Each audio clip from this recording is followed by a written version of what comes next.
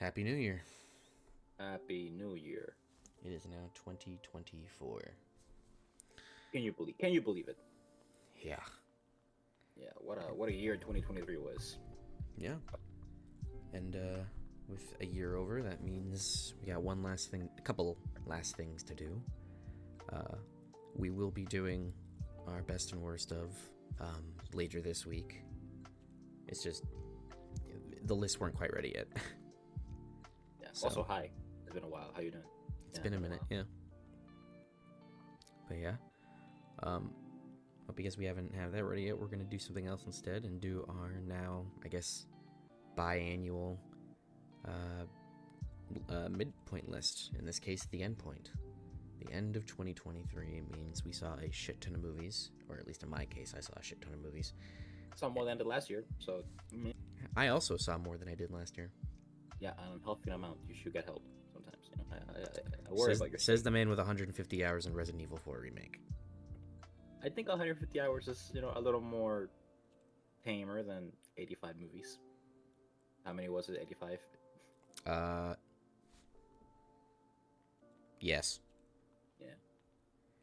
All I'm saying is that's one game. It had a lot of content. Okay. You mean the content being you played the same campaign a couple times through, then played a shit ton of the mercenaries, and then did And the separate ways a couple days? and separate ways. You see, you're catching up. Point being is bro saw at least a third of the movies I saw. I did see a third of the movies that he saw. Yeah. But thankfully, he's And caught up heard a of the games tiny that I bit. played. Yep. Bro played 2 games this year. Yes. Bro being him, not me. But I played mini games. Mini games. Yep. You'll see. Yeah, we'll see.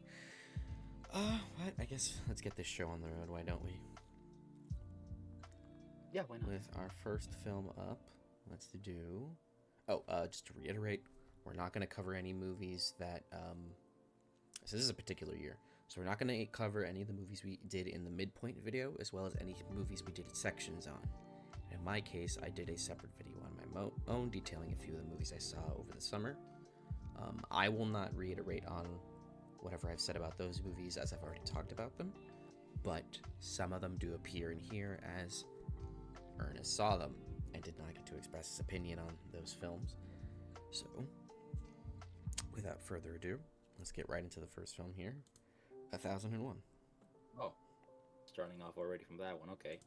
Mm-hmm. Well, yeah, I saw this movie before the year ended, so it didn't escape me until, before the year ended. Yeah. So here I am now. But yeah, Gabe, you really like this movie, don't you? I did. Quite adore it. Mm-hmm. I liked it. I quite liked it. I thought it was pretty good. A pretty good, solid movie. I thought, from what, a first-time director. Probably not. She probably made more stuff, and Probably we haven't not. seen it. Yeah. But I will fact check that for you while you talk.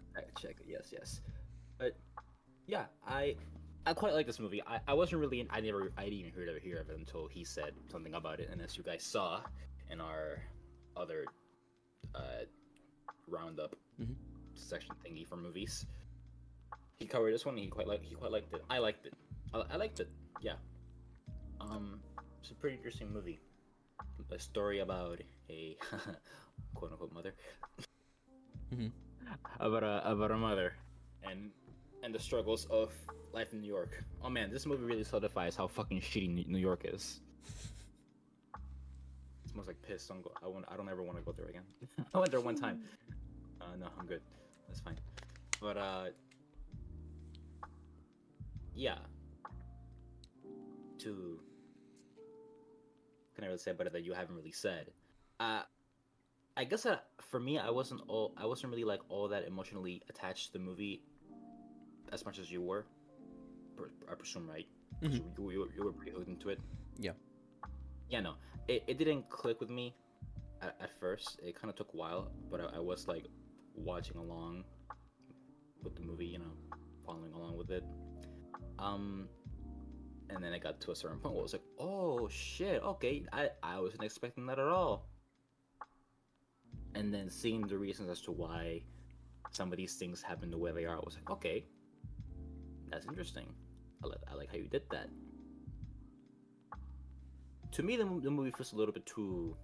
feels long, and it's not long. It's like it's barely it's barely 2 hours long. It's barely under 2 hours, yeah. Yeah, but it felt really long to me. I don't know if that was because most of the scenes were purposely made to be as long as they could possibly to really make you, the audience, like sink in these scenes and the performances. Mm-hmm. Which, by the way, top-notch acting from basically everyone in there. Tiana Taylor. Tiana Taylor. Yeah. Knocked it out of the park. Yeah. She's not primarily an actress. Yeah. What's up with these actresses coming in like, I'm not an actress, and then yeah. Look how good I am. Yeah. How did you? Some of the dialogue hits like bricks, doesn't it? At times, again, I wasn't all that attached to it as you were, mm-hmm. But like, even if I wasn't like all that invested in it, I came to an understanding of the movie and what I was trying to do and what I was trying to say, which things that I appreciated, things about mothers making sacrifices into their own lives, even those that don't really think they should be in that spot. Especially young parents. Yeah, young parents like her. And in her case, she didn't do it because she was what she was. It's because she wanted something for him that she never got, even if it wasn't really her responsibility. Mm-hmm. But she put that on herself. I would rather push people into watching this movie, so I don't want to spoil it that much, honestly. Yeah, this is a movie I've been really heavily recommending. It's something you got to discover as you watch. I think around that point where I understood her as a character more, I was like, okay, I'm digging you. I'm digging this movie. Mm-hmm. Yeah, it didn't take as long as I wanted to. And even still, from my understanding, I was coming away with her thinking, man, you're kind of a bitch, aren't you? Like, earlier on, I was like, oh. But she does what she's got to do. She does what she's got to do. Yeah. But at times, it was like, okay, you're making this harder for yourself. Please chill the fuck out. Mm-hmm. Which, from what I understood also from the movie, it was telling me that she was also trying to understand that for herself, because she herself, I think, knew that she was being a little cruel to people and herself. Yeah. There's a line she says towards the end of the film. It's not really a spoiler. I won't say the context of the line, but she says it, and it like almost perfectly surmises her character, and it's broken people don't know how to love each other. That's all. Like that line for me perfectly just like sent through. Okay, that's who Inez is. And then something along the lines of that's why she's stunted. And there's a line around there along the lines of that goes. I'm butchering it already, but I'm gonna be like, I can't love you and anybody else, not if I don't love myself. Yep. Yeah, something along those lines. Lots of good dialogue like that. Yeah, made me go, oh shit, okay, I got you. Mm-hmm. Yeah, I liked it. I liked it quite a lot. It's pretty good. You saw what I was cooking? Mm-hmm. Yeah. I'm glad you saw this one. This was one I was pushing hard. Mm-hmm. Yep. With that, I don't think it's a 10 quite. Mm-hmm. So I'm gonna give it an 8, a solid 8. That's good. Cool. All right. Okay. Yeah, quite enjoyable. Recommend. Hell yeah. I'm glad you saw it. I'm glad I saw it too. Yeah. So you saw this on Prime or Peacock? Saw it on Prime. It was Prime. Yeah, okay. It was on Peacock like a month ago. Check it out. 2 months ago when I missed. Yeah. So when we last did this, it was on Peacock. Now it's on Prime. Yep. Yeah. It was on Peacock for like barely there, like a week. Yeah. But yeah, definitely. It's on Peacock, and then, yeah, because it's an MGM movie. It was going to go to Prime anyway, so it probably just went to Peacock out of like obligation. Maybe. But yeah. All right. Cool. Next one up. Not going to be as fun to talk about. Murder Mystery 2. Oh boy. They made a second one, I guess. I never saw the first one. I'm gonna be real with you. I never saw the first one. I just saw there was an Adam Sandler comedy in quotations with Jennifer Aniston, and I'm like, yeah, that's probably terrible. I'm gonna skip that. That's their third movie together, I think. Yeah, probably. What was the one? There Where they went on was. a trip, was pretending to like a girl. I want to say that was Just Go With It. Yeah, just go with it. There was There you Just Go With It. There was. There's got to be another one. I like just go with it. I've never even It's seen stupid. it. Yeah, Adam Sandler was better in the 90s and early 2000s. Fight me. Even though he's got some good stuff now, I will say. It's But it's not his comedies. It's his like dramatic hold roles on. that he takes that are better. Shouldn't you say like later 2000s? No, I mean the early to mid 2000s. No, because I agree. Like he was better in the 90s, but I also say he was good in the 2000s, early the 2000s. It's when you start getting into like grown ups. That's when you No, go, no, oh, no. I meant the early 2000s because, yeah, once you get into like the grown ups and then the 2010s, which is like That's My Boy and Jack and Jill, and it's like, ugh, kill me. No. But yeah, no. Murder Mystery 2 is an obnoxiously awful movie. I saw this not of my own will. I was at a family's house and Netflix was on, and this was forcibly subjugated onto me. Forcibly, And it's unfunny. It's awful. It's so mind-bogglingly stupid. Mark Strong's in it. Is he? Yeah. Yeah. John Connie's in it too. Who? Rafiki and T'Challa's dad. Wow. Yeah. No, I just didn't hear the first name. Yeah. But no, this movie sucks. It's just bad. Mark Strong is in a lot of bad movies. Why? I don't know. This movie's a He's 2. This Two. movie's a 2. I don't even want to talk about it. It's a 2. Ugh. It was. I mean, it was hardly fun, or No. it was hardly a tuck. Yeah. You know. This movie sucks. It's just like with a comedy, you want it to be funny. It's not funny. And it wasn't. So. It's not funny. It's just stupid. Yeah. There you go. There you go. Yeah. That's really all I gotta say. Just a Murder Mystery 2 review. Yeah. Come back next week. Come back next week for Murder Mystery 3. Oh no.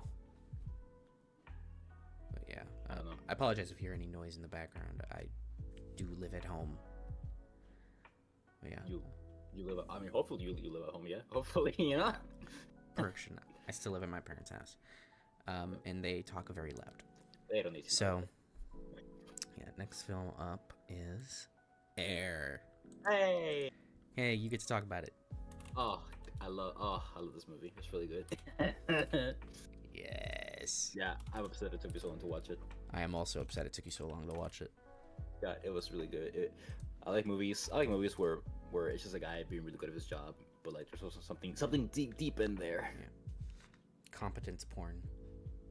Yeah, I know, right? God, look at this. Look at these competent characters. I don't know if this thing was made better for being a biopic or not, because it's like, oh, I don't really care to believe whatever a biopic has to say. I especially when it's presented in such a unrealistic way, because movies and real life aren't the same. The way No. people talk in movies, they don't talk in real life. No.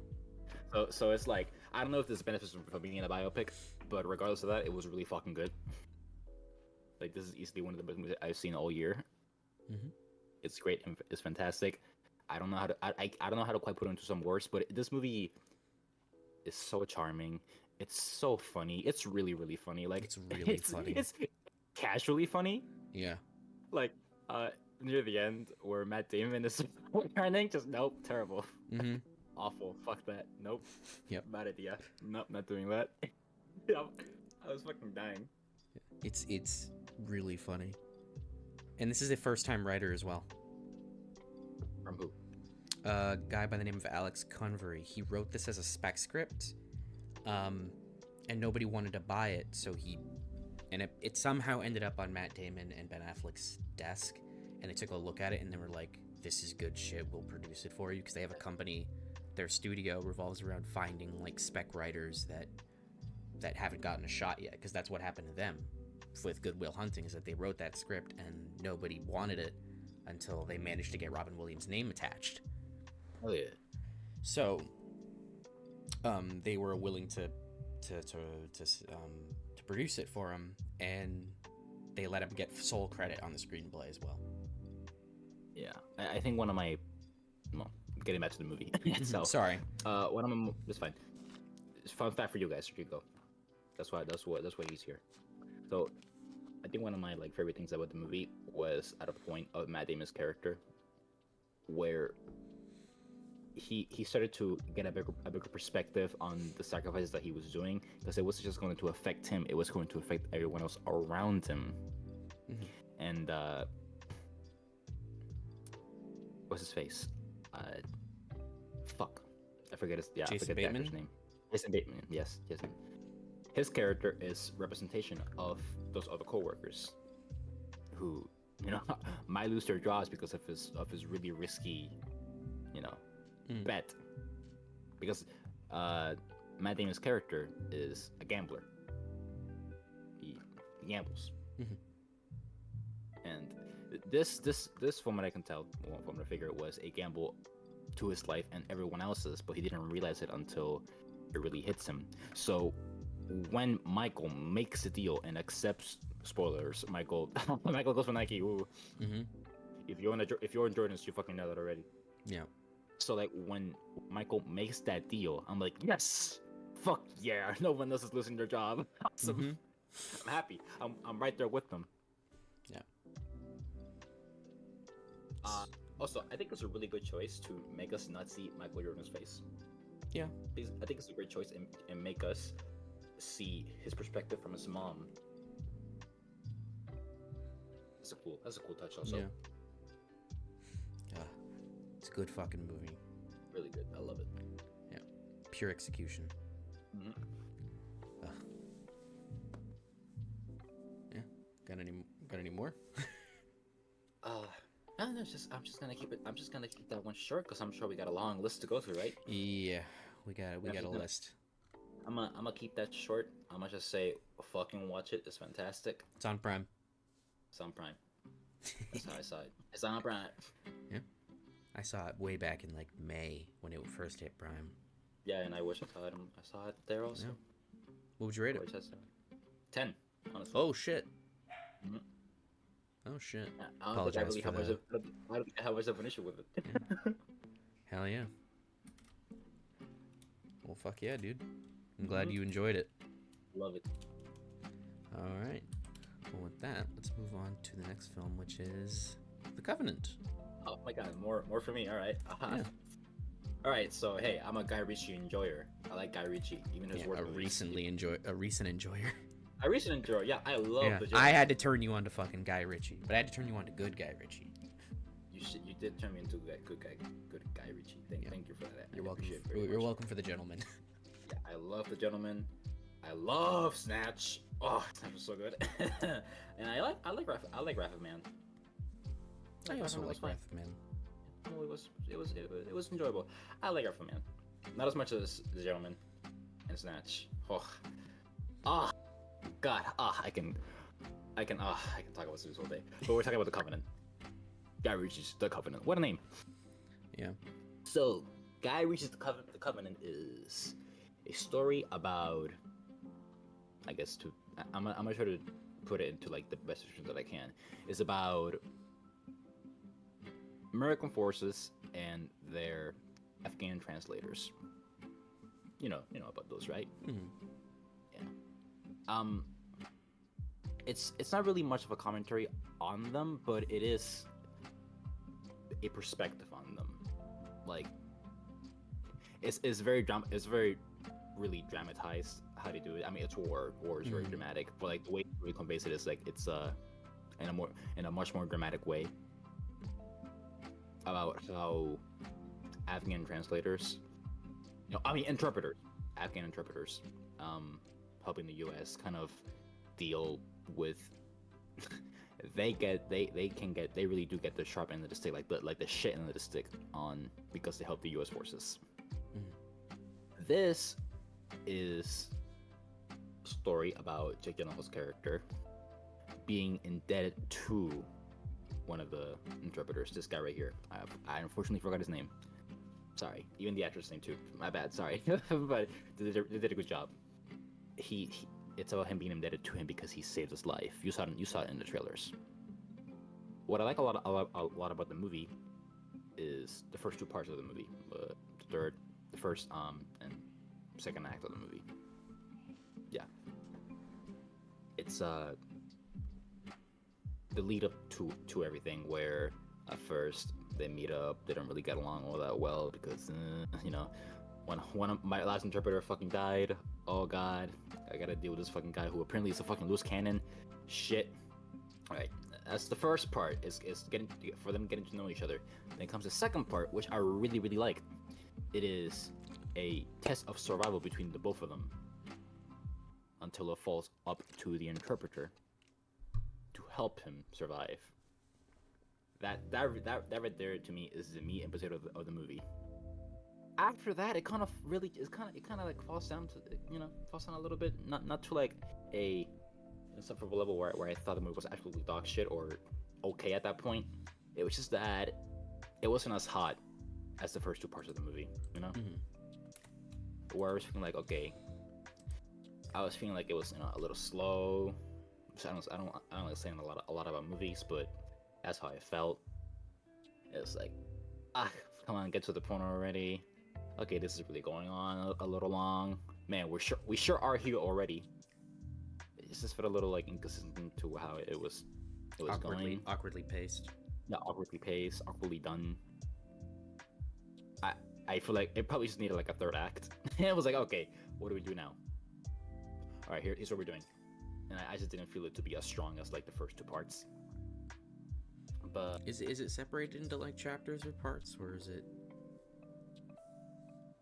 I'm just saying parts because I can't talk right now. Yeah. Honestly, maybe it is. And I'm crazy. But you can tell like between the first half of the movie, the second and third, you can tell like what those parts are because they're really well made in terms of how they tell you what parts are which part without telling you explicitly. Mm-hmm. It's just how the scenes are like done. But yeah, it was really the third act that made me go, could have been better. Yeah, I could do more with spoiling if you don't mind, or I'm not gonna watch this, so go ahead. All right. So it got to a point where these two people knew who these two were. Like people in Afghanistan, the Taliban knew who these two were. And that they wanted them fucking dead because they killed so many other men. They escaped their grasp and they destroyed a bomb, like some sort of like little base where they have bombs sitting. They destroy that shit up. So they want these two dead. And in the third act, it was like, all right, people know who he is, and they're trying to find him and his family, and people know who Jake Gyllenhaal is. Which also means the U.S. Armed Forces know who he is, and that also means that U.S. contractors know who he is, which is exactly who Jake Gyllenhaal relies on to help him get back to Afghanistan to save the guy because he saved his life. He's indebted to him, as you know. Mm-hmm. And fucking Anthony Starr's character in the end is like, "Holy shit, you're this guy? What the fuck did you tell me?" And I'm like, "Hey, why the fuck did you tell him?" That's a good point. Why didn't you tell him? Huh. That made me think about like, this could have been much easier. This could have been much easier if you told him. I say that also because the reason why that's a thing is because Jake Gyllenhaal has to talk to Anthony Starr's character, who is again a private contractor, takes jobs like that, just like that. But turns out that Anthony Starr's character and his team have to do another mission that prioritizes the mission that Jake Gyllenhaal paid for. So it's like, there's a little bit of conflict there. But then basically Anthony Starr tells us, hey, it would have been easy. I would have gone with you all the way. It doesn't matter if you told me who you were. And I was like, oh, really? Okay. That could have been easy if you just fucking said who you were. I don't know why you didn't say, but I guess here we are. That was awkward as hell to me. Yeah, and I wasn't as satisfied with the ending when it came to like both of those characters, because they did do what you would expect to happen. Like, they save the interpreter and his family. They saved them. Good job. We did it. We did it. We did it. But I didn't feel like it was much of a great send off to the characters for an ending. You know. Mm-hmm. Yeah. But I did like it. Well, that's to see you like the movie. Mm-hmm. Yeah. I liked it. Let me guess, on Prime? Mm-hmm. On Prime. Holy shit, everything's on Prime these days. Yeah. It's very funny that we talked kind of back to back about MGM movies, which are all on Prime. This is MGM, ain't it? Yeah. Well, yeah. How about that? Well, there you go. What would you rate it? I'm gonna give it a 7. 7? That's about what I figured. Yeah. All right. Well, I think I like Aquaman better. Okay. Which I might have given a 7.5. Yeah, I think I gave Wrathman like a 7 back when I saw it. So, yeah, no, that's fair. All right. Well, with that, we can move on to the next one, which is The Little Mermaid. I didn't see this one. Yeah, I did. Oh. Yeah, it's not the biggest O, you know. Yeah. What do you want me to say? It's a live action Disney movie. It's a live action Disney remake. What do you want me to say? It's not very good. Like, it's really all there is to it. Just doesn't match the original. Obviously, it's worse, you know. Yeah, obviously, it's worse. The songs. Well, honestly, okay. Minus the one new song that they added, the songs are fine. Well, actually, no, there's 2 new songs that were added. Okay, so out of the 2 new songs that were added, one of them sucks, one of them is eh, and then the other ones, the ones that were carried over from the original, are fine. Like, they're perfectly fine. The music is hard carried by Halle Bailey. I know a big stink was made about her casting. Honestly, she's the only thing in this movie that makes it watchable. At least to me. That's how I see it. Because her singing is immaculate. You really feel her performance come through when she's doing the songs. Her actual performance, however, is very inconsistent. It is not perfect. Sometimes she's like pretty good, and sometimes it's like, okay, she might have needed another take or two. Otherwise, yeah, it's whatever. Like, CGI is bad, but that's par for the course these days. Like, yeah, there's a conversation there. That is a conversation. Yeah, I mean, I didn't dislike this as much as the other live action remakes. I would say if I were to rank them, this is probably like top 3, and that's a list of like fives and below. So, you know, what do you want me to say? What did you expect? Yeah, what did you expect? It's also way too fucking long. This is like 2 hours and 20 minutes or something. Oh, God, it's really long. The original movie, like an hour. Yeah, the original movie's like an hour 20. Like, there's so much added to this. How do you expect that how do you make that what? I don't know. It's 2:15. It's 2:15. But yeah, no, it's not very good. I would give it like a 5.5. Yeah. The thing that I saw from Halle Bailey singing was when she was singing "Want to Be Free," and it looked like she was gonna throw up one line. It was like "Want to be free." It looked like she was gonna throw up. That was funny. Singing is hard. Want to be free. But I can't sing. So, yeah. Yeah. I don't really have a lot of thoughts on this one. I watched it and went, okay, and then that was the end of it. Yeah, I didn't watch it, obviously. Yeah. What the fuck would I? Yeah. But yeah, that's pretty much all I gotta say on that one. All right. Well, next one up looks to be Nimona, which is all you. Oh damn. Okay. I know. I already knew how you felt on this one. Yeah, no, I don't like Nimona. A lot of people like Nimona, but I really didn't. I didn't think it was a very good movie. I don't know how to go about it. It's an unpopular opinion, but it is what it is. I don't like this movie. I don't like this movie. I don't like it. I don't like this character. I don't like this person, Nimona. I think she's a shitty person. I know the point of the movie is for. Are you gonna see it? No. Okay. I know the point of the movie is for them to tell us, oh hey, Nimona is a misunderstood person. Oh my god. But I'm like, okay, is she? She's like embracing this chaotic motiverse that makes her look really bad. And I'm there like, okay, I'm like Nimona, look at what you're fucking doing. Do you see what you're doing? You're causing so much property damage. You're harming people, and you're surprised that people are scared of you? And they're like, people only see me as a monster. Fucking turns into a rhino and destroys a royal fucking rush to the royal palace. I'm like, fuck, shut up, oh my god. What else? The villain in the movie is a bad villain. She's cartoonishly bad and stupid. I don't know. I don't know what is it like. So you don't want spoilers, right? Eh.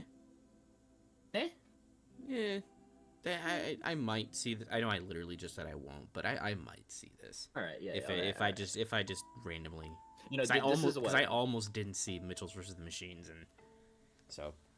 Yeah, this is Blue Sky's last movie before they get canned, right? Yeah. So I guess watch it for that. They were doing, as far as I understand, they were making the movie, and it was going well, and then Disney pulled the plug on it really hard because they pulled the plug on Blue Sky.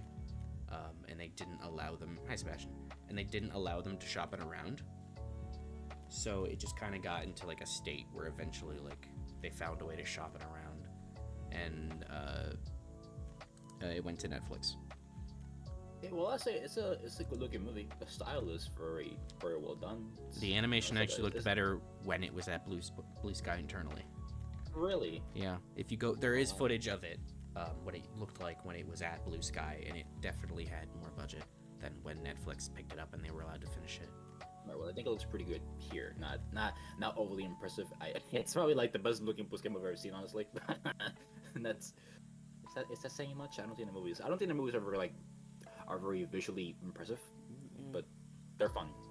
You know, they've always been fun movies. Blue Sky was open season, right? That's Sony.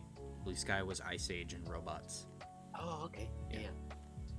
There you go. I like Ice Age, the first one. The second one, I like the first two. That's it. I like Robots. I don't remember Robots. I like that funny song that they always play. You know. Yeah. But yeah, a lot of my issues with the movie just transpire over Nimona as a character. How the movie wants us to think that she is a victim of people misunderstanding her when she doesn't really make she herself doesn't really make it any easier for people, especially the leading character. Well, her and the other guy, the night character, who's I don't know what to say about him. Honestly, he's kind of fucking boring. Okay, if I can I guess understand the theme of the movie a little bit more, it has the purpose of trying to tell us, hey, it doesn't matter if you yourself are someone who are chosen. You can go as high as you want if you work hard enough. Something like that. That message is conveyed with the other character, the other main character. And I guess her thing is will be misunderstood. Which again, she doesn't make it any easier for anybody because she does some really bad shit in this movie. Drove me nuts.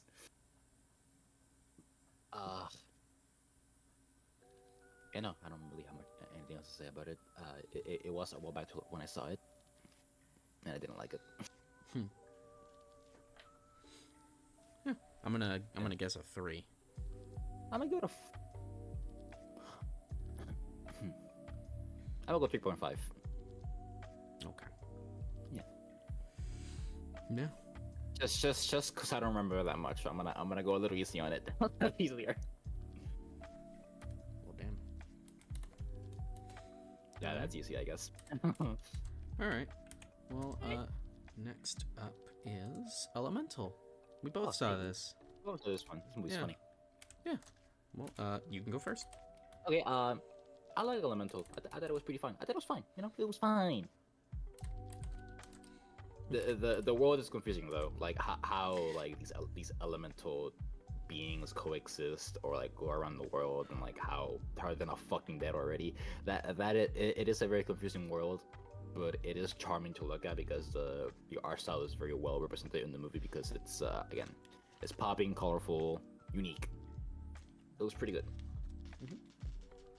I like the characters, you know. Yeah, I like most of them. I like the Fire Girl. Ember. Her Ember. Yes. Hey, there you go. Her whole shtick with her father, running the shop, and hating water because we're racist. Yeah. Oh, that's fun. The relationship between Water Guy and Fire Girl is like, that's fun stuff in it. Yeah. It's fun. Yeah. Again, this is a fun movie. I dare call it fine. I liked it. I enjoyed it. It helped that I saw it with them, so we got to laugh at the movie and with the movie. Mm-hmm. This is although it doesn't feel like a Pixar movie. No, not really. No, it feels just like it's just another average Disney movie. That doesn't hit in the feels like any other Pixar movie would have. Like, you know, like WALL-E would have, like Toy Story would have, like Up would have. You know, I guess that it's just how fucking far Pixar has fallen off. You know, they don't make them what they used to. Also, it helps if you relate to the story a lot more because it has very direct, like, it's very much the director's story. Yeah. As he comes from a mixed relationship, and he's talked about his experience as an immigrant to the U.S., and so like that has a lot of, if you relate to that story a lot, then this is definitely going to hit harder for you. And then that's just what it is, right? If you don't, not saying that's all the movie is, but that is a big part of it, that it may not hit for everyone.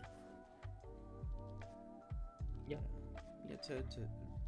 to jump in here a little bit, I'm just gonna echo a lot of what you're saying. Yeah, the world makes no sense at all. I don't get how this world works, but I got into the characters and I got into the relationship, and yeah, it was a really just pleasant, enjoyable movie. I don't really have a whole lot to say. It's really cute, really, and it's not super funny, but when it hits, it hits. It has some good funny jokes. The movie is what I would call kind of bare bones in how it approaches, because the conflict is like jumping back and forth at a point where you don't really like. They forget about the initial conflict. Exactly. There's not really like a whole conflict. You'd be like, oh, what's gonna happen? It's more like what is happening. Like they forget about the conflict that drove them together, and then it's just the relationship, and then the conflict comes back. I think this might be the only Pixar movie, correct me if I'm wrong, that doesn't have a villain. It doesn't have a villain. Or like antagonistic force, unless you count it. Yeah. Unless you want to count the dad. No. This would be. I wouldn't even call the dad an antagonistic force. Yeah. Like. Yeah, no. I think you would be right. This would be probably the first Pixar movie without a direct like antagonistic force. Yeah, because in Turning Red, the mom would be it, right? Yeah, it would be the mom. Villain, she's not the villain, but it's like she is the direct like opposing force in Soul. Like there is no villain, but there's like the threat of time. Yeah. In Soul, Inside Out is the same way. It's just like the threat of can we get there can we get there fast enough? So like there are. So I guess I would rephrase, yes, Elemental is not the first, but to have like a direct villain, but it is the first to not have an antagonistic force at all, really. Like there's nothing outside of like the threat of the dam breaking. Yeah, the fucking dam. Yeah, the fucking dam breaking, but which the fucking, oh my god, that's silly. Like the city doesn't look into it, but the fucking fire people have to look into it. Okay. Yeah, the health inspector that Wade is. Yeah. Yeah. You know, I don't know. It's a cute movie. It's not perfect, but it's cute. Oh, no. I liked it. Yeah, it's cute. I like it. I like it too.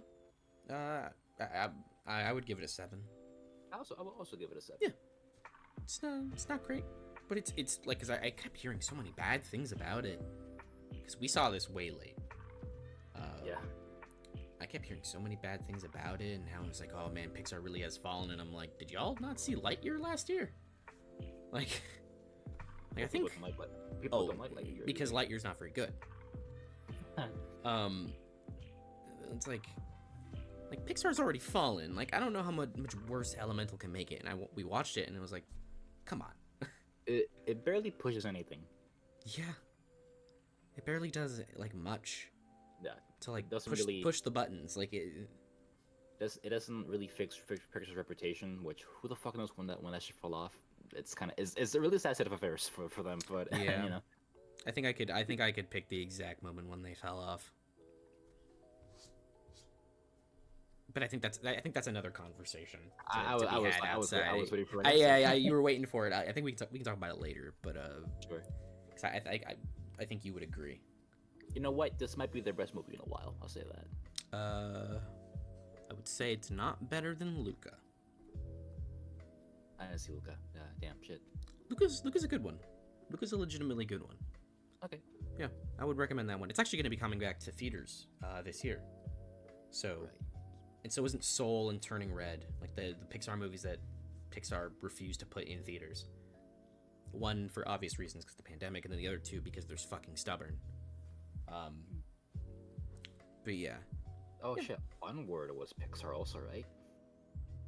Yes. What are they doing? I don't know, man.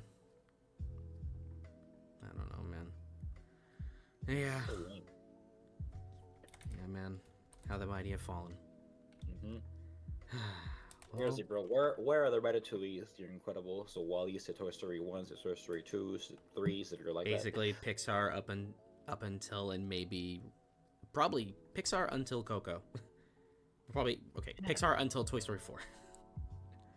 that. That's where Pixar fell off. There you go. But yeah. Yeah. I guess we can move on from there to Finding Nemo, man. next one here. Oh, it's The Flash. I thought it was gonna be something else. I forgot that I had to last minute put this one in here because I remembered you watched this. Yeah. Yeah. How brief do you want to keep this one? Guys, I hate this movie. It makes no fucking sense. Nothing makes any sense. The characters are awful. This Tim Burton-ass Batman is barely that character. He's just some weird guy wearing his fucking skin. The final battle is really bad.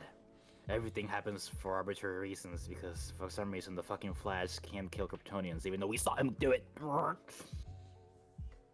They break the rules every fucking time. The final battle is explicitly reasoning for that because they fucking tell us that if you go back in time there'll be a repeat version of you, but they go back in time like 50 fucking times and there's no other versions of them, it's just the fucking two of them. This makes no goddamn sense.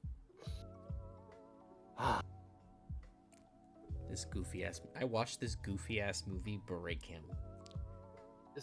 Yes, it's such a good movie. Not only that, it's a disgusting movie. It is dirt ugly. It's disgusting. It's ugly, but I was saying it's also disgusting. Like morally, they use these shitty ass fucking cameos in the CG, fucking bringing back Christopher Reeve's dead fucking corpse so we can see it. And it's ugly and disrespectful and disgusting. What the fuck would you do that? Not just Christopher Reeve, but George Reeve as well. George Reeves, Jesus Christ, dude. And the Supergirl girl, she's probably dead, right? No, she's still alive. All right, good. I'm glad she's alive. I'm sure she didn't fucking allow this. Oh, and Cesar Romero and what's his name? Adam West. And Adam West, too fucking no. And the dude who played Zoom on the Flash TV show. They didn't say it. Yeah, they didn't even tell him. They don't ask permission. It's like you couldn't get John Wesley Shipp, who actually played Jay Garrick on the Flash, to be the shitty CGI version of Jay Garrick. And the guy making this is directing. And the guy making this is directing Riven the Bolt. Oh my god. Yeah, he sure is. What an awful reality. Get me out of here. What did I like? I like the Batman action scenes. You mean the one good action scene in the entire movie? I was gonna say that one, the really cool one, maybe for the Arkham Knight, you know. But I was gonna also talk about the highway one, like the brief highway one in the opening of the movie where it was like Ben Affleck like chasing a truck. That was fun. Well, you and I disagree on that one. Uh, I kind of hate that scene. that it was fun. It's so Well, fucking stupid. Hey, do we at least agree that the guy jumping off the truck was funny? Oh yeah, no, that was when Adam legitimately went in funny. I laughed, That was really like a funny. genuine laugh that he was like, fuck it. Oh, fuck this. Ah! Yeah. But yeah, no, that one, Jesus, that one Tim Burton Batman fight where he fights like the way you thought he fought in those movies. Yeah. Even though when you think about it, that's like a 70-year-old man, and there's no way he's doing any of that. But like, Yeah. whatever. It's cool. I do think Supergirl in this movie is kind of cool. I like how stoic she is, how close off she is, because of course she would, because she was fucking kidnapped by Russia. But that part of her character makes sense. But like, she's so fucking wasted and gets beat up by Zod. Really shouldn't. She has way more experience. I have a rant about the Supergirl character in this movie. Oh really? Yeah. You know what? Do you mind? Yeah, go ahead. Okay, I'm just gonna read my excerpt that I wrote about Supergirl in this movie. Yeah. I do unfortunately have to mention Supergirl. This actually hurts me because I was really looking forward to her and Sasha Kaye as the character. While Kaye does everything she can and does a good job, Christina Hodson's screenplay gives her nothing to do. In fact, it begins to ask the question, why was it even Supergirl and not Superman? The way the character is written is not even close to being representative of Kara Zor-El in any interpretation. It actually feels like it was written for Henry Cavill's Superman specifically, but he's not there. Instead, it's Kara, and she doesn't make much of an impression. That is basically all I wrote about her. Yeah, no, she couldn't be any more like Kara Zor-El, that we know of, She couldn't be any less like Kara. Yeah, any less. But since this is a point of adaptation for me, where it's like it's not the same one, obviously not. But she doesn't even have any of the traits. No, but in this case, I understood why, because the case with Kara Zor-El that we know of is that she was found by Superman. She was taught like his values, understood, and she was giving her, and with that, she had her own playfulness with herself. Her childlike wonder, because she is, as we know, is like a 16-year-old girl. By that point, by the time Clark finds her as an adult, she's a child, and she learns from Clark. That is why she is who she is. In this case, this is a mature Supergirl, because she ended up on Earth, was captured by Russia, and was experimented on, possibly, so Yep. yeah, that makes sense. She was in a Red Sun capsule or something. Yeah, and there was some capsule, possibly experimented on for a long time, years for all we know. Yeah. So yeah, that makes sense to me for like in terms of her character. But yeah, she's not Kara Zor-El. She's some other person. She's Kal-El. She was probably at one point supposed to be Henry Cavill's Superman, and they were just like, we can't get him, so I don't know what she has in Supergirl now. common. I don't know what she has in common with Henry Cavill's Superman. Honestly, Being stoic and boring. You thought she was boring? She didn't really have much. There's nothing really for her to do. She comes in so late to the movie. Yeah. There's just not really anything for her to do except have like a couple of shitty CGI action scenes and get stabbed 50 million times by Zod. No, that pissed me off though. Yeah. Again, what I find about her interesting is because her state of affairs, how she ended up, Yeah. and what she is. But yeah, it's Sorry to take away from you. You're supposed to be your rant about how bad No, this movie it's is. fine. This is we're both here. I hate Barry Allen. This character played by Ezra Miller. This is I don't know who. On the run criminal Ezra Miller. On the run. Yeah, that guy. Yeah, I find him fucking annoying. I don't think he's a very good actor in this movie. Just saying. I think it's a good performance. But the fact that there's two of them, it's even worse. Young Barry is insufferable. I wanted to beat him up and kill him and throw him into the lake, and let him die like Papa Kent said. I was supposed to let him die? Yeah, maybe. Like that. Yeah, I don't feel much when like it doesn't matter much to me when that the older version of Barry is self-aware that his younger version is annoying. When he himself is also annoying, it doesn't fucking help. It's the worst actually. It's dumb that Barry went back in time to mess with the soup instead of finding out who his mother's killer is. That would have made it so much easier for your fucking dad. I mean, what else can I say? You know, it's just, I mean, of course, there's so much to say, but like, oh my thoughts are just so scrambled all about. Oh yeah, this is also the last time we saw Ben Affleck as Batman, and what a fucking shame, isn't it? Yeah. Because it was. I say it because it was such a good casting choice. I thought Ben Affleck was fantastic as Batman, but he was never given a chance to be a really good Batman. That makes me so sad. And this shitty ass movie, is the last time we ever saw him as Batman. Mm-hmm. It's just. It's all over now. Brings a tear in my eye. Oh my god. Bye bye DCU or DCEU. Bye forever. Bye bye. Yeah. Yeah, this movie's horseshit. Terrible. Hated it. A mistake. What it's in. 2, you said? 2. Yes, 2. Okay. Cool. Holy shit. That movie. Ugh. Alright, well. Let's say that brings us to the next film, which is The Blackening. Oh, yay. You sound happy. Okay. Well, The Blackening is a really unfunny parody movie. No way. Because that's what this is. I've had time to think about this movie. This is a parody. This is supposed to be a parody of all of the black people in horror movie tropes. But the script isn't as clever as it thinks it is. It's actually just all of the surface level basic jokes that you can think of. Like, there's an entire scene in this movie where they do the, guys, we might have to do it. Oh, we might have to. I think we have to split up. And then the entire cast groans. Like, it's so basic. There's one, okay. All right, I'll give the movie this. There is one joke that's funny. And it's a scene where they actually manage to get the help of a sheriff. And it's a white sheriff. So initially they're like, oh shit, maybe we need to be a little worried because we're about to claim murder. Like, people are getting murdered.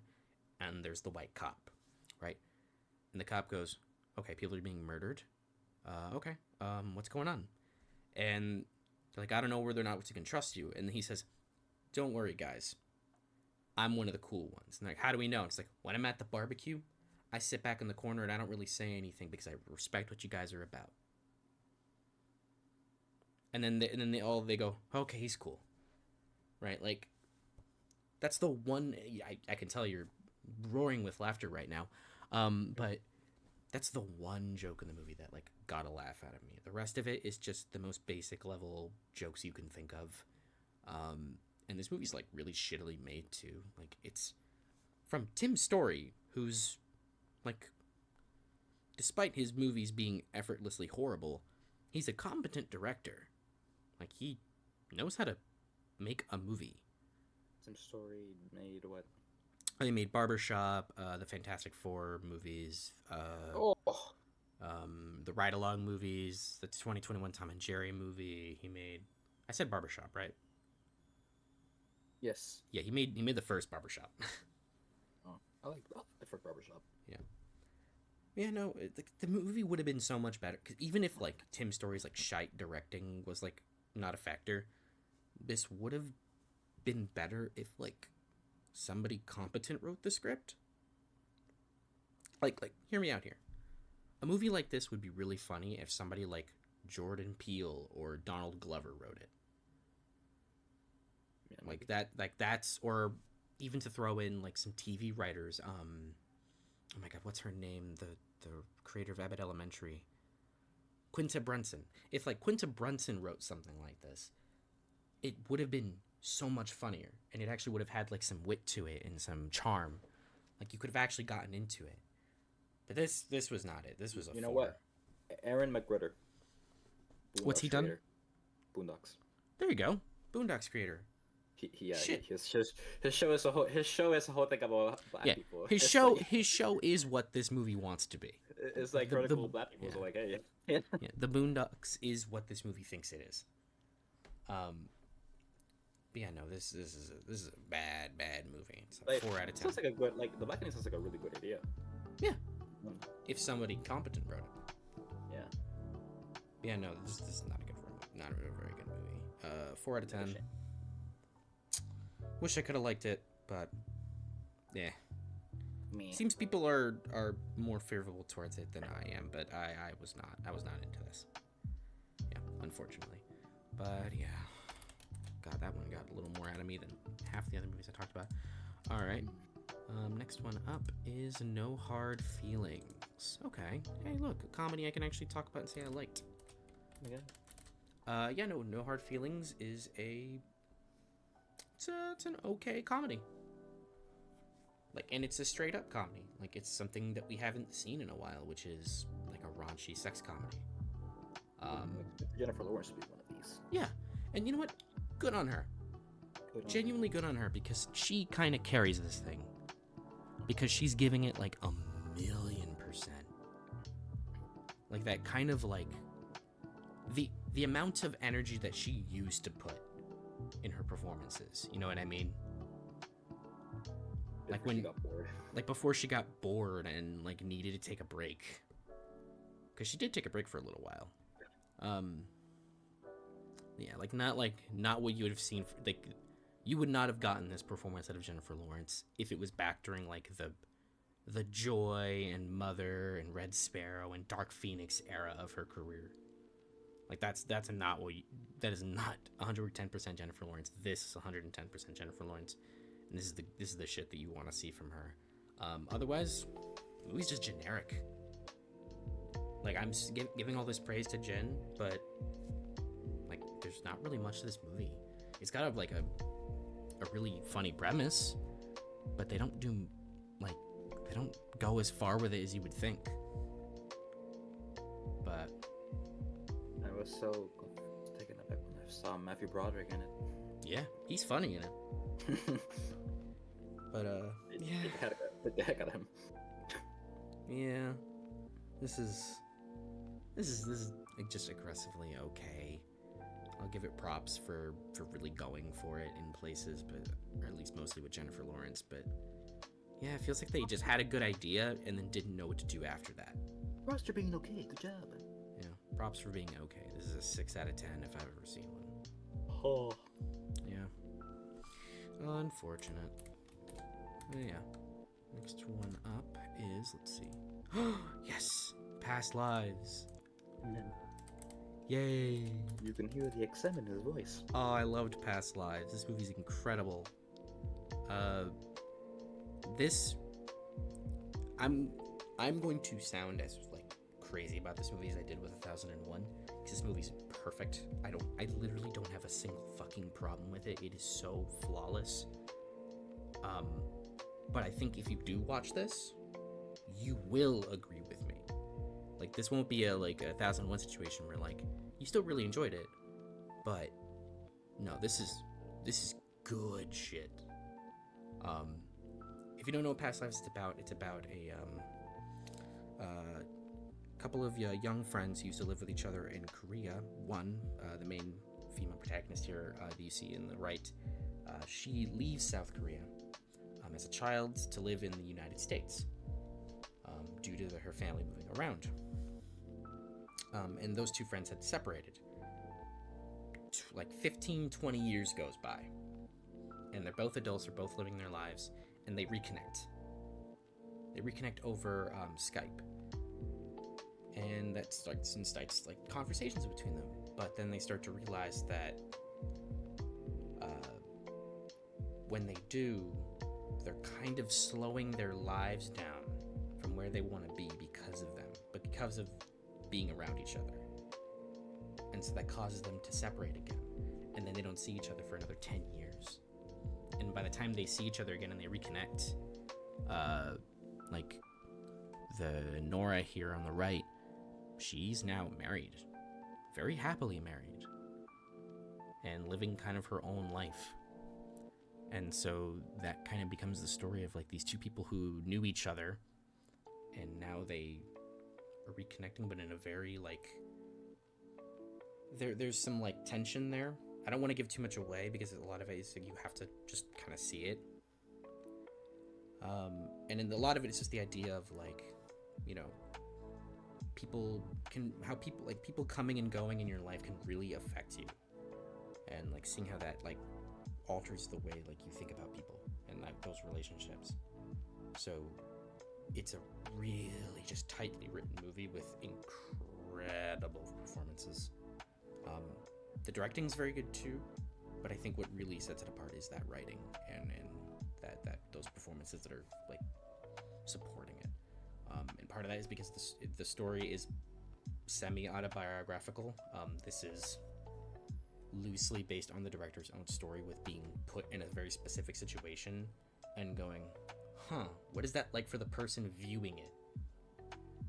So, yeah, no, this film is phenomenal. I finished it and I was like, that's the easiest 10 I've seen in a while. Like, I was like, that's easy. That's free. That's just good shit. That's really awesome. I'm like, okay, oh my god. Yeah, no, a really, really good movie. Rips your fucking soul out of your chest consistently.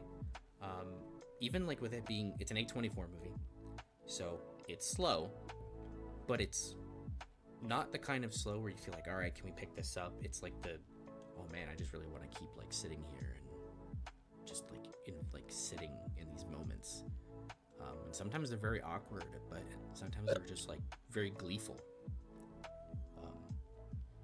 Yeah, no, man, I don't really know what else to say. This is an incredible movie. Go watch it, please. I will.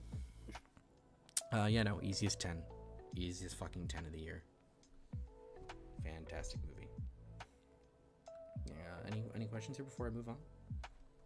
No, yeah, glad you liked it. I can't wait to see it also. Yes. Might be tomorrow, honestly. Yeah, I hope you see it. Yeah. All right, moving on to Sound of Freedom. This is all you. Oh, yeah, I saw Son of Freedom. It's alright. Oh wow. At first, I remember when you first saw this, you were telling me how much you loved it, and yeah, no, I thought it was really good at first, but then I'm like, you know what? It's fine. Okay. It's also the case of like the message of the movie is very good. I think it's told in a very like how do you put it, in a very balanced way, where it's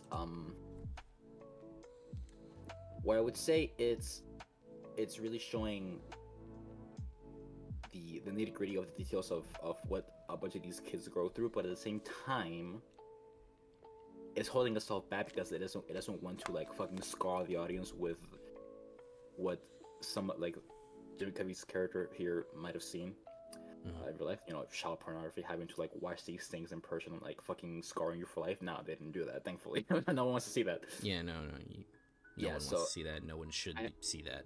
Yeah, exactly. The case of him is that he has to watch these things to report them. Mm-hmm. Yeah, that is a awful job with a huge responsibility, because oh god. So yeah, the case of that is that you are telling us the nitty gritty details of what these kids go through, but at the same time you are now overexposing us to it, which is appreciative. Yeah. It really makes us sink in, but at the same time it isn't like, oh fuck, this is, why would you show me this? Mm-hmm. It's like that. So that's the best part of the movie, I think. And the acting, Jim Carrey is here, gives a really good performance. He's a really good actor. Goes to him in a lot of stuff, but what it is. But I'm more interested in the movie. I was more interested in the movie when it was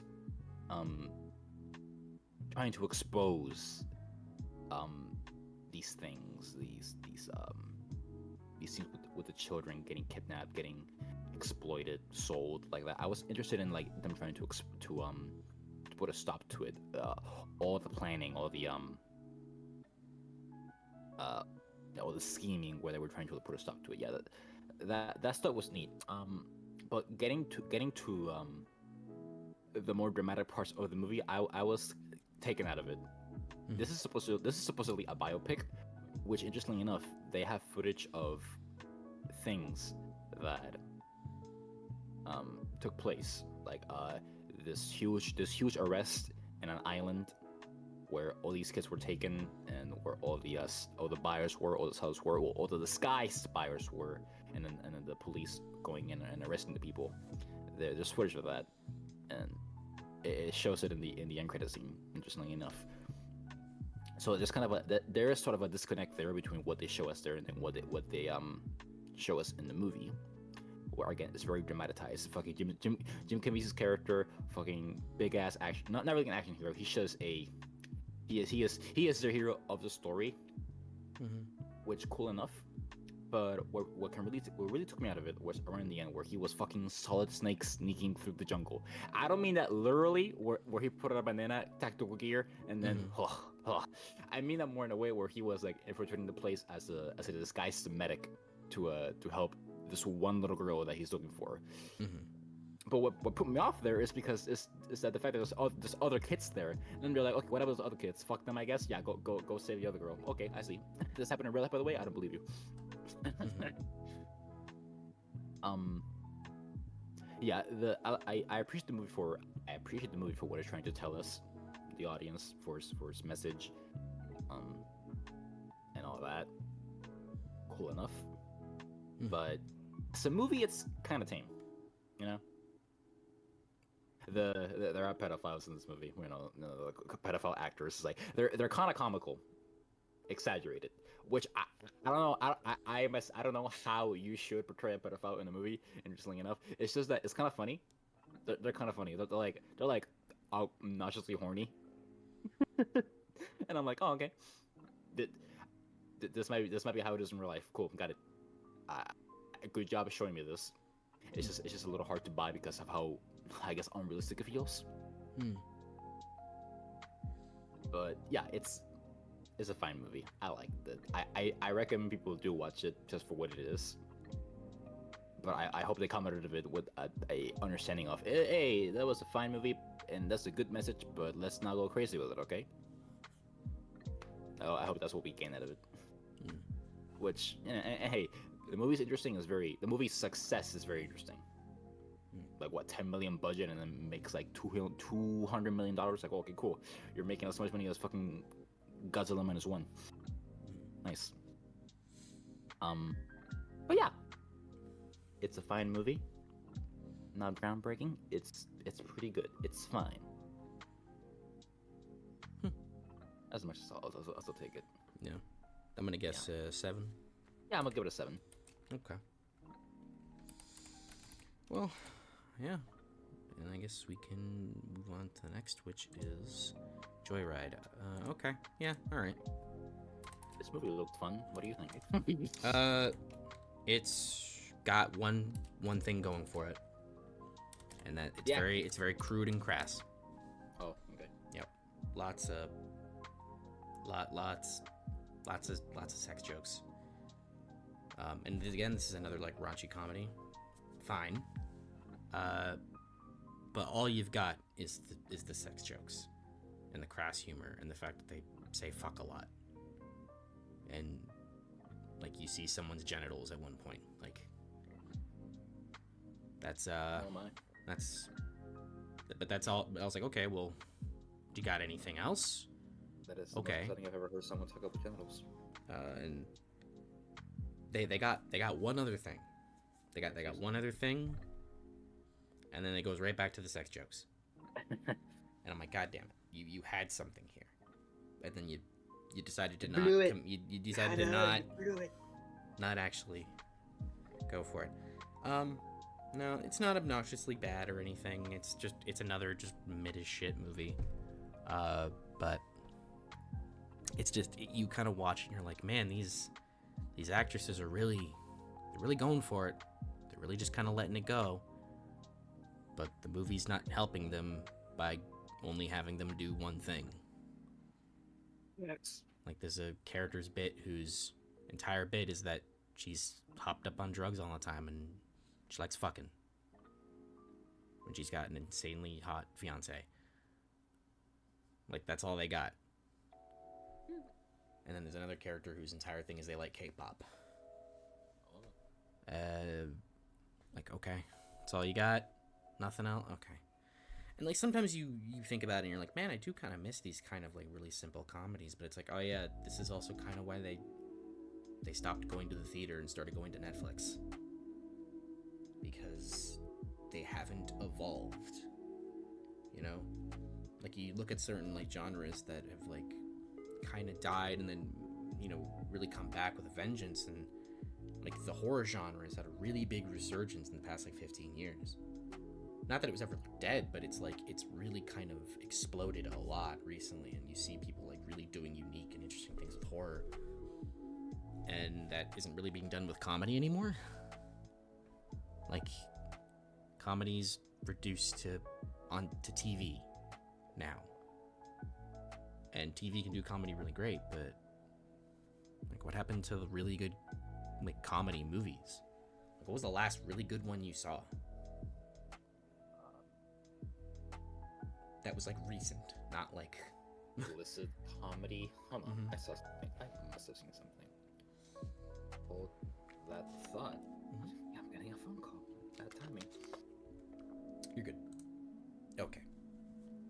But yeah, the last last good like comedy you saw. Let me think about this. Hold on. There must have been something. Hold on. I can't.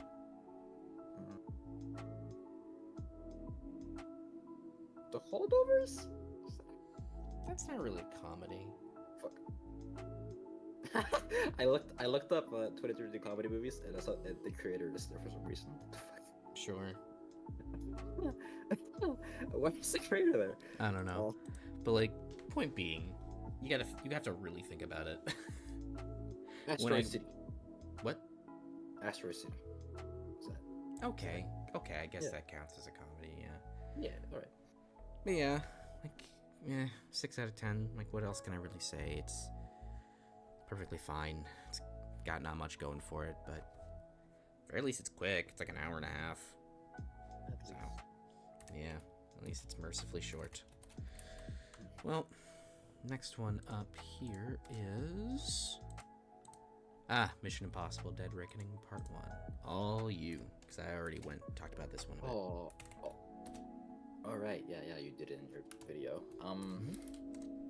So I haven't had the chance to think about this movie for a long time. I wanted to watch it again before even talking about it again. So I'm kind of put in the scenario. So I guess I'll just go with my initial impressions. I've seen it 3 times. All right. Yeah. I guess I'll go with my more initial impressions to say that I really liked it. But it is vastly, I'll say vastly, it is vastly inferior to Fallout, the best Mission Impossible movie, bar none. But to that point, the action in this movie is fucking phenomenal. Mm-hmm. Oh yeah, it's got a fucking long ass car chase sequence that tries to topple the one from Fallout. I don't know if it did better, but it was very creative in what they did. Mm-hmm. You know. Yeah, like again, really cool action. The villain's kind of lame. Villain's lame. The entity, this AI thingy. I get what they're trying to do, trying to tell us about the future AI, how that's going to fuck us up all up in the future. At least to put it into more simple terms, that's basically what it is. Mm-hmm. If you want to get more complicated, I guess I'll have Gabe do that because he saw it 3 fucking times. And, you know. Yeah, I did write a very long thing about the entity. The thing with the entity is that how does it fucking lose? It's basically invincible because if it can predict every single path that these characters will take, and the characters are talking about that, then realistically, how does this thing lose? You know? You want to know how it loses? By basically making a guess as to how an outcome will go. Yeah. That is how it loses. That's exactly what the movie tells you happened. That's really silly because the case in point I think I know what we're talking about is the fact that Mantis over here. Yep. Paris. Her name is Paris in the movie. Yeah. Paris. I have 3 paragraphs written. I'll send these to you once we're done here, but I have 3 paragraphs written about like everything that I think is stupid about the entity. Oh please, like what's so silly about that is it's because the fact that Paris for some reason feels feels sympathy because Ethan Hunt spared her life, and the entity decided, hey, you know what? I think she's gonna betray us. You better go fucking kill her, guy. And I'm like, okay, so if you guessed that, why did you kill her before the train thingy? And you, Paris, as a character, I don't know who you really are as a character, Paris. So I don't have any idea on why you will feel that way. Which takes it to the point. I don't get why Ethan wouldn't kill you. You know, I know Ethan's supposed to be like a good guy. Oh, he's a great guy, but I don't think he's the type of guy to be like, hey, I'm not gonna kill you because I'm that guy. When he's had no problem killing bad people in the past, and Paris is a bad person. Do we disagree on Paris? She's at the very least crazy. She is very crazy. I mean, she killed cops, government agents when we first saw her, and then she drove a fucking tank, at least an armored truck. She drove an armored truck around. Were they in France? It was Rome, I believe. Yeah, she drove a fucking armored truck in Rome and possibly killed many people while fucking chasing Ethan down. You know, so it's like, shit, man. She at the very least killed cops. She killed cops who were doing their job, who were doing, good people. Movie. And then it's like, so he spared her. Why? Because I don't know. She was down for the count, so he said, you're not gonna cause me trouble with later on, are you? Guess not. I know she's the reason why kind of what the third act goes the way it goes. And that's so silly. Because it's like either the entity guesses beforehand and gets her killed without having what's the other bad guy called? The guy who hates women. Gabriel. Without having Gabriel be like, look at her like, hey, I'm gonna kill you now. Warning her. That was so stupid. Like, hey, I'm gonna kill you. And then she knows, oh, she's gonna kill me. Yeah, that was funny. I like the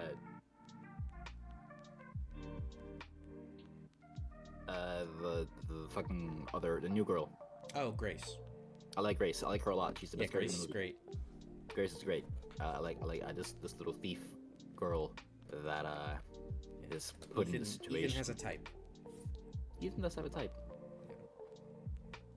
Yeah, but hey, you know what the worst part about her is? She takes over for Ilsa. Yes. Yeah. Yes, here's my biggest issue with the movie. Ilsa was fridged. Ilsa got fridged. I never say that I like unironically, but it's like no, that's legit what happened to her. That's what happened. Like that is like the comic definition of the term. That is exactly I never used that. What happened to her. I never used that ever for anything. But this is like the case. Like, yeah, Ilsa was fridged. It's awful. What were they thinking? And she lost in such a stupid way. Honestly, I think she lost a fight that I don't think she should have even lost to Gabriel of all people. Hey, Gabriel's a cool agent spy. Problem is we don't know what exactly Gabriel's capabilities are in combat. We just know he's. But she had a sword. He's very concerning. That's the very least all we know. She had a sword. She had a sword. And she beat Solomon Lane in Fallout while saving Benji. She's really fucking good, guys. And she's good with knives. Now imagine her with a sword against a guy with a knife. What do you think is better, a sword or a knife? Yeah, a sword. Yeah, sword. Right? Yeah, sure. Yeah, a sword. Yeah, sword better than a knife. Obviously, it's got a longer range, and we know Elsa's really good. She's really fast, and she lost to Gabriel. God damn it! Also, who the fuck is Gabriel? Who is this man? He has no agency. Why did they? Gabriel feels like a retcon. He is. I'll say it. Oh yeah, Gabriel he is. Gabriel, like, who the fuck are you? Why are you here? Where were you? Ever? And because they put him in like he's been a part of human history for like ever. Yeah. Even though that's not true. Who are you? Like, who are you, bro? You know? And biggest part is that they have it be about Ethan losing a woman in his life who he killed, who we never saw. And while I was watching that scene, that flashback, I was like, this wasn't in the first movie. What is this? Oh, you're just making shit up now. Got you.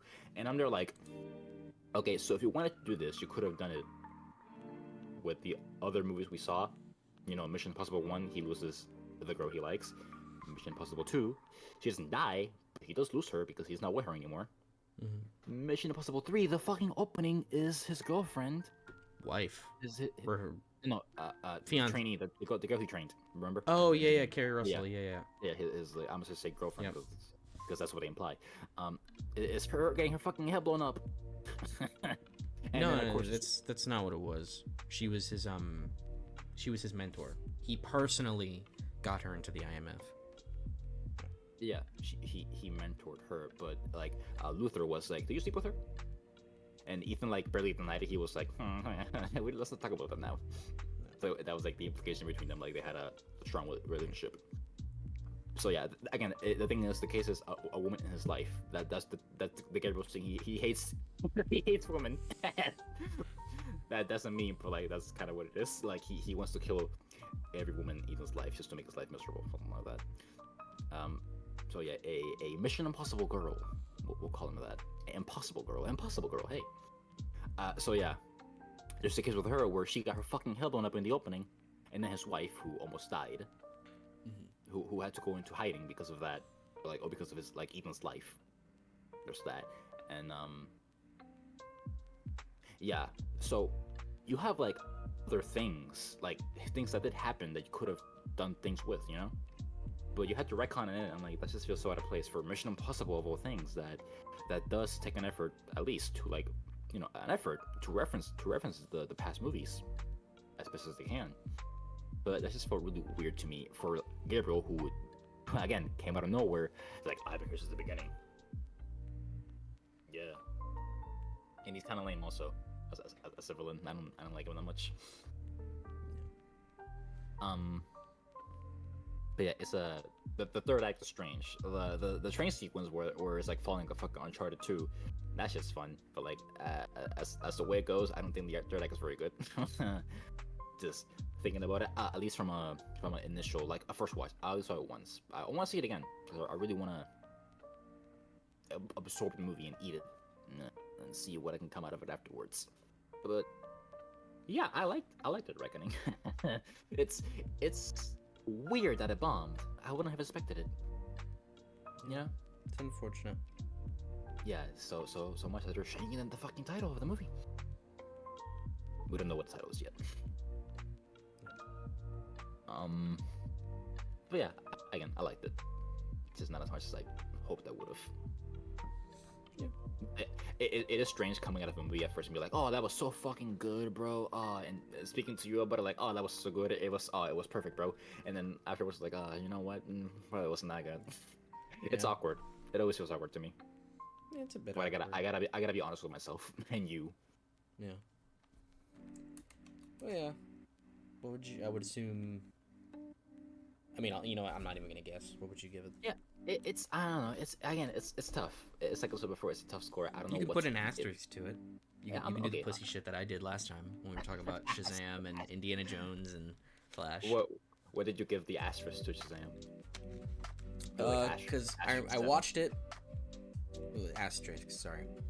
And I saw it and I went, man, I like that. And then when we got to the midpoint, I was like, did I? And Indiana Jones, I was like, I knew I didn't like it, but I didn't know what to the extent that I didn't like it. You were like, it's better than Crystal Skull. Is it? Yeah. And then Flash was, I like it. I think it sucks. But then the score just kept going down. But yeah, no, you can do the pussy shit that I did and just give it an asterisk. Okay. And feel free to change it later. Okay, I like it. It's probably not that good. No, I'll go with that. Is that it, or is it? Do I give a number? You can give a number if you want, or you can just. Oh, you just no, I just leave it there. Subject to change. Yeah. Yeah, for safe measure. Yeah. Okay. Well, what did you initially give it then? Because that's the question you asked me. What did you initially give it? I don't think I gave anything because we didn't. Oh, talking to you in the theater when we came out of it. Or like even after you thought about it for a bit. Oh, I guess I was at an 8.5 at first. Okay. That might have been it. Yeah. That's fine. Yeah, that's solid. It fucking doesn't help that the movie we saw was shit. Shitty. You know, remember that? Oh, Jesus, yeah. Jesus. Yeah. Yeah, the projection is fucked up, and the entire movie looks like a... You know, like when you put on 3D, like the paper 3D glasses? Yeah, it looked like that. It looked like bad. Really bad. Yeah, it looked really bad. So that's partly why I wanted to, like, see it immediately a second time, was because I just wanted to actually see the movie. Yeah. But yeah, that's fair. Yeah, feel free to think about it later. Yeah, I will. Because I initially gave it a 10 when I first saw it, and then I saw it again, and I was like, oh no, there's some shit. So I took it down to a 9, and that's where it's about stayed. I've stuck it to a 9. I really like the movie. I don't love it like when I first saw it. Yeah. Like seeing it again, I was like, yeah, no, there's some glaring shit in this movie. And if you read the, you can read it after, but if you read the fucking paragraphs I sent you, yeah, I'm reading it right now. Yeah, a lot of it is just kind of like saying what you already said, but I think I said a little more than what you even like pointed out, because you just went on about like Gabriel and how like little sense that made, but I went into some like, dude, there's some dumb shit in this movie. Yeah, but yeah, no, I still like the movie. I still really enjoy it. It's just there are some glaring issues. I'll say it is a fun action movie. Oh yeah, one of the best action movies of the year, straight up. Like or of the past year. Like there's competition, but there's not a whole lot of competition. I'll be hard pressed to say that Extraction 2 might be better. Like I know that fucking pale ass script. I know, but like, I can't. There's nothing. Gabriel, man. Gabe, you made the reckoning worse. You, Gabriel, you. I gotta move on now. We gotta move on. We gotta move on before I get upset. All right. Next one up. Sorry. Oppenheimer. Oh. Yeah. I put this one first. You can feel happy before I get annoyed. Hey, we should both be happy. Oppenheimer is great. Hey guys, Oppenheimer's great. Let's talk about why Oppenheimer's great. Go ahead, Gabe. Oh, I already talked about this one yeah. This was part of the video I did. Yeah. Same with the next movie. Oh shit. Yeah. Okay. Yeah, Oppenheimer's fucking great. How do I put this? It's easily Nolan's best movie since Inception. Yeah. This is best movie since Inception. It's fucking, oh my god, that's 13 years since they made a good movie. Oh my god. Dark Knight Rises sucks. TDK sucks. TDKR sucks. That one, yeah. Dark Knight Rises. It's just how it isn't very good. It's how it sucks. Dunkirk was fine. I didn't see Tenet. The more I hear about it, the more I'm like, You keep recommending it to me, so I'll watch it for that one day. One day, you know? Yeah, I at the very least recommend it. But yeah, Oppenheimer was a kiss. I got Oppenheimer a kiss. What a movie, I tell ya. Like, it's 3 hours long, but damn, bruh, you handle those 3 hours very well. As a historical drama, it's another one of those cases where I was talking about before, where like other biopics is like, okay, you know what? Biopics are a lot more dramatic than the actual thing that happened. I can tell, but like, I like to imagine that happened this way. You know, it makes me go like, oh, that's way more interesting. So, the thing with Oppenheimer, the guy Oppenheimer, is just the case of a man who was so ambitious to create something because of who he was, and then to regret it after what it did to people. And what it does to the world, the consequences of his creation, and the risk of it all.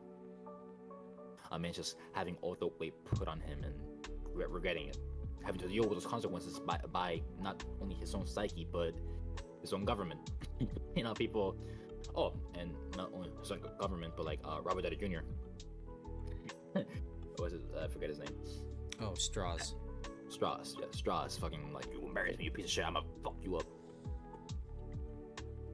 Yeah, it's a very great drama, very good political drama, and there's a little bit of like a little bit of espionage mixed into that with like the court cases, you know. You can tell what Nolan likes. I can tell what Nolan likes. Hopefully, he makes more of this, so I don't have to deal with any more any more Interstellars or TDKRs. He might. There's some strong suggestions that he might do the next Bond. Oh, I love that. Yeah. I You heard can about tell. that. You can tell he's been fucking wanting to make a Bond movie forever. Oh, do it. Make the best Bond movie ever, please. Yeah. Sorry, Oppenheimer. Yeah, Oppenheimer. Acting is great. This is probably Cillian Murphy's best performance ever. Honestly, Aubrey Harper's is a Harper. Am I going out of line saying that? 'Cause No. He's got a great career, but like this was this was next level for him. Yeah, and also it's just so cool seeing a bunch of actors in this big movie, like a bunch of actors that you might recognize and you might not recognize. Yeah. I have a thought about that, but yeah, go ahead. Oh, really? Yeah. Go ahead. Okay, yeah, I think it's really distracting, and I think it takes away from the movie. Because I found myself distracted at points where I was like, wait, is that? Holy shit, that's... And I went, oh wait, I stopped paying attention for the movie for like 10 seconds because I was trying to figure out who the fuck that was.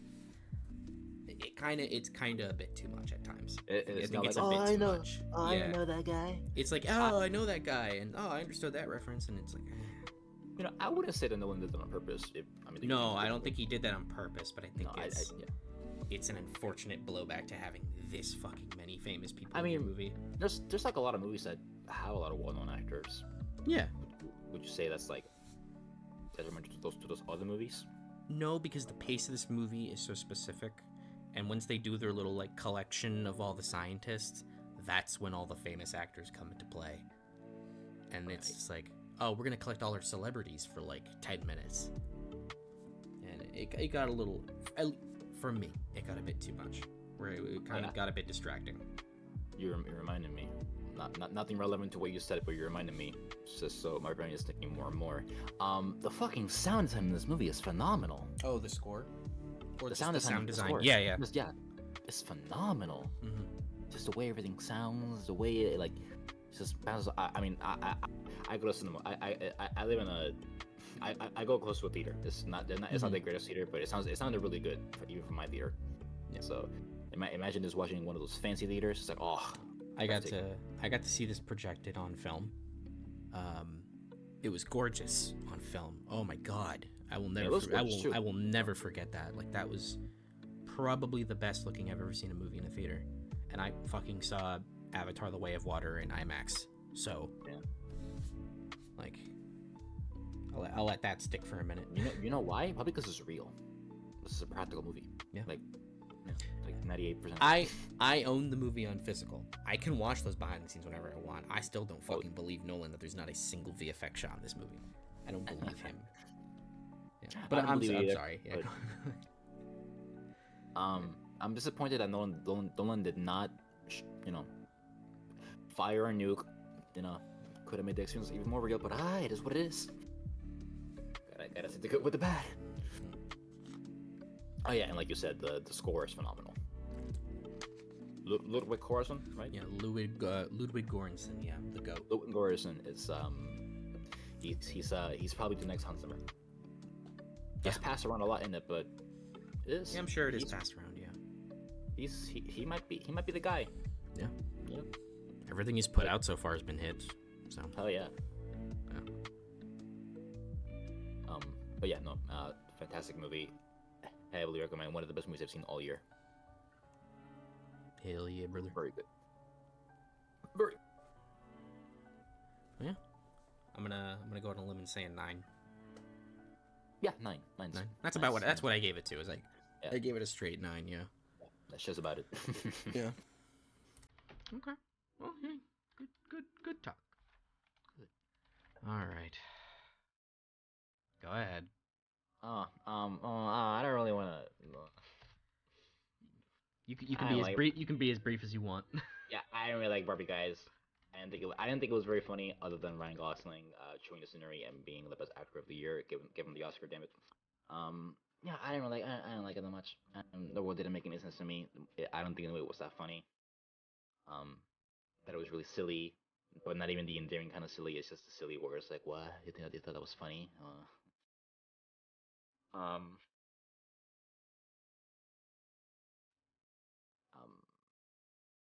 yeah, no, I'll leave it there. Honestly, it's not a movie I want to really waste much time on.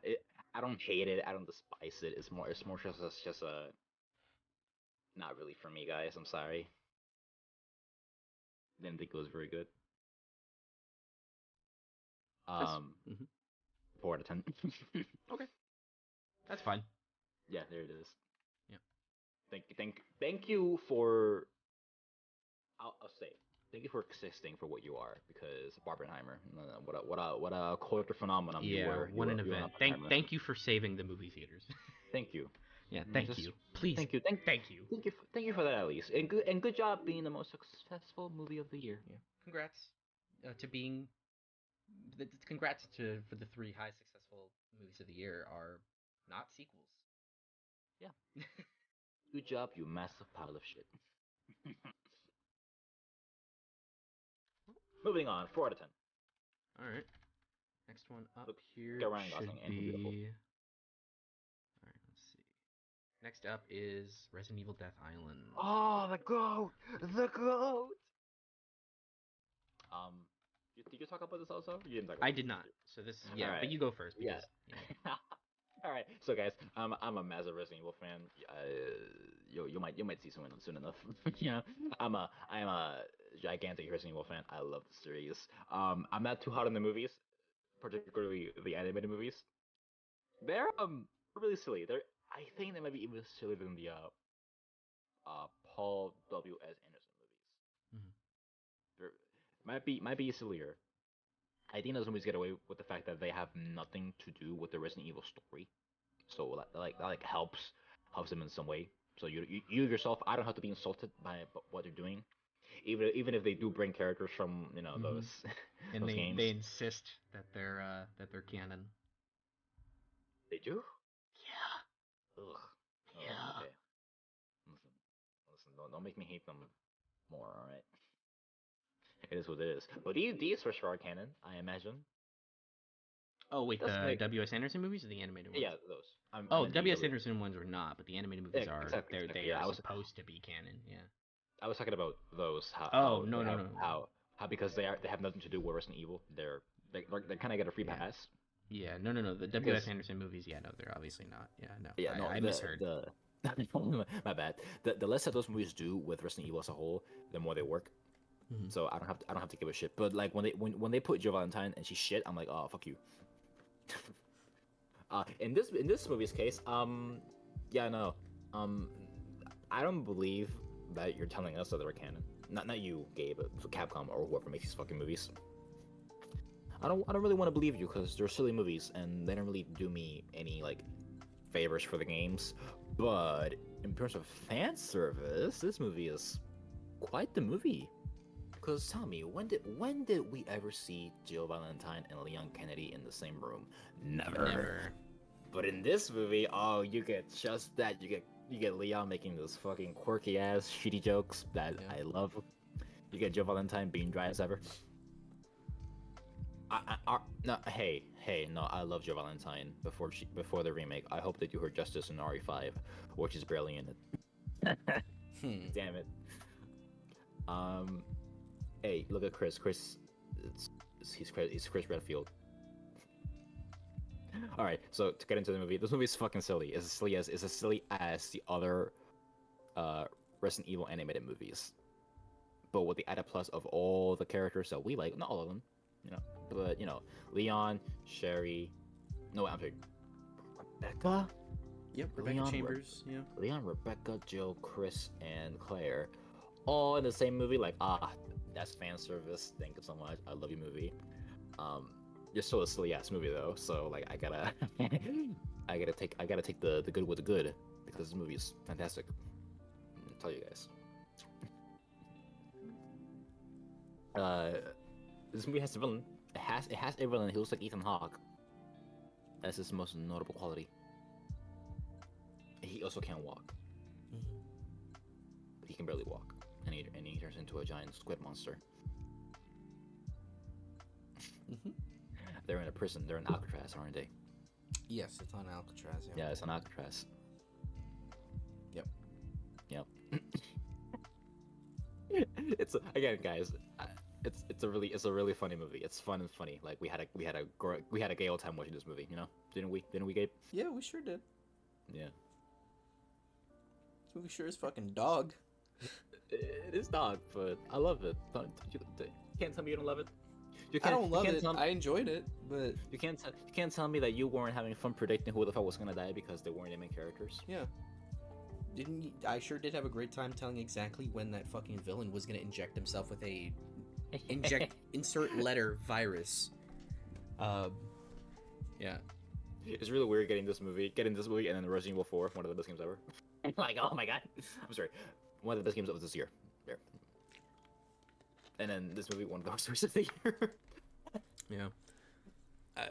I really can't say much. This movie's dog. It's stupid. It's silly. It's got really, like, not great animation. No. It feels like Jill was not supposed to look like that. No. Because her face doesn't animate. I'd say that I don't like this new model of Jill. Like this is the RE3 remake model. I really like the RE3 remake Jill model. It just does not fit for this movie. They probably should have just used her RE5 model or made a new one or something. Yeah. But because like they don't use Chris from RE8, they don't use Leon from RE6 or from RE4 remake. They don't use Claire from. They don't even use Leon or Claire from Infinite Darkness. This does look more like them. Yeah. But, you know, it does look weird. And then Rebecca, like, when was the last fucking time we saw Rebecca outside of these movies? So, might have been. Because she's not in 6. No, she's not in 6. I think she's only been in the movies for the past few games, unless she was in Revelations. I don't know. Yeah, because she sure does look like she walked right out of Resident Evil 0. Which is also basically same thing. Yeah. Yeah, no, this movie kind of blows, but I kind of had fun, so I give it a 4. I gave it like an unironic 10, but it's a 4. Yeah, it's not very good. Yeah. Yeah, it's safe to move on. Just for the sheer joy of watching this movie, it's like one of my favorites of the year. But yeah. It sucks, you know. Yeah, and that was my first Resident Evil animated movie because I'd only seen clips of the others and I had seen Infinite Darkness. Oh, it doesn't get better. I wouldn't think so. But yeah, moving on. Next one up is fuck my life. The fuck is that? This is Cobweb. I couldn't find a very good background for it. I'm just the image. It's just itself. Oh yeah, the one creepy visual from the movie. Yeah. So this movie, I'll tell you what it is. Oh. It is a horror film starring Lizzie Kaplan. That's the creepy lady you see in the picture there. Anthony Starr. Oh my god. And Cleopatra Coleman, an actress currently on the rise. I'll just read to you the plot because I don't remember it for my life. 8-year-old Peter is plagued by a mysterious, constant tapping from inside his bedroom wall, one that his parents insist is all in his imagination. As Peter's fear intensifies, he believes that his parents could be hiding a terrible, dangerous secret and questions their trust. Yeah, this movie's like horseshit. It's not scary. You know what? Fuck it. I'm gonna read to you guys you get this for free. This is my Letterboxd review I wrote for the film on August 20th, 2023, because for my life I don't remember what I didn't like about this movie. It's already free, so you know. Yeah, it is already free. But yeah. Go to letterboxd.com/dongle. Yeah. It's actually /Gabriel V. Actually, it might actually be /dongle. Fuck no. Fuck it. How do you forget? It's your own. Yeah. So, this is what I wrote. You know, I really don't like to question the average rating on Letterboxd because I'm just a dude on a social media platform spitting out my very uninformed opinion on stuff I have no idea how to make or have the courage to make. But at 2.8, this movie was, in my opinion, an absolute bore. There's some creepy stuff here, but when the thing that bumps in the night is revealed, the film lost all sense of tension and creepiness and just became something so incredibly behind the numbers. No amount of Anthony Starr can save this one. This was real bad. I can't can't believe Anthony Starr is in this movie. I wasn't He expecting to be. he sure is in this movie, and he's awful in it. Just doesn't care. Yeah, no, it's like he put nothing into that performance because his character is given nothing to do other than be a dick. But he can't be Homelander dick. He can't actually put some like charisma into it. He has to be like stoic asshole. Hey, just to back up a little bit, Anthony Starr was also in the Covenant. He was didn't need to be him. Honestly, could have been anybody else. Yeah. But was he good? He was Anthony Starr. Uh, I don't know if that's. He was fine. It could have been anyone else. yeah. I'm sure he was better in that movie than this one. I imagine. Right? I would think he's better in the Covenant than he was in this. Yeah, no, this movie's filled with like really stupid characters and some bullshit tension that's like, if you weren't trying to be creepy, then you failed. Because the whole goal is to like keep the sun away from the thing that's bumping in the night, but you're doing it by being really creepy and locking your son in your basement that's hidden behind your fridge. And you lock him in there for days. Really? Which also conveniently is where the thing that bumps in the night is. Conveniently? Actually, no. Nope, that's wrong. But that's where they seal the creature in the end. Because, by the way, this thing is a creature. That thing that I'm looking at in the... No. The thing that bumps in the night is a creature that's hidden behind a wall that has to get unlocked. And it turns out that was their first, like, Anthony Starr and Lizzie Kaplan's first kid. That was so creepy and weird that they, quote-unquote, killed it, buried it, and then it somehow made its way into the wall. And it's like a weird spider, creepy face lady thing with, like, it has, like, the ring girl kind of shit where it kind of crawls around everywhere. Right. But yeah, this movie sucked. Yeah. Yeah, honestly, if you're interested in it, watch it. Like, sure, I guess you'll only lose an hour and a half of your life, but an hour and 28 minutes. Oh, at least it's short. Yeah, at least it's short, but it doesn't feel that way. Yeah, no, the only smart person in the entire movie is like the one teacher who's a sub, by the way, who's played by Cleopatra Coleman. She's a substitute teacher and seems to be the only teacher that gives a shit about, hey, your son's being like really weird and creepy in school. Is there something possibly going on at home? And then she goes to the home and is like, man, you guys seem like really weird and not suited to be parents. Like, what's up with that? Oh, you guys are really shitty parents. Something like that. Yeah. I have a sneaking suspicion you guys have locked your son up somewhere. But Don't ask me why. Don't ask me why, but I kind of have a sneaky suspicion based on how you're acting and the fact that I hear like slight screams and vibrations. Anyway, this movie sucks. It's dog shit. It's a terrible fucking piece of horror movie trash. And every time I watch one of these, I'm like, man, y'all really want to hype up horror movies, but every time I watch one, it's either trash or it's like, okay. Yeah, no, this movie's 2. Every time you watch one, you're just thinking, man, we should stop making these. Kinda. We should ban horror movies, honestly. And I really want to like horror movies, but I just every time I watch one, I'm like, damn, they suck. Yeah, it's a 2 out of 10. Shitty movie. Moving on. All right. One shitty movie to the next. All right, Haunted Mansion. Oh my god. All right. Yeah, let's... Why did I get it from that you saw more bad movies than good ones? Because I did. Oh my god. Yeah, it was a shitty year today. It was a shitty year last year. Yeah. But yeah, no, Haunted Mansion should not have been as bad as it was.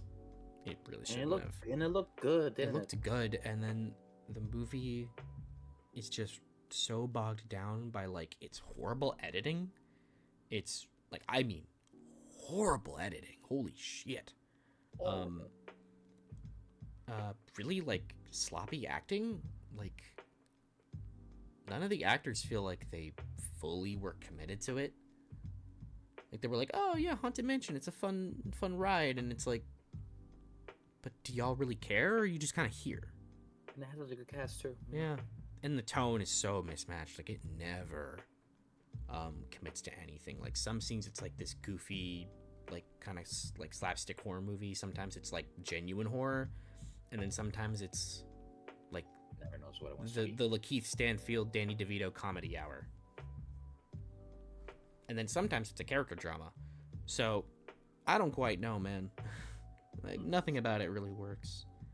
Never knows what it wants to be. Lakeith Stanfield is the only one doing his best, like really trying to elevate it, but it's just not working.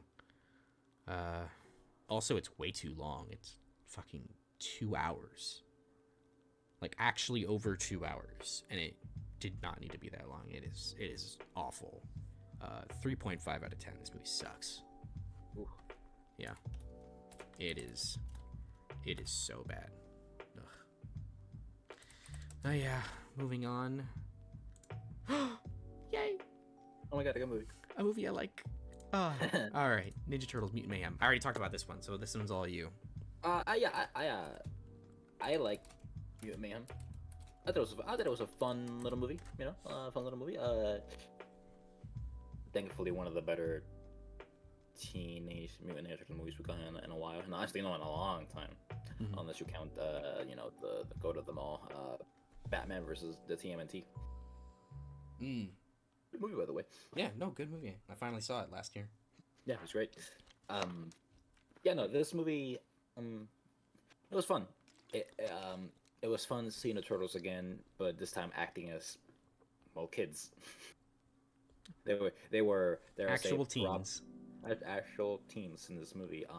And you know how each generation goes by, they are a lot more modernized, speaking in a lot more modern slang. Yeah. So yeah, just to be relevant to the times, makes sense to me. And they're fun. They're all fun together. All four of them. Yep. They're very unique. They're very easily characterized in terms of their design and how they act, as a turtle should be. No, the design thing is like, I'm fine with making them look similar to each other. It all depends on the color scheme and like slight details. But as the turtles go along, they are embracing making them look very different from one another. More distinguishable. Yeah, more distinguishable. Which again, it was always easy for me because hey, Raphael got what the fucking red banana in the side. He has the side. Yeah. Leonardo. He's katana, angry. Blue banana. Leonardo, katana, blue banana, and he's the leader. Michelangelo, orange banana, nunchucks. He's the fun guy. Donatello, He's the party dude. He's the party dude. Likes to be the yeah, cowabunga, bro. And Donatello, staff, purple banana. And he's fucking smart as hell. It's just like that. It was always easy for me, but I guess for some people who might not be easy for, they're embracing creativity with the turtles, and that's cool. That's fine. Don't worry about it. Movie looks well. I want to say the movie looks pretty. It doesn't look pretty, but it's a pretty art style. It's a purposeful art style that looks purposely ugly. Yeah. It's trying to go for like There it goes. kid sketching It's, weird doodles on like his notebook kind of stuff. Yeah. I guess I would call it endearingly, endearingly ugly. If that's a thing. Yeah, it's consistent because like all the characters look weird and off. Like no one looks quite right. Yeah. No one. Yep. But to that, I'll say I can't understand people have issues with that. I can't. People like looking at movies and be like, oh, that's pretty. Ah, beautiful. Look Spider-Verse. Ah, beautiful, pretty. Look at everyone. But I'm there like, hey, you know what? I will embrace this old cartoon style where, because I like Mad. Mad, the cartoon. It's kind of like that. Yeah. Kind of like that, but like embrace to the point where we're in a movie. What was I gonna say? Splinter's different. He's very different. He's a very different version of Splinter, played by Jackie Chan. What's wrong? I mean, that's a good person. That is a good person to play Splinter. It's just not a Splinter that I expected with fucking an afro and a lot more emotionally vulnerable. Yeah. Dare I say he's not a very concerned father. he's not as wise and as cool as he is in the other things. He's more of a schizophrenic old man concerned about his adopted kids. Mm-hmm. And he's a rat, so I guess that kind of makes sense. Yeah. Yeah, rats are very schizophrenic. And you know what? I fucking would be too if I lived in New York. Yeah, New York rat specifically. Yeah, exactly. You know what? I'd be fucking anxious about New York too. Fuck that place. I have it out for you, New York. Then we have the villains. They're okay. Yeah, Superfly. Yeah. He's okay. He's fine. He's played by Ice Cube, and it's fun. Bebop and Rustin were in the movie. They sure were, weren't they? Yeah, they're there. Yeah. They're there. No, they're there. I just don't think they really do anything. Just there. You know. What I'm not a fan of the movie is how even being the first movie, it gets to a place where I would have expected it to end up in a second movie. You know, it really jumpstarts on where they want the Turtles to be in this possible franchise. Probably not. It bombed. They are making a second. They are? Yeah. All right. Yeah. Let's see. And with the way they ended this one, I gotta see another. We do. Yeah. Shredder. But with the way it ends, I would have expected like, wow, you ended like that already in your first movie, in your establishing movie. Hey, shit. You never know if you can get a second one. It's kind of like Rise of the Beast, honestly. It's like, oh, we are fucking Unicron, and now G.I. Joe's coming, and like, oh, really? Okay, this is your second movie, and your first one was a Ballad movie, so this is basically your first movie in your franchise. What are you doing? Kind of like that. At least they made this movie for a lot cheaper than they made Rise of the Beast. This one cost like maybe less than $100 million. It sure probably did. So yeah, it ended up in a better place. I mean, just storytelling wise, I'm bothered by that. I would have expected like the way it ended. Like they go to school, with their mask off. Mm-hmm. That's like a second or third movie like ending. But sure. Let's see where it goes. I will let you embrace this new TMNT idea. Yeah, but anyway, I like the movie. It has fun action, fun comedy. Soundtrack is killer. Soundtrack is pretty cool. I don't remember it. I meant like I don't mean the score. I mean the soundtrack. Oh yeah. The music choices, the needle drops are like all perfect. What's going on?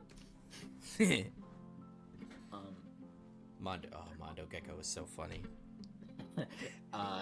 Unfortunately, this movie does delve into like a final act problem, or it's like, here we are, we're gonna resolve them.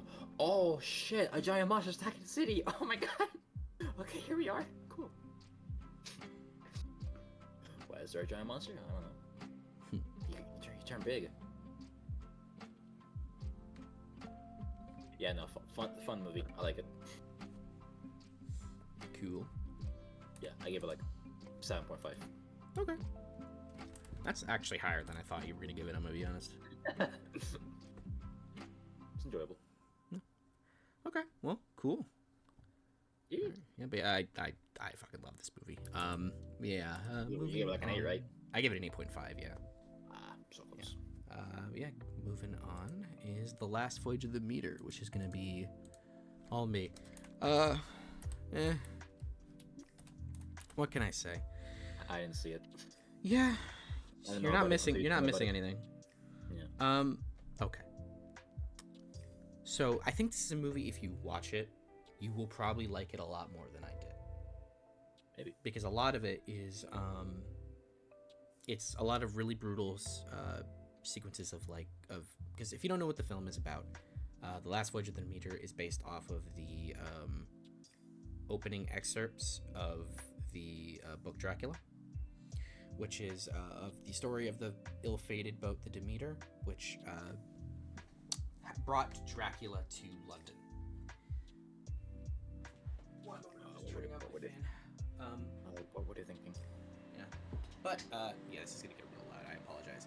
But moving on, the film is about that crew, and it tells a story about how that got there. That film is okay. it has some pretty like good directing. Dracula it's an interesting take on Dracula. He does not talk really at all, which is an interesting one. This is like a pure feral beast Dracula, not like the suave, smooth Dracula that people tend to think of. But the problem is that this movie's alien, but none of the characters are super interesting. And you don't have Ellen Ripley as the lead. That is always a mistake. Yeah.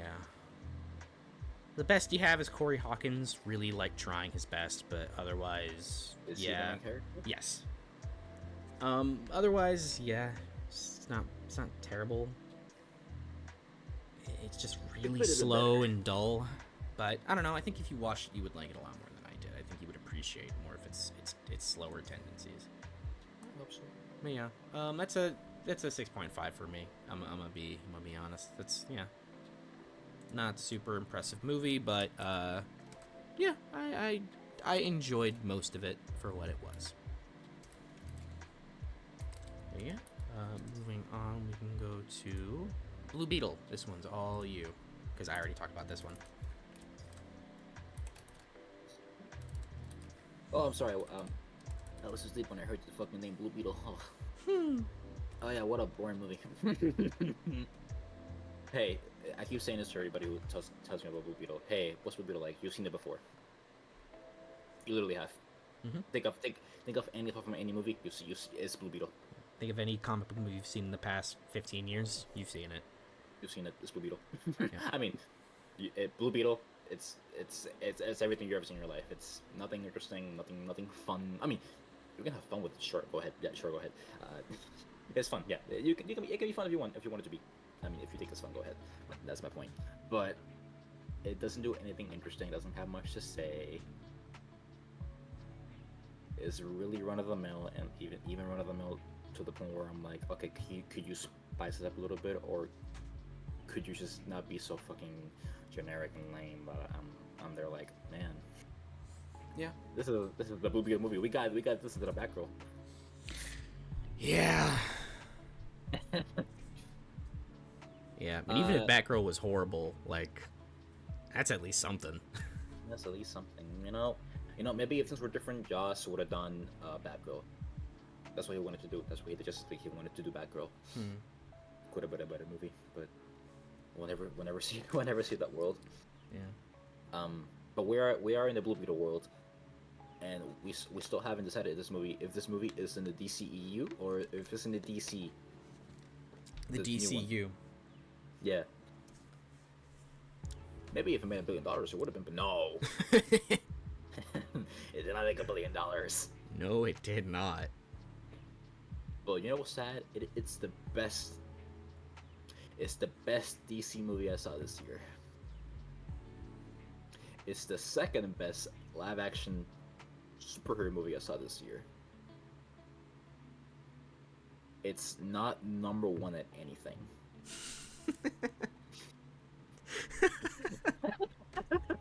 You like that one, huh? But I like it because it's so apt. Like, it's not number one in anything. Mm-hmm. Yeah, I like Xolo Maridueña though. I like him because I like him. Yeah. I actually liked him based off this movie. No, I like him in the movie too. Yeah. He's a charismatic. He's fine. Actor. Yeah, he's fine. He's gonna go places. Yeah. Yeah. He's got it. He's got it. Yeah. He's got the potential. Yeah. You know, I'm backing him the most because he was in Cobra Kai, and I love Cobra Kai, guys. I love it. Yeah. Fun. Quick aside, because it has a slight amount to do with this movie. Because they're making another fucking Karate Kid movie, and it's got Ralph Macchio in it, and Jackie Chan from the Jaden Smith one. Yeah, I guess I'm probably gonna have to watch Cobra Kai at some point. It would help if you weren't in it. Yeah, I guess it would help if I watch Cobra Kai before this next Karate Kid movie. Good. It's a good fucking show. Yeah, let's go. 5 seasons. It's only like 6 episodes each season. Around. Okay. But okay. But Okay, sorry. Yeah. Quick aside. Yeah. Because it's more interesting to talk about than this movie. It is. It sure is. Remember when the grandma killed people? That was Yeah. funny. that was funny, but like there's fucking she's Hyman got being like, she's got a body count. Yeah. she does, but there's fucking Hyman being like, we don't kill people. She's like, I was in the revolution, motherfucker. Yeah, but it's so weird. The rest of this movie is be like, we don't kill people. Yeah, where even the scarab like picks up on that, like, yeah, we don't kill people. Mm-hmm. Except my grandma. But I'm not gonna acknowledge that because it's funny. It was just for a joke, so who cares? Mm-hmm. And what a shitty villain, both of them. Like you said it in your video, but like when I say generic, like oh my god, like oh you should have killed me, you had a chance. You think you can beat me? Your love for your family makes you weak. Oh god, it's so lame. Couldn't be any lamer. George Lopez hard carry, so. He sure does. Oh man, he sure does. Yeah. Sure does, man. Did you feel sad when the fucking dad died? I didn't. I wasn't sad, but I was like, oh, you're okay, movie. You're gonna actually let this sit for a little bit. Okay. Yeah. Okay. Good on you. That was. I appreciate that they took a moment and were like, all right, we're gonna acknowledge that this has happened. We got some shit to do, but It's appreciated. yeah. God, and how I forgot her name. The main boss. Oh yeah. Main boss lady. Victoria Cord. I just had to check what her name was. She's a really good actress, but she's so shit in this movie. She doesn't care. Like I think I lost my mind when she was like, no, that's it, now give it to me, come on, now right here, come on. Mm-hmm. Like like when she was gonna die, and like her niece or whatever took the important thing that she needed, and was like, no, come on, give it to me now, come on. I was like, she do not care. Yeah. I can tell. It is a paycheck for you, woman. Yeah. But yeah, there's the Blue Beetle movie really representing us Hispanics. Yeah. What's across the Spider-Verse? Yeah, that's With authentic Latino dialogue, yeah. Yep. I mean, this movie has pretty authentic Latino dialogue. I'll give it that. There's some Latino ass shit in this movie that you will not get if you are not Latino. Yeah. Yeah, but you know what? I'll be unbiased because they're Mexican. Down with all the Mexicans. I'm Puerto Rican, baby, ready to go for life. Let's go, Miles. Beat them up. Yeah. Miles, beat that Mexican's ass up. Yeah. Don't let fucking Mako tell you what to do, bro. We dance de merengue and bachata. Yeah. Oh shit. Yeah. It's an alright movie, I guess. Yeah. Sure, that's being nicer, I guess. Yeah. I gave it a 5.5. I was not being that nice. Yeah. I'm gonna give it a 4. Yeah. For at least being inoffensive. Yeah. Oh shit. Yeah, I didn't, fucking blow my brains out like I did with the Flash. Yeah. I think we watched this before you saw the Flash. Yes. Yeah. So I had no idea how bad it could get. Yeah. I think we watched this and then we watched Elemental, so that might have been part of why we liked Elemental. Probably. Yeah. But yeah, that's alright. Alright, next up is... Oh, Gran Turismo. Okay. Yeah. Netflix now. Yes, you are. Honestly. Also watch. I recommend it. Alright. I will watch Gran Turismo. It's fine. It's fine. Yeah. Okay. Yeah, it's fine. It's it's okay. It was gonna be dog shit. I thought it was gonna be dog shit. Because the trailers were horrible. Yeah. The trailers were awful and the marketing was awful. That from gamer to racer kind of shit. Like that was awful. I don't want to be a gamer anymore. But the movie made a convincing argument. It's from Neil Blomkamp. You would not be able to tell. No. But it's a perfectly okay like racing movie with a pretty inspiring underdog story. It is based off of a real story, but the timing is completely off. The actual story took place in like early 2010s, while this takes place in modern day, where he's playing Gran Turismo 7. This movie's a giant ad for Gran Turismo 7, by the way. The end credits are literally the actual Polyphony digital studio, like porting like an actual car into the game, like showing how they do that. That's the end credits. our game, please. Yeah, buy our game, please. Buy a Sony PlayStation 5 system at your local retailer. What even is Spider-Man 5 by Gran Turismo? Yeah. But yeah, no, it's fine. Like it is a bit too long. It's 2 hours and 15 minutes. It is a bit too long. But Ugh. the racing sequences are good. Neil Blomkamp directs the hell out of it. Oh, Yeah, it's fine.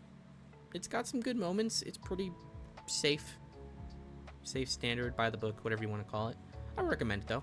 It's a fine watch. It's a good like put it on in the background while you do something kind of movie. Yeah, so what you're saying is that you're saying is that Heat has competition. I'm telling you that Heat has no competition. It never will. And it never will. But yeah. Oh, did you mean Heat or Rush? Rush. I'm retarded. Yeah, you said Heat. Yeah. Rush. Yeah, no, Rush has no competition. But yeah, this is 6.5. Pretty cut and clean. All right. Oh, yeah. What's from there? We can move on to Bottoms. Yay, a movie I really liked. So, I'm sure a lot of you right now are going, "What the fuck did I just say?" Because you probably have no idea what you're even looking at. You probably don't even know this movie is a real movie. Bottoms. I sure. Bottoms is a film.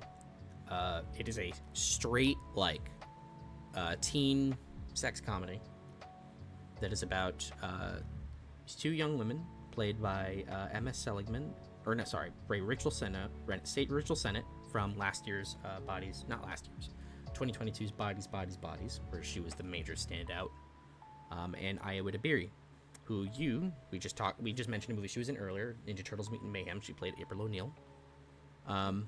So these two young women are starting their senior year, and they are both they got nothing going for them. They have no prospects in life. Like, the only thing that they got is that they're gonna go to decent schools. That is all they've got. Basically take the premise of a Booksmart, where it's just these two young women who are like, all right, let's just have a great day. Except what they do is we live in a very fantasy world. Everything is elevated, everything is goofy, everything makes weirdly no sense. Because right out the gate, because the movie starts with these two young women. They're at this carnival, and Iowa Dabiri's character sees the girl she has a crush on, but she's dating this horrible jock who's just an asshole to her in every respect, right? So he chases them to their car, where Iowa Dabiri's he's like, you need to open the car now, and so she takes the car out of e-brake. The car slightly moves forward, taps him on his knee. He breaks his knee, and he falls on the floor crying. Immediately from there, I was like, wait, what are we in for? And then after that, because he's the star quarterback, the entire school knows who they are. And out the gate, you hear on the intercom, can the two loser gays please come to the office right now? and then immediately you hear, well, I guess that's you guys. So then, to get themselves out of the trouble for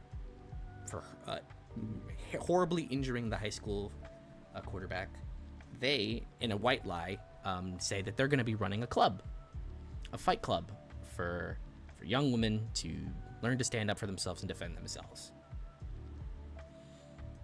And so the movie becomes about this lie where basically they're using, these two young women, Rachel Sennett and Iowa Dabiri's characters, are using this fight club to basically get a chance to hook up with the girls they have crushes on. All right. And basically in the process, they actually kind of teach these women how to fight and defend themselves and actually become stronger and more self-persevering. And Do they have experience in fighting? No, they actually lied that they went to juvie and had to kill people. This movie, And it works. This movie has no reason being as funny as it is and as good as it is, but once you really set into how stupid and weird this world is, and how the coach they have, played by Marshawn Lynch, he's talking to these, there's a scene where he writes. He's literally, they meet him in his class, and he's literally looking through a fucking porno mag, like out in the open. Yeah, and they're trying to convince him to like run like the club, and he goes, yeah, I guess I could, help, get the young women in this world to like, learn their power, as he's like stroking the porno mag. And then he has a scene where he writes on the board why women should be stuck in the kitchen and why they always should be. And this movie's written and directed by someone by the name of Emma Seligman. She's a fresh out of school director. She's done a couple features with Rachel Sennett, and I can't wait to see what she does next. She's a really funny writer. This movie was hilarious. I really, really enjoyed it. I'm kind of trying to sell it as much as I can because this is not a movie that a lot of people saw. Never heard of it. Exactly. But I hope it gets sort of a cult following because this movie's fucking ridiculously funny, and in the way that like only works because it's so just absurd. It's so like absurd and just confident that you're gonna be okay with this and that you're gonna find it funny.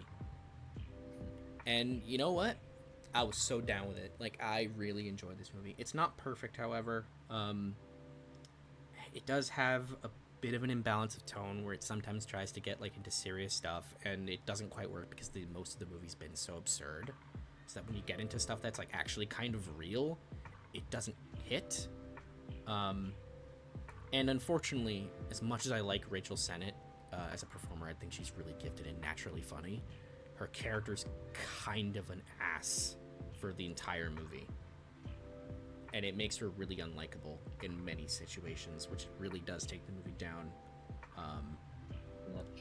But not enough to say the movie was bad, but enough to say like what I was watching, I was like, man, this is really good, like a fucking like 9.5 out of 10. But her character takes it down enough that it's an 8. But not very enjoyable towards the character you don't really like. Not enjoyable towards a character you don't really like. Yeah, it's not really enjoyable, and she does get her comeuppance. She has to make amends, but it's like it's kind of half-assed. Oh, which I guess kind of fits the character because she does not feel super bad. But it's like if you're gonna try it, try to make it sincere, and it doesn't. But that's really my only like big issue with the film. Otherwise, I think this is one of my biggest recommends of the year. Please watch it. It's so funny, but you have to get into it. If you can't get into it, if you can't get into like the humor and the absurd world, then you're not gonna have a good time. But otherwise, like it's a good time. I will try to sell this with one more joke from the movie that I like absolutely almost made me piss myself. So the scene where we find out that the big star high school jock has been sleeping with one of the students' mothers. And so later, that student confronts this jock by basically telling his girlfriend that he was cheating on her. And when they gets confronted, and she's like, "Did you cheat on me?" And he's like, "No, of course not." And then the student that saw her mom with the jock goes, "I saw you in my mom's house. You just slept with her." And she goes, and he responds, "Shut up, nerd! I fucked your mom." Okay. And then he stops and he goes, but yeah, no, I don't know. I really liked it. It's really funny, but it's got some issues, so it's an 8 out of 10 for me. That's funny. Yeah, I would really recommend it. Yeah, I think it's on Prime maybe. So it's an MGM movie, right? It's an Orion movie, which is MGM. So I think it's on Prime, but I would have to double check that. Let me check right now. Yeah. It is indeed on Prime. Okay, there you go. That's another recommend from me. I would recommend it. Oh my God. Yeah. Moving on, is The Burial just gonna be all you? Oh, hey, The Burial. Oh my God, I saw this recently. I saw it right after I saw Air. Wasn't as good as Air, but it was. Oh, I'm sure. Not a lot this year is as good as Air. All right, so The Burial. Okay, I like this movie a lot. I like it a lot. Despite it not being as good as Air, and seeing it right after Air is like, yeah, this movie carried itself very well. I think it's It's another fucking biopic. Holy shit. Never ending, but like I said, I suppose it's a little dramatized. That's like every other fucking one is. So, this movie, it is about a fuck. I didn't forget the plot of the movie. I just forget the name of like the. It's a funeral homeowner. A funeral homeowner. There we go. Mm-hmm. So Tommy Lee Jones right here is his name is Jeremiah. He is a funeral home owner of 6 in Michigan, I think it was. Somewhere in that state. Is of 6 of them. He's got 13 children with 24 grandchildren. This man got busy with his poor wife. So the point of this man is that he's getting old. He's thinking of retiring, and he wants to leave a legacy for his kids. But unfortunately, my man is bankrupt. As it be. Yeah, he's bankrupt. He's in massive debt, and he's gotta find a way to, make ends meet. So, by suggestion, he suggests to sell at least 3 of his funeral homes to this company. I have to remember the name of the company. Hold on.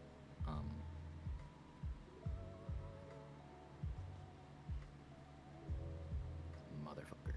Okay, I'm just gonna call him Asshole Company 1. Right? How about that? That works. Yeah, I'm just gonna call him Asshole Company. So he's suggested to sell them to Asshole Company. He meets the head of Asshole Company. He's there with his lawyer and his son's friend, who is aspiring to be a lawyer. He's black, by the way. I normally wouldn't say this is relevant, but this movie is kind of relevant to the point of the movie. So they got off. They make a deal. He signs the contract, and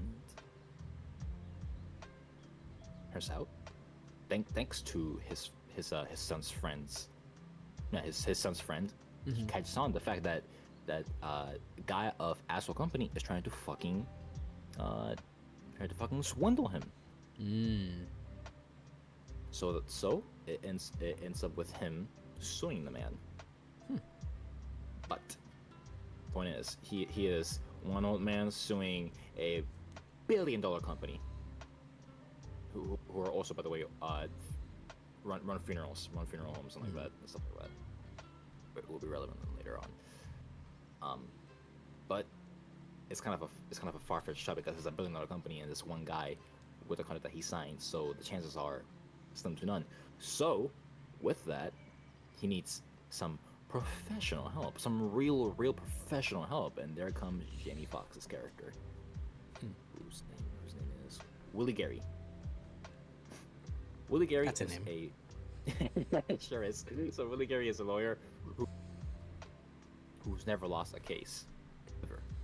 His astounding charisma and the way he talks to the crowd and controls the crowd in court just wins him every fucking case he's ever had. And he doesn't take white customers. I mean, white. He doesn't take white. He doesn't hire white. He doesn't hire white people. White. Whatever the lawyer term for hiring. Like client. Who hires yeah, a white client. He doesn't take white clients. There you go. Thank you so much. You're helping me out to do this. He doesn't take white clients. So then there comes the opportunity of him. So yeah, he's so good. But the thing is, he doesn't do contract swings.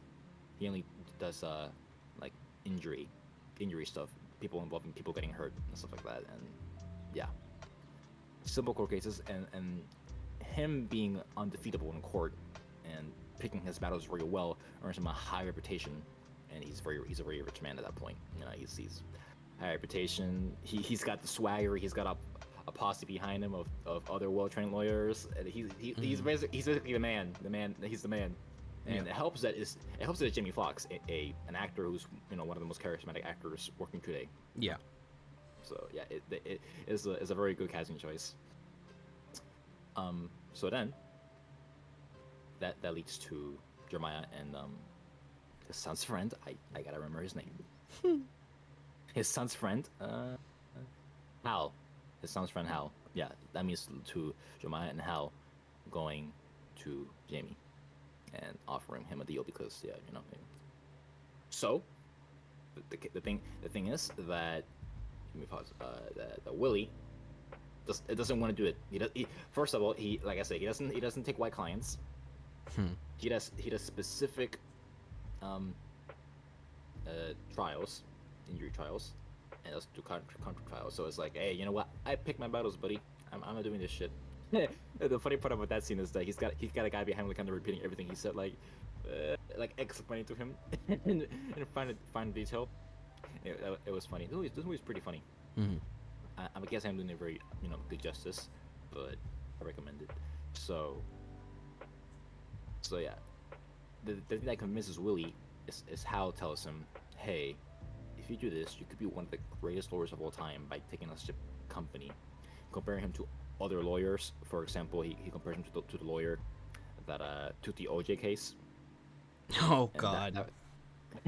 No. It is a thing of endearment. Yeah, that guy was a good lawyer. Yeah, like a really popular good lawyer. Which makes him go, oh shit. Oh, by the way, I think it was the guy who was convicting OJ, not the defendee. Pretty sure. Who you referred to. It's like, oh shit, yeah, and that inspires him.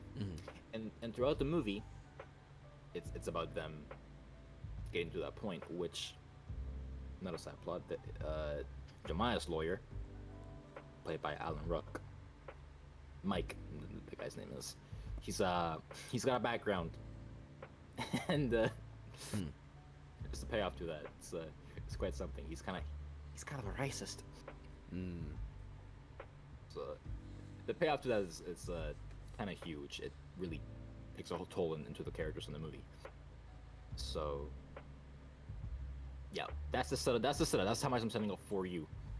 So the point. So I like the movie a lot.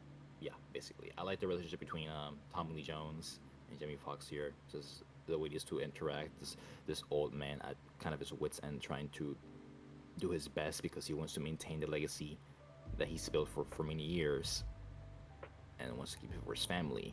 The same thing could apply to Jamie Foxx himself, because he is a man that wants to do bigger things than he already has been doing. He wants to be the best ever, but even with that ambition, he realizes that there is a much bigger thing going on in this case. Same goes with Tommy Lee Jones, with Jeremiah, where it's like, yeah, this at first it was about what I wanted, but this is a much bigger thing,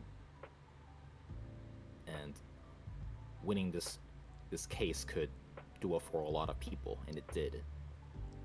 And it was just a really endearing movie, and really just great to watch, because it's nice seeing how things play out, where you, the audience, is thinking, oh shit, man, I can't believe that happened, and then getting to the point of yeah, fuck yeah, bro. Just because we like when the heroes win, if we like him enough, right? Helps that it's Tommy Lee Jones and Jamie Foxx, two great actors playing some fun characters. And yeah, the court scenes, I either call them intense. They vary from being very funny because of Jamie Foxx to being very intense because of what the I guess the antagonist play up in her hands, and it's like, oh shit, how's that gonna play out? And then you see later on. But yeah, I very much like the movie a lot. What it was trying to say, and how it got there. Maybe to a point where it was a little overt, but not too overt. Just more to the point where it bothered me a little bit, but I'm like, you know what? I think you might have earned this little bit, because where it got overt is when I talked about slaves. That's when I got a little overt, but I think it deserved it because of what it was trying to say about the point of legacy and history, and in which giant corporations burying the past. So yeah, it's a movie that I very much appreciated what I was trying to say and what it did, and for its characters, and what I guess also real people, like these are real people, and it's interesting hearing about these people who did such great things in the past, and seeing it through the eyes of a movie. Yeah. It's a day for biopics. It was the year for biopics last year. Yeah. Sure was. Yeah. Mm, What would you rate it? I'm giving it an 8. An 8. Oh, okay. A plain 8. All right. I really liked it. Really liked it. Yeah, glowing recommendation. Mm-hmm. All right. Well, let's see. Moving on here to A Haunting in Venice. All right. So, I saw this. You did. Okay. What is this? So this is the next chapter of the Hercule Poirot Kenneth Branagh slick ass murder mystery movies. Right, that. So it starts with Murder on the Orient Express, and then it goes to Death on the Nile, and then this. I still have not seen Murder on the Orient Express. I've seen Death on the Nile. That movie was ass. This movie is okay. It's okay. Okay.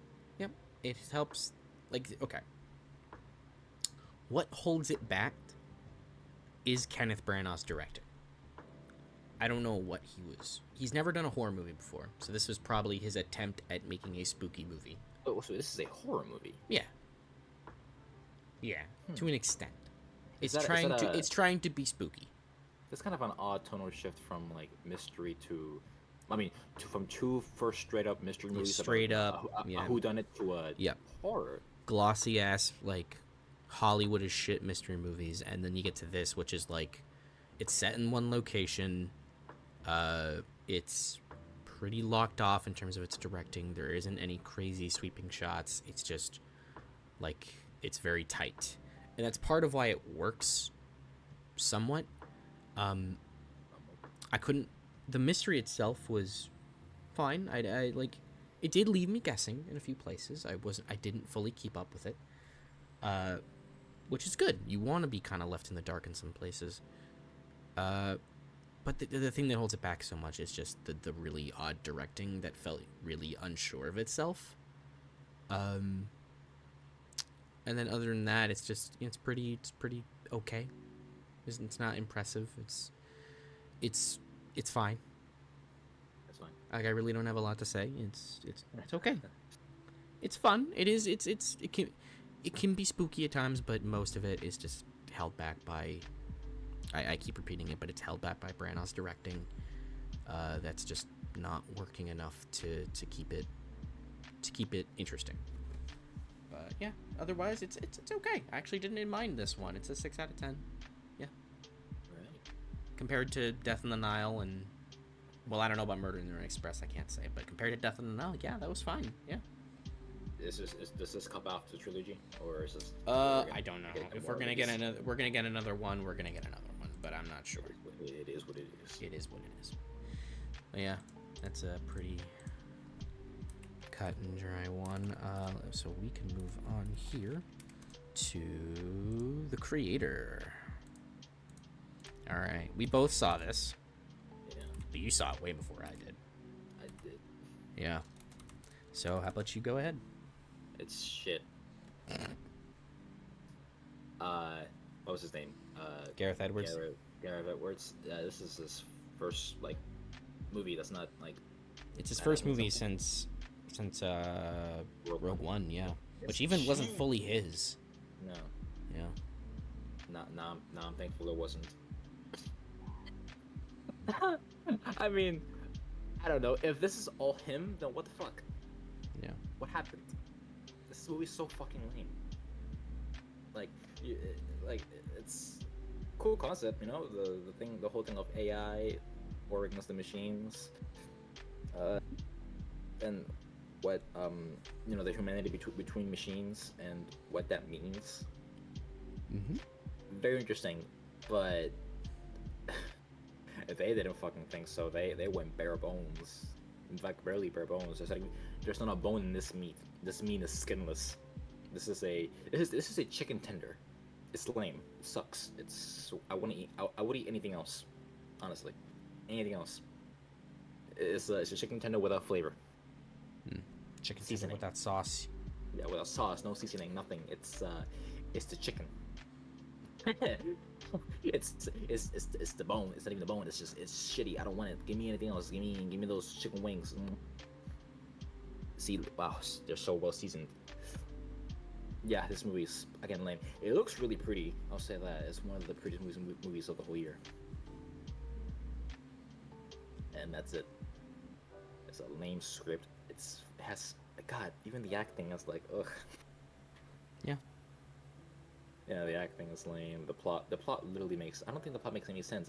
This movie is also like a huge allegory for Vietnam, but it has the subtlety and death of a fucking puddle. It has the subtlety of a plank of wood being whacked across your head. Yeah. And then playing fucking House on the Rising Sun. To like your body just bleeding out on the ground. Like I thought the way they had the American government operate in Asia. This is the combined forces of Asia, right? I'm not mistaken, right? I'm gonna be real. I don't fucking remember. This movie damn near put me to sleep. Man, I do not care. It's hard to care. Really. This movie pissed me off. Yeah, no, it's again. This is really lame. The character's lame. The little girl is lame. I think the only thing that I may have liked about it is, other than the visuals, is the robot that smoked weed. Remember that? No. Probably not. That was a robot that smoked weed. That was fucking metal. I like that a lot. But that's really it. Well, shit. Yeah. Yeah, everything you said was pretty right. This movie's pretty, but it's dull as sin. It has nothing to say. It's got nothing going for it. Like, outside of its really good visuals and some, I guess, fine action scenes, yeah. But, like, I didn't give a shit about anything that was going on. It was so over-bloated and just so fucking long and boring. Oh yeah, I was just like, it just kept going, and I was like, get on with it. Like, I get it. I fucking get it. Move on. I just was so... It was such a waste of fucking time. And it looked good, too. And it looked good. It looked really good. And I'm sad, because it's an original film. Original, big budget, sci-fi movie. You don't see a lot of those anymore. So I was hoping it would succeed. I was hoping it would be good. Not only does bomb hard, this movie fucking sucks dick. I had a very violent reaction to this movie when I first saw it. You shit sure did. I've calmed down on it since. My original score was like a 3. Now it's a 4. Right. But it doesn't change the fact that I almost hate this movie. I almost hate it. I was like a 3.5, right? Maybe, I don't know. Well, I'm gonna keep it there. 3.5. That's my score. 3.5. Yeah, I'm gonna keep it at a 4. Yeah, no, this movie is ugh. Yeah. Ugh. I don't really have anything to say. It's just it's got nothing. Got no sauce. Just like the movie. No sauce. No sauce. Yeah. No sauce. No season. No flavor. Yep. No skin. Yeah. Well, is that really all we can say? What else is to say? Yeah. Good point. You know? Good point. All right. Yeah. Moving on. Next up is. Oh fuck my life. Hold on. Okay. Fix that one. Y'all just got a peek into my process here. But yeah, no, we're gonna be doing dumb money now. Yeah. So yeah, I guess we can talk about dumb money. Well, yeah, it's here. So, dumb money is okay. It's a lot of movie. It's very satirical. It's trying to be kind of a bit of a comedy, a tongue-in-cheek kind of comedy, but it's directed really frantically and paced really frantically. Like, it's just it's tackling a lot of different characters, but none of it seems to like matter. Okay. So the main story that we focus on is the one that Paul Dano is a part of. He's the initial guy who did YouTube videos and streams talking about the GameStop stock and talking about how it was like a really promising prospect, and he kind of was part of like the inciting incident to like get it to go up. But they also focus on other characters. So like they focus on the company that was running an app, the CEOs of a company that was running an app that helped people purchase stock. But they're barely in the movie, so they don't really get anything to do. It focuses on like a CEO, another CEO of that company that doesn't have anything to do. It focuses on a GameStop employee that doesn't really have anything to do, and it focuses on a guy who had stock in GME, which was GameStop. I mean, a lot of it kind of comes down to like if you can follow the lingo, if you can follow the stock market lingo and follow everything they're saying and get invested, that's fine. That kind of helps. But if you get lost in it, or if you can't follow it, or if you're not interested in any of the characters, then it's just not going to work. For me, I was able to get mostly interested in it. I think what works is it tells a very convincing David and Goliath story, where you really want it to succeed. You really want to see the shitty rich people go down. Hey, we just talked about the burial, bro. Yeah. But it has some occasionally funny moments. Paul Dano's really good. But, like, it's just so overbearing. It's doing way too much. You know what I mean? Like, it's got way too much going on for just one movie. It feels like there was not enough. It feels like they didn't have enough information to make it like a engaging movie, and so they were like, let's just throw some other shit in there. Would you say it's a little unfocused? It's definitely unfocused. It's short too. It's an hour 44 minutes, so it's weird that it's this unfocused and this like rambunctious and crazy. Yeah, it's just a lot of it gets really lost in itself, and it doesn't fully work all the way. So for that reason, I would have to give the movie a 7. You were like at an 8 when you first saw it, right? No, I was always at a 7. But when I first saw it, I was like, did I like this? And I did think about it, and I was like, yeah, no, I did enjoy it, but it's not perfect. It's got a lot of problems, and it is one of the, unfortunately, more forgettable movies of the year. And it has a crazy cast, too. Like, it has a crazy cast. Is that Sebastian Stan, right? That is Sebastian Stan. Nick Offerman is in the corner there. There's Vincent D'Onofrio, Anthony Ramos, Seth Rogen. Why am I blanking on your name now? Pete Davidson. Like, there's a bunch of like really good actors in this movie that just don't get a lot to do, unfortunately. So, but yeah, it wasn't a horrible time. It was a fine movie. I didn't hate it. Yeah, that's really all I can say about it. Alright. And that's that.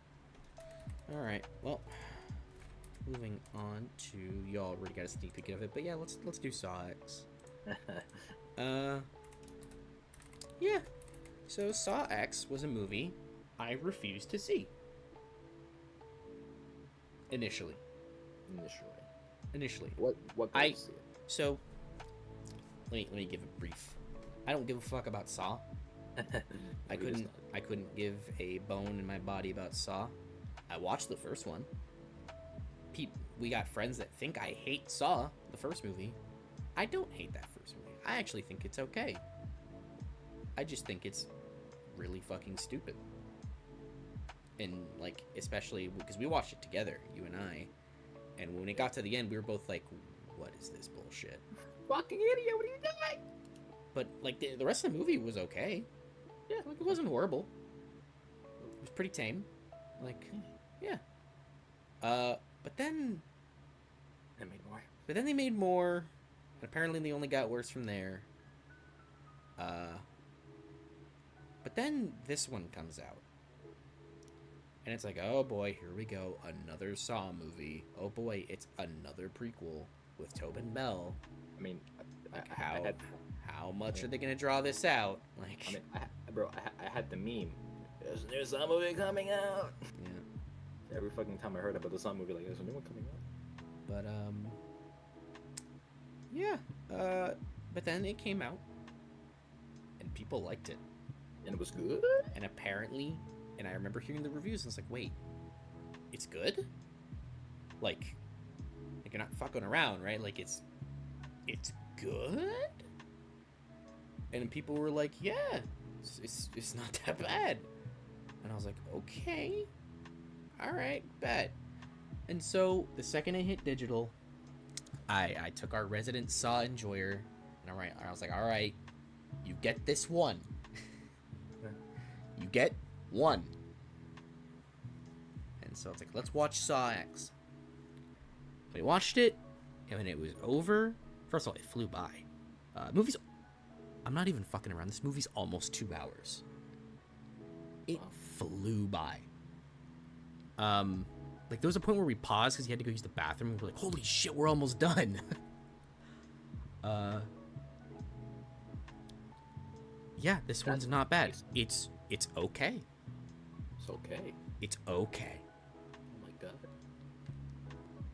And I'll tell you why. Because it actually makes me sympathetic to John Kramer, the Saw murderer, the Jigsaw killer. Really? It actually made me sympathetic to him, which is insane. It goes out the window, of course, and it just starts, doing the usual Saw bullshit. But it's like that part of it is enough to make me go, you know what? I didn't mind this movie. I didn't mind it. It's torture porn still, and it's gross, and like this is the only franchise that like they do that shit, and I'm like, ugh, like yeah, like I had to like turn around and go like, nope, not happening, because it's just so fucking like gratuitous and violent. It really is. But yeah, it's the best thing I can say about it is it's not insufferable. Was it jarring watching the 10th movie after the first one? Yeah, but funny enough, it's the prequel, so it wasn't that jarring. It's a prequel. Yeah, it takes place, it takes place after the first movie, before this third movie. So it's before John Kramer dies, but it's in like that weird space where like the first movie happened, and Right. I think the second movie happened. It's so funny how he died in the third movie and then they made more. They made more. And the producer's like, yeah, we fucked up. Yeah. Like, we shouldn't have killed this guy. But yeah, no, it's not insufferable. That is the best thing I can say about it, is it's not an insufferable movie. I would give it a 6.5 out of 10. Alright. Yeah, if that's not a glowing recommendation, I don't know what is. If you like Saw, go ahead. Yeah, if you like Saw, you already saw it. Yeah. All right, moving the fuck on. Hold on, that's that deserves a No way you're doing it to me. no. Oh, okay. That was long shit. Yeah. All right, well, this one's all you, because I didn't see this. I didn't see this bullshit. This was a date movie. It was not worth it. Okay, so I never saw the Exorcist movie. I probably should. Yeah, apparently it's like perfect. Yeah, I hear all about good things about it. This is a sequel to it, so I imagine the Exorcist fans were fucking pissed watching this movie. I wasn't, because I never saw the first one. But I do know a thing or two about movies, and this is a shit movie. This is a really bad movie. God. First of all, it's not scary. As You horror don't movies say. go, you know, I don't say. It's silly nonsense about the devil, God, oh my God, the devil goes fucking whatever. It's kind of funny on how they do things with characters. They're calling that they're Harley characters. They're fucking screaming idiots. The kids? How are the kids? No, is that the characters you're referring to?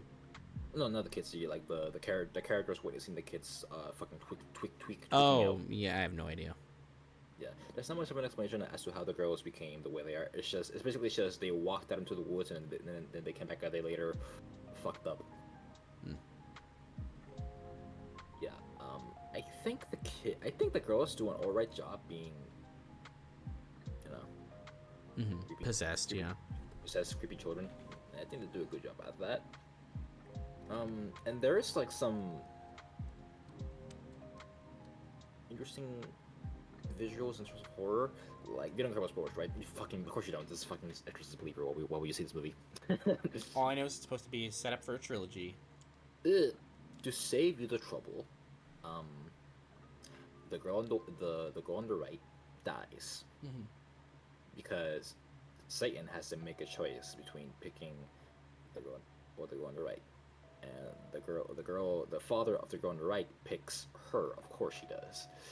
But that's the devil doing a little bit of trolling. You see, he's like, haha. You see, if you picked the other one, I was gonna kill the other one. Ha ha ha. Wait, if you picked her, I was just gonna kill her. Oh, and he fucking hits the greedy while the girl dies. So what I like about this particular part is the devil playing a trick on them. Hold on. Oh. So what I like about sorry, I'm back. What I like about in particular is the visual that plays to show the girl dying. It's a weird visual of hell. It's a dark void. It's her in the sewer, basically underwater, walking through a sewer, and it's all dark. It's dark and bluish, and it's then a bunch of hands reaching down under and dragging her down to the sewers. Wow. Well, it plays in like a very like schizophrenic, with like flashing lights, very quick, very choppy, and it's her dragging down, was screaming while a bunch of the hands drag her down. That shit was like really good, as a visual of like, oh fuck, that's disturbing. And then she's dead. She basically got dragged down to hell and died because of the choice her parents made that cost her life. That as an idea is pretty good, I'd say. That's kind of the best part of the movie for me. But as a whole, it's a boring slog to get through. Boring character. Dad is stupid. That is fucking the dad that for the girl on the left, the black girl, is like he's a lame character to like follow through. He's got his own demons about back when he and his wife were in a trip in Africa. There was an earthquake that injured her, and then there was like a choice where he had to either save the child, which means she dies, or fuck the kid. He chose his wife, but his wife went, no, save my child, and she dies. So this idea where like he never really wanted his kid because he got his wife killed. This idea there that's only met through in the end, where the kid is taunting her dad, even though that was never communicated to us when they were getting along. There's a little bit of an inconsistency there, but yeah, it's a boring slog. It's really lame. It's really slow. It takes forever, and it's not scary for the most, like, except for that one part, or it's more haunting than scary, dare I say. And like I said, the girls do a good job tweaking out, but I don't think it's enough to carry this movie, and it's a really fucking lame, tame ass movie. I just kept hearing how much of a piece of shit that movie was. It is a piece of shit. Yeah, from like everybody. Yeah, no. Yeah. This convinces me we should stop making horror movies. But yeah, it's a 3, honestly. Wow. Yeah, I give it a Okay. I would have thought it would go lower. Well, no, like I said, that visual of the girl dying is like, oh shit, that works. That works very well. Okay. Well, yeah, that works out, and we can move on to our next movie here, which is The Marsh King's Daughter. Okay. This hurts me. Oh, really? This hurts me because Why this does it hurt you? this movie is literally like this. This makes me. Daisy Ridley, please be in a good movie challenge. Damn near impossible. Like, you want to talk? We said the creator was boring. This movie tests your patience even more. And this movie's like 30 minutes shorter. This movie's like an hour 48. Like, it's just so incredibly boring and slow, and like it's filmmaking and acting isn't doing anything to help it. Like, I don't get what the point of the performances were. Like, was everybody supposed to purposefully be stilted and unemotional? Is it supposed to be like weird and uninteresting? Like, what was the idea here? I don't get it. And apparently this is based off of a book, and this movie makes me think the book is awful too. Like, I don't know, man. I don't even know what to say. Like, it's also like a thriller where it's not tense. That would hurt, wouldn't it?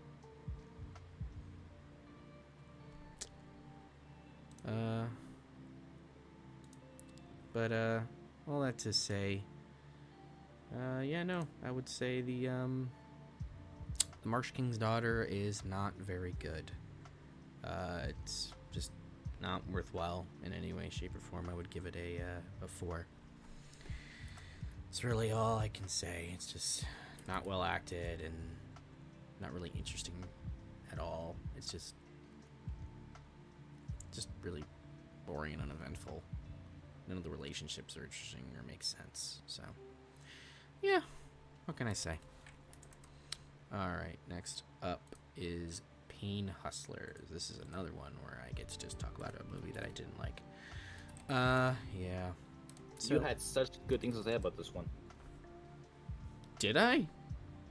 Yeah, totally, yeah. Oh. Yeah, that's a meme. I'm memeing. Okay. Okay.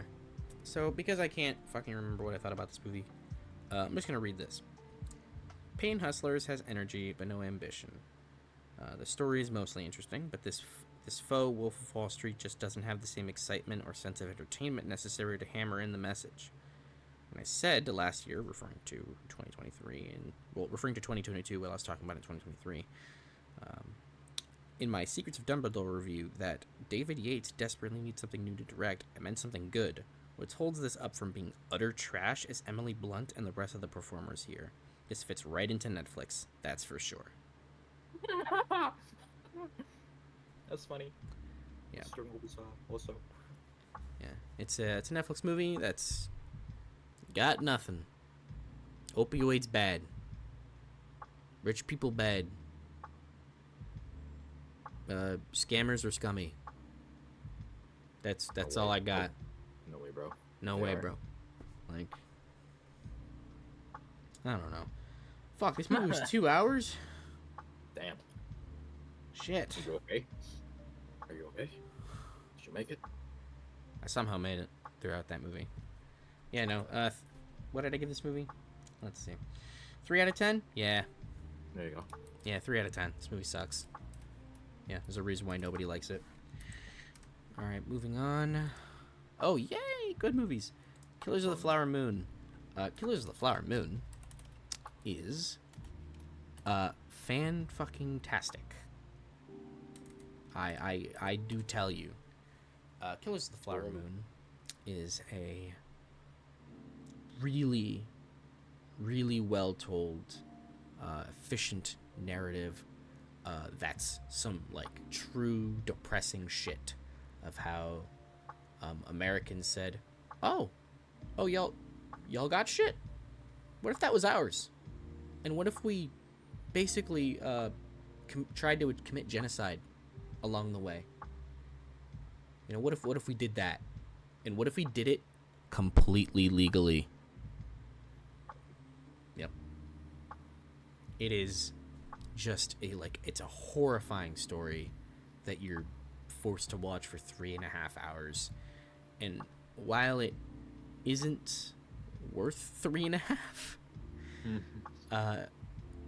Scorsese sure does make a good argument for why it's worth 3, because there's a lot of detail about the inner workings of, you know, just how they did it. Some people think this movie's a mystery. It's not. It's pretty blatant, actually, who done it. And you know the entire time, and that's part of why the movie is so intense. A blatant whodunit. Yeah, it's a blatant whodunit, and that's why the movie's it's a thriller, because Yeah, so that would make it a whodunit then. yeah, so like, you know who done it.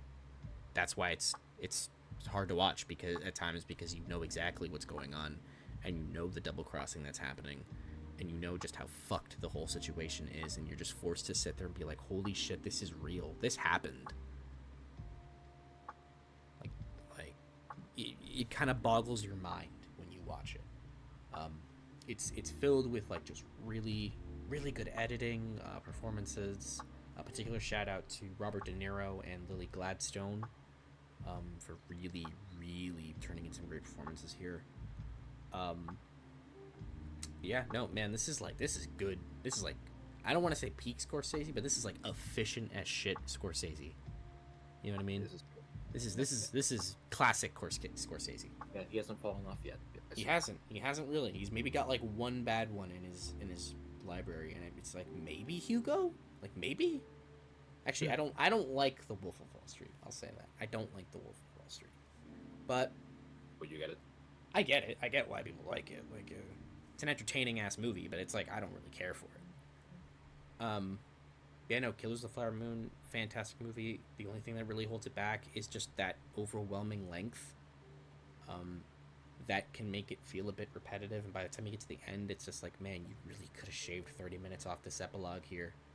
That's what she said. Yeah, but it kind of reminds me a bit of The Irishman, where that movie was also 3.5 hours. It's like, man, you really could have cut it at 3. You really could have. But yeah, this film is really great. 9 out of 10. It's fantastic. Watch it. Especially with this coming award season, you're definitely going to see this for like screenplay. You're going to see it for director, for best picture. Like it's going to go up there. It's going to get a lot. This is a strong ass movie. Also, it's right up your alley too, because it's a really good historical drama. Nice. Yeah, I like those. I know. But yeah, moving on to the next film, we have I Five like Nights at Freddy's. Oh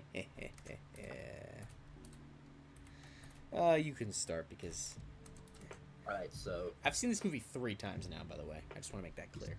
Yeah, man. go for it. So yeah,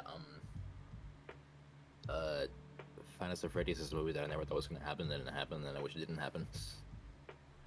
That's kind of a way to put it, right? I mean, That's a way to put it. to be fair, I don't despise this movie. I don't even hate it. I don't even dislike it as many may have thought. You know? It sure was a don't- rough movie to watch at times. Yes. Yeah. I don't think it's very good. I think this is a movie with untapped potential that it barely scratches the surface of. Yeah, At the very it least, really could have been the- something. it really could have. And at the very least, the animatronics look fine, fucking tacular. They look exactly like they're supposed to look. Yeah, and they're practical too. So it's like, oh, what a added plus. But yeah, it's a silly fucking plot. Even me, I mean, I don't know anything about The lore, if you will. the lore. Yeah, exactly. I don't know much about it. Some fucking purple guy killed a bunch of kids, whatever. I guess what the movie what the movie adapted, I don't even think it was told very well. There's not a whole lot of character in this movie. That being the other characters, the kills are fucking lame. Jesus Christ, this movie could have really benefited from being rated R, especially because you had a fucking Peacock release. You could have done something with that, but alright. Could have gone balls to the wall, but whatever. Gotta appeal to the kids. But come on, bro. Kids play the games. They don't mind. They don't mind being scared. Also, it's not scary. This is based off a horror game, and it is not scary like at all. Yep. But I'll say this: something that I gave them we shit for at first. It is a certain scene where main character, Mike. Mike. Yeah, Mike. There you go, Mike. Mike, the security guy. When he sees the kid getting grabbed by the guy in the mall, and he attacks him. So I'll say I like that scene because knowing his experience with his brother being kidnapped, I can understand him lashing out that violently towards a man he thinks is kidnapping another kid. The problem is they play that before they tell you that's his experience. And that is true. Yeah. But after an understanding, I'll be like, you know what? That's a good scene. Good job, movie. You did something. It is something. That's what I call neat character work. Good job. Yeah. I'll give you that. Shaggy was in the movie. He sure is. He sure is in the movie. Yeah. He's Springtrap. Oh, I'm sorry, not Springtrap. He's Spring Bonnie. Sorry. And then once he gets spring locked and he dies in the suit, his soul possesses the suit, and then he's Springtrap. Why do you hate me? It makes no sense. Don't blame me, blame Scott Coffin. Yeah, this is in the making for the what? 10 years? Holy shit. No, 8. 8 years. All right. So it was announced in 2015, right after the third game came out. It was originally at Warner Brothers, and then it got shopped around to Blumhouse, who picked it up. It was originally supposed to be directed by Chris Columbus. He dropped out. Then it got put in Gil Keaton's hands. He dropped out. They just kind of put it in a nebulous limbo for a while because they were not happy with the script at all. And apparently whatever Scott Cawthon wrote as the script just was like he referred to it as a 200-page Bible as opposed to an actually releasable movie. So then it got put into a state for a while where it's like, fuck it, let's just work on the script until we actually have something here, and then they cooked, I guess. And now it's here. Well, if I'm happy over anything, I am happy over the movie's success. I am. Sure. I really am. It is a video game movie of a very popular video game coming out in a time where movies aren't doing very well in theaters, you know. Yeah. So I'm pretty happy. There's a couple successes this past couple months. Five Nights at Freddy's being one of them, and there's one other one that was kind of. There's a couple others that were notable successes that we will get to. Yeah. I'm pretty happy over it because, and I hope that success and love by people love this movie. Yeah, there sure are people who love this movie. We know one of them. It was frustrating watching it with them. Probably, I'm sure. You were not there for that. I was not. Yeah. That's what I said. I'm sure it was. Yeah, I'm sure it was frustrating. I know who it is. Yep. You told me about it. So frustrating. Because it was okay. So I'll explain for context. I won't name names, but there was about a group of 6 or 7 of us watching this over Peacock. Not 6. It was 5 or 6 of us. We were watching it, and one of them had already seen it. The rest of us were watching it for the first time on Peacock. And so as we're watching it, all of us are kind of having a Mystery Science Theater 3000 kind of just talking over the movie and giving it shit, talking about how bad it was, just going that was fucking stupid, that looked horrible, oh my god, that was horrid, that was cringe. And then the entire time this dude was just man, that was awesome, what were you expecting, just turn off your brain, have fun. And we're dog, no. You like the movie, good for you, man. I'm not gonna take that away from you. I'm glad you had a great time. I wish I could have enjoyed it as well. Don't tell me to turn off my brain. Well, let us hate it. Yeah. Don't tell me to turn off my brain. That's it. Just don't tell me to turn off my brain. There's some movies that, if you turn off your brain, you'll probably have a lot of fun. I have some of those movies myself that I adore. Transformers. You know what I mean? Mhm. But if I turn on my brain, movies are fucking dumb. If that is the excuse to defend your movie, then you fucked up already. Yeah. If you as a person, your only defense is, man, just have fun, turn off your brain and enjoy it. Okay, I can do that, but the second I turn it back on, I'm like, damn, that shit was dumb. Even in terms of trying to like defend the movie, like let's say it's good, turn your brain off, then you fucked up. Yeah. The movie is not that good then. Yeah. If I have to, alter my mind, then. And there's movies that are legitimately better for it, like Hobbs and Shaw. Yeah. It's a movie that's like you turn off your brain and you have some dumb fun, and it's really enjoyable. But also that movie has shit in it that works. But that movie's still bad in it, or Hobbs and Shaw. I actually like Hobbs. I think it's not a bad movie. It has shit in it that like actually works. Hobbs and Shaw. Hobbs and Shaw. Yeah. Five Nights at Freddy's. It's still shite. I think a good example is Resident Evil Death Island. Sure. Yeah. Turn off your brain. It's dumb fun, right? You have a great time. It's still bad. It's still bad.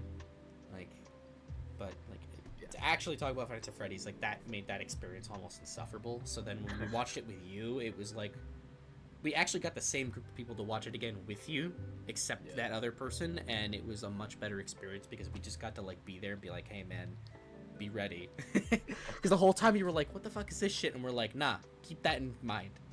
It was fun. Keep that. Yeah, we really, because every dumb shit you were like, oh, okay, they're setting up something here, and we're like, nah, keep that shit in mind.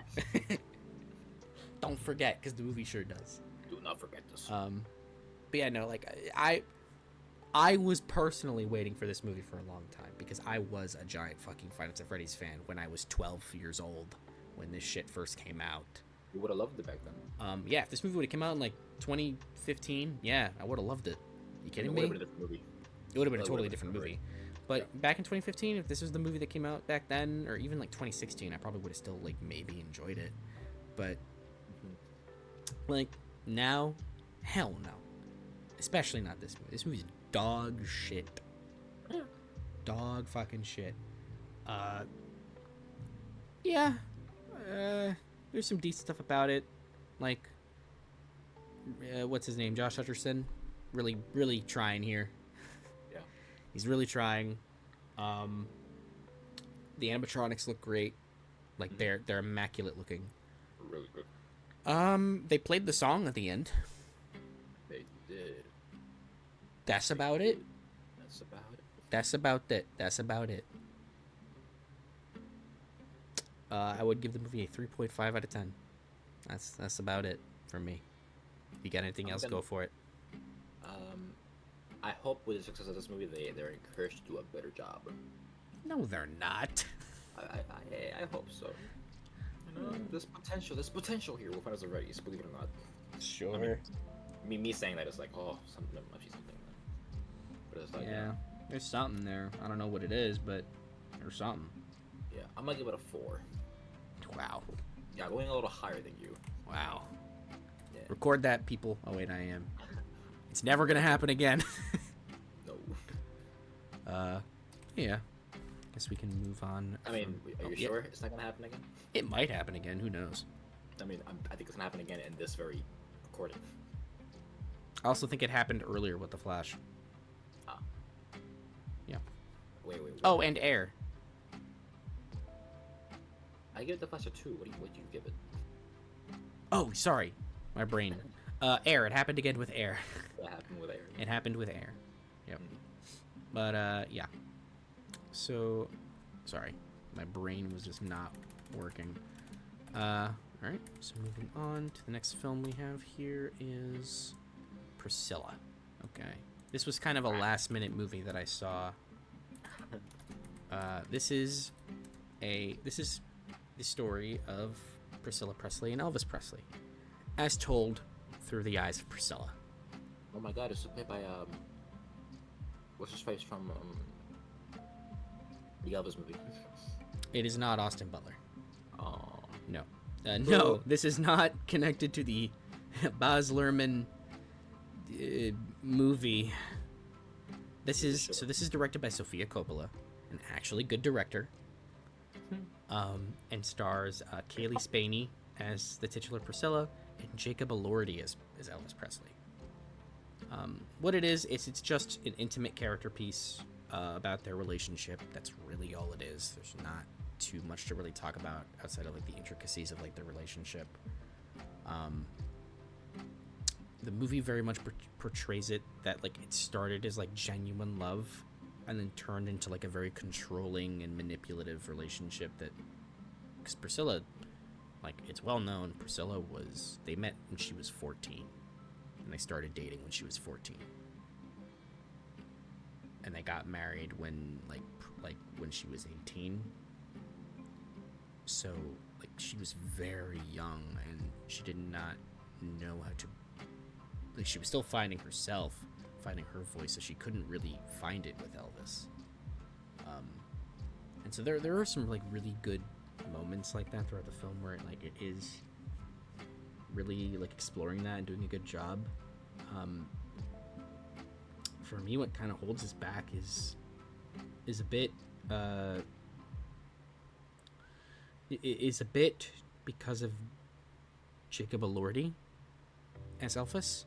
He's a good actor, and I wouldn't have thought that before this past year where I saw him in this and in another film we're going to talk about later, Saltburn, where I'm like, no, this dude's a really like good talent, like he's going places. But his performance as Elvis is not so much caught up in the voice as Austin Butler was, and just kind of like being Elvis. But his performance, like it's good, but it's kind of hard to understand him at times. Jacob Elordi is a very Australian man. And he's a very Australian man. And so his Australianness comes out when he's doing the Elvis voice. And it kind of sometimes makes it sound like he's going, my baby. Sour. Sour. Sour. Let's roll, baby. I just gotta do this movie when I get back on the movie. I gotta go back, baby. You should talk that for the whole big recording. No, God no. But yeah, he's fine mostly. It's just hard. It's kind of hard to understand him at times. He's got a bit of that Tom Hardy shit where it's like, what the fuck did he just say? But like, I think if I were to watch it again, I'd probably like it a lot more, because there are some like intricacies there that I'm even like picking up on like as I think about it. But at the time when I saw it, I was like, it's a good movie, not great in my opinion. It's just, it feels like sometimes it lacked like a bit of depth, and its pace is dreadful. But I acknowledge I could have missed something somewhere that would have caused me to just misinterpret the movie or just not get it, you know. I fully acknowledge that I could have fucked up as a human being and just not gotten it. But otherwise, I would give the movie a solid 7. Oh, very humble of you. Yeah, it's a 7 out of 10. Yeah, it's perfectly good movie. Oh shit, she made a Lost in Translation, didn't she? Yeah, Sofia Coppola. Yeah, oh, she's got a good career. She's done Lost in Translation, Marie Antoinette. What's the other one? The Virgin Suicides is another one that she's well known for. Yeah, I've only seen Lost in Translation. That movie's Yeah, really good. is it? I gotta watch it. Okay. But yeah. Yeah, that's pretty much all I gotta say. We can move on here to what's next. Rustin. Okay. What? Yeah, this is another one that's kind of like what? Oh, that was a sigh. That was a disappointing sigh, wasn't it? It was a bit of a sigh because I actually, I really wanted to like this. I don't think Rustin's very good. It's just so paint by numbers, and it feels almost disrespectful to the man it's supposed to be. You know, what's the word I'm looking for? Right. Portraying, but also like teaching us about. Because Bayard Rustin was a very pivotal member of the civil rights movement. but barely anybody knows who he is or his story. And so I feel like part of the movie that you're when you're watching the movie is like, damn, I kind of feel ashamed that I had no idea who this guy was, and that there's so little out there to really like draw upon for who this man was. That's really sad. Yeah, it's really sad. It feels like the movie doesn't do him any service. It doesn't. I mean, maybe I just was in a bad mood when I saw it, right? And like, Were you? I saw it after the Iron Claw. Oh. So maybe I was just in a bad mood. We'll get to the Iron Claw eventually. This isn't a negative emotion, guys, by the way. It's not. No. Yeah, but yeah, no, I just didn't feel like the movie was. I just thought the movie wasn't very good. It's really paint by numbers. It does nothing exceptionally. It feels like it's really just being carried on its back by. I think it's Coleman Domingo's performance as Bayard Rustin. He's incredible in it. Like he's really carrying it, but the movie just isn't working without him. You know what I mean? Like it crumbles without him because the rest of it is just not special. Like that's really all I can say. I don't really have a lot. It's kind of unfortunate because I really wanted to like this, but it feels like it's another biopic, and it's the standard biopic. Yeah, right. Like that's the. I don't think it will ever get as bad as Bohemian Rhapsody, ever. Yeah, It can't, right? It can't, right? probably. There's probably worse ones out there. I don't wanna. Yeah, no. Rustin's a 5. Yeah, I'm sorry, but Coleman Domingo is deserving of his flowers. He's having a moment right now, and he really deserves it. Yeah, He's a good actor. he's a very good actor. He's a great actor, even. Yeah, it's a shame. Well, can move on here to the Holdovers. Yeah.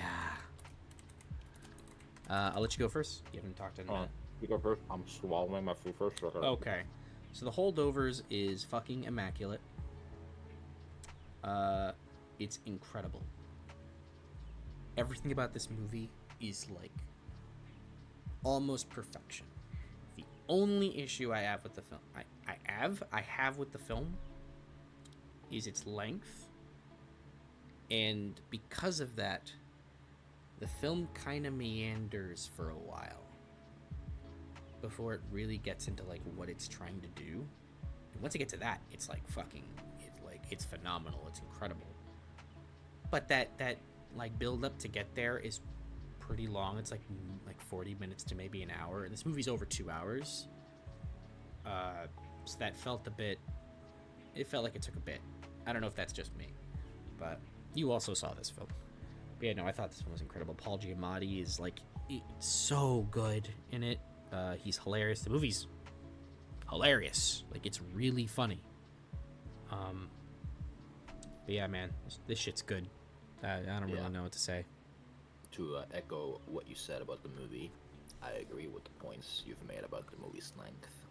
But a lot of that for me is shown by basically by the start of the movie and until it gets to the point where Mr. on the left there broke his fucking arm. Hilarious scene.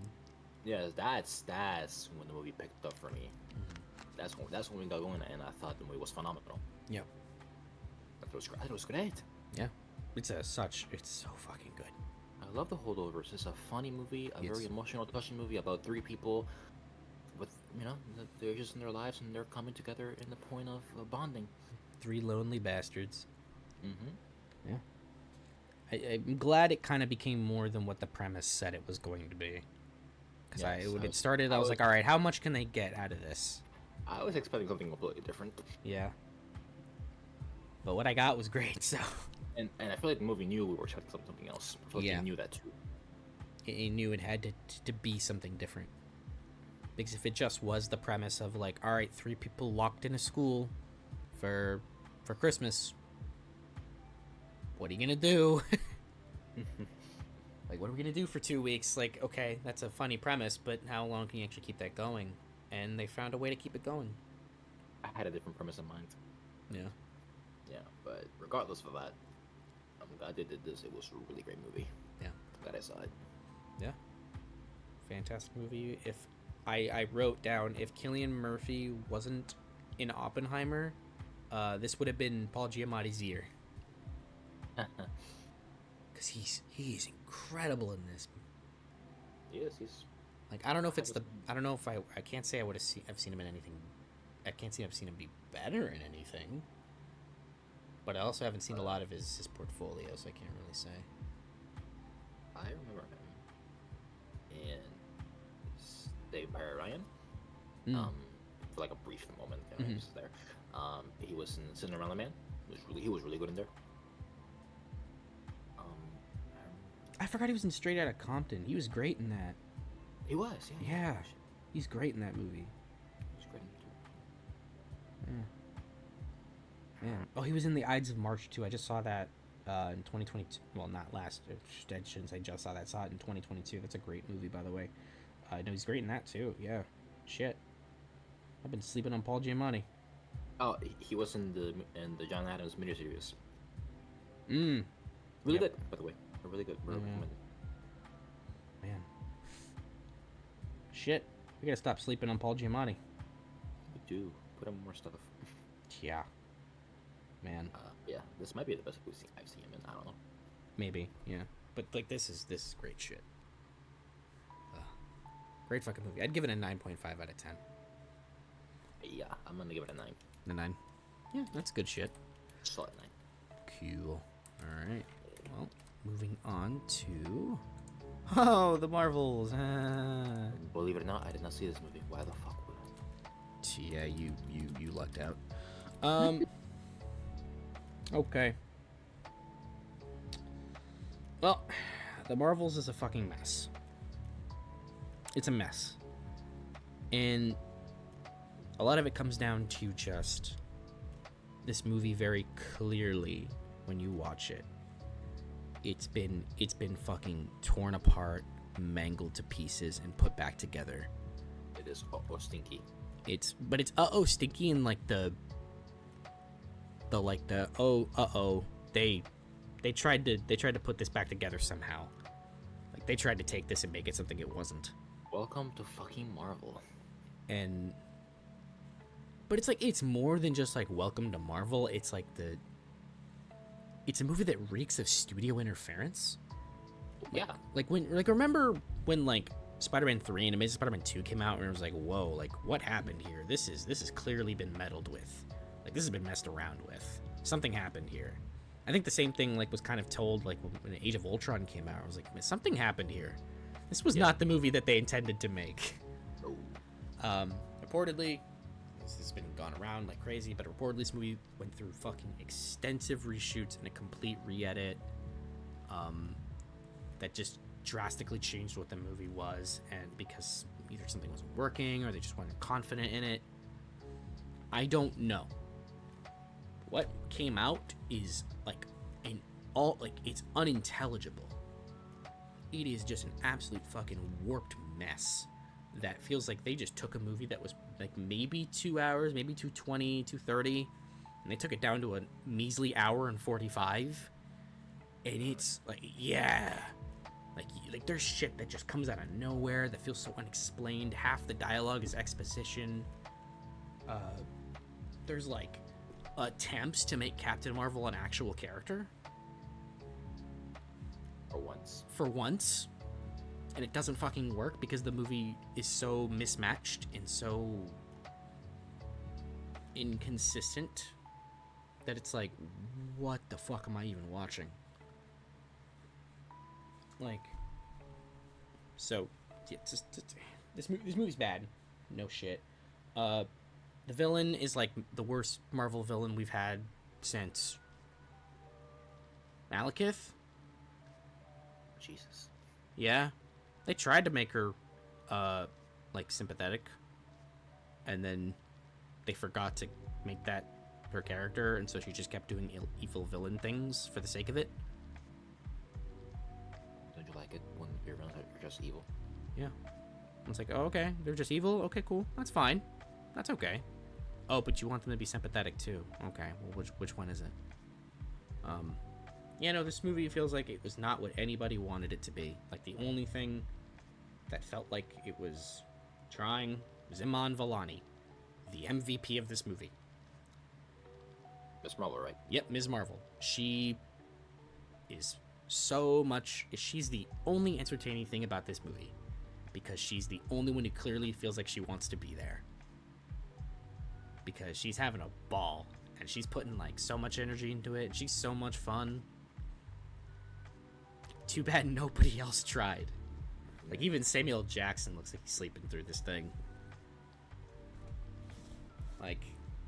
God, and like, don't even get me started on the fucking ending.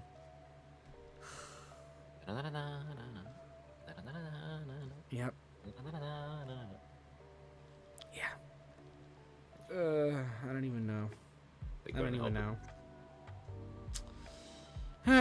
At least it was quick, but it shouldn't have been, because this movie feels like it probably was supposed to be longer and should have been longer. So it wasn't the first Captain Marvel. The first Captain Marvel was like barely 2 hours. I watched it before watching this one. I would say, comparing the two movies, this one is like you ask me on a date, which one do I think is better? I'll probably give you a different answer. But I would put them in like the same tier. Like I would put them in like right next to each other. Like they kind of just fit. I mean, that's not good, but yeah. No, it's not. Yeah, no, this movie's a blanket 4. It's a 4 if I've ever seen one. Yeah.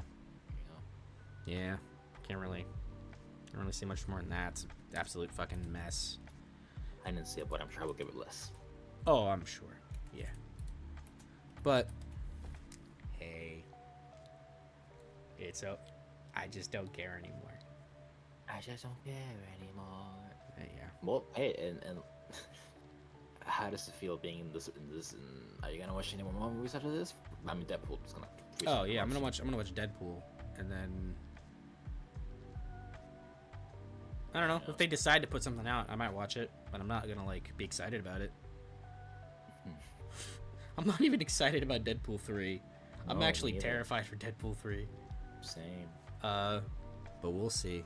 Maybe it'll be something. We shall see. But yeah. Moving on from that, we can go to The Killer. You saw this, as well as I. Oh my god, yeah. So, yeah, you go first, man. Yeah, I'll go first. Oh my god, because we're going to have drastically different opinions. We are. I adore this. I love this movie, people. This movie is so fucking good. Just okay, first of all, welcome back, Michael Fassbender. I missed you so fucking much. Oh. Yeah, back to it. Just this movie. A movie about a hired professional killer.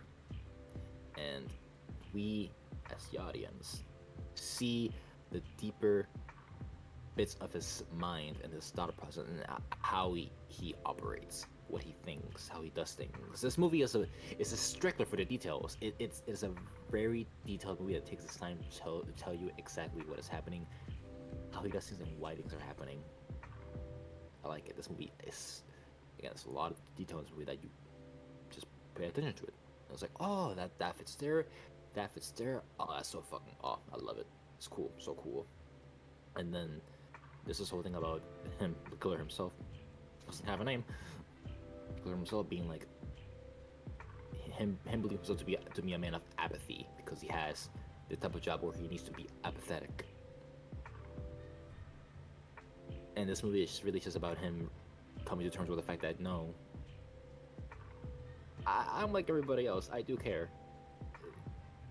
It's not gonna be part of the job, but I can't help it as a human. It's one I am, and I try my best to not be, but fuck, you know. I mean, I was invested to like beginning to just to see what this man did and what else happened. It can be a very tense movie at points, especially in the only action scene in the movie, which is a really, really great fight. It's not. It's gritty, hard hitting, and it's quick. So I dare say it's almost quick because of how fast everything's happening. Because it's like bang, bang, bang. It's not a Mission Impossible.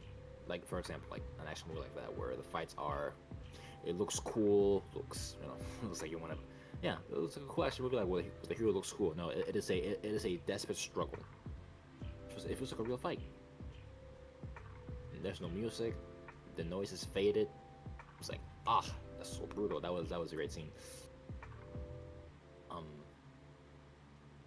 Yeah, no, I love it. It's great. It's fucking great. I love it. I recommend it. Go ahead, Gabe. I didn't like this movie. I didn't like it really at all. Didn't like it. I think it's a good movie though. It's a good movie. I just didn't really care for it. I didn't find its plot all that interesting to me. I thought it was fine. It makes sense. Like, yeah, like you said, the pieces fit. I just didn't really care for its characters at all. I didn't really find anything that they were saying or doing all that interesting. I didn't really find its world all that interesting either. I know it's based off a comic or a graphic novel, or a book. Yeah, no, I didn't care for it much. It's obsessive in its details, and that's fine. That's good, but that eventually turned into a movie that I felt was kind of just dull, in my opinion. I didn't really find it all that intriguing. Like another movie that Fincher made, like to immediately compare another film that Fincher made that's also obsessive in its details, The Girl with the Dragon Tattoo, is interesting because it has more engaging characters. That's where I think something like The Killer didn't work quite as well for me. I couldn't really get into any of the characters. And by an extent, that's to design, but its titular killer, I just couldn't really get into. Whereas like it's the characters in like the Girl with the Dragon Tattoo, I did get into those characters and did really like them. I wish I could have liked The Killer, but yeah, I wasn't super into it. Ouch. Yeah. I would give it a 7. It's a good movie. I just didn't really care for it at all. That's really all I gotta say on the matter. But I'm glad you loved it. Yeah. Thank you. Yeah. What would you give it? It's kind of hard because I'm debating between a 9.5 or a 10. Oh. I'm like struggling, so right now I'm gonna say 9.5, just to be Okay. fair. That's a good one. That's a good score. All right. Anything else to say before I move on? I like the scene in the car where he kills the guy, the taxi driver. Oh yeah. All right. Well, moving on here. Let's move on to Dream Scenario. This was another kind of last-minute movie I saw. Does he have Freddy Krueger arms? He's wearing a Freddy Krueger ass glove. Yes. Uh-huh. So Dream Scenario is a film starring the ever brilliant Nicolas Cage. He plays a professor who finds that people are having dreams about him.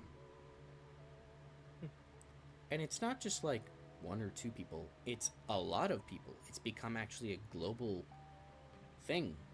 phenomenon, where people are having dreams about him.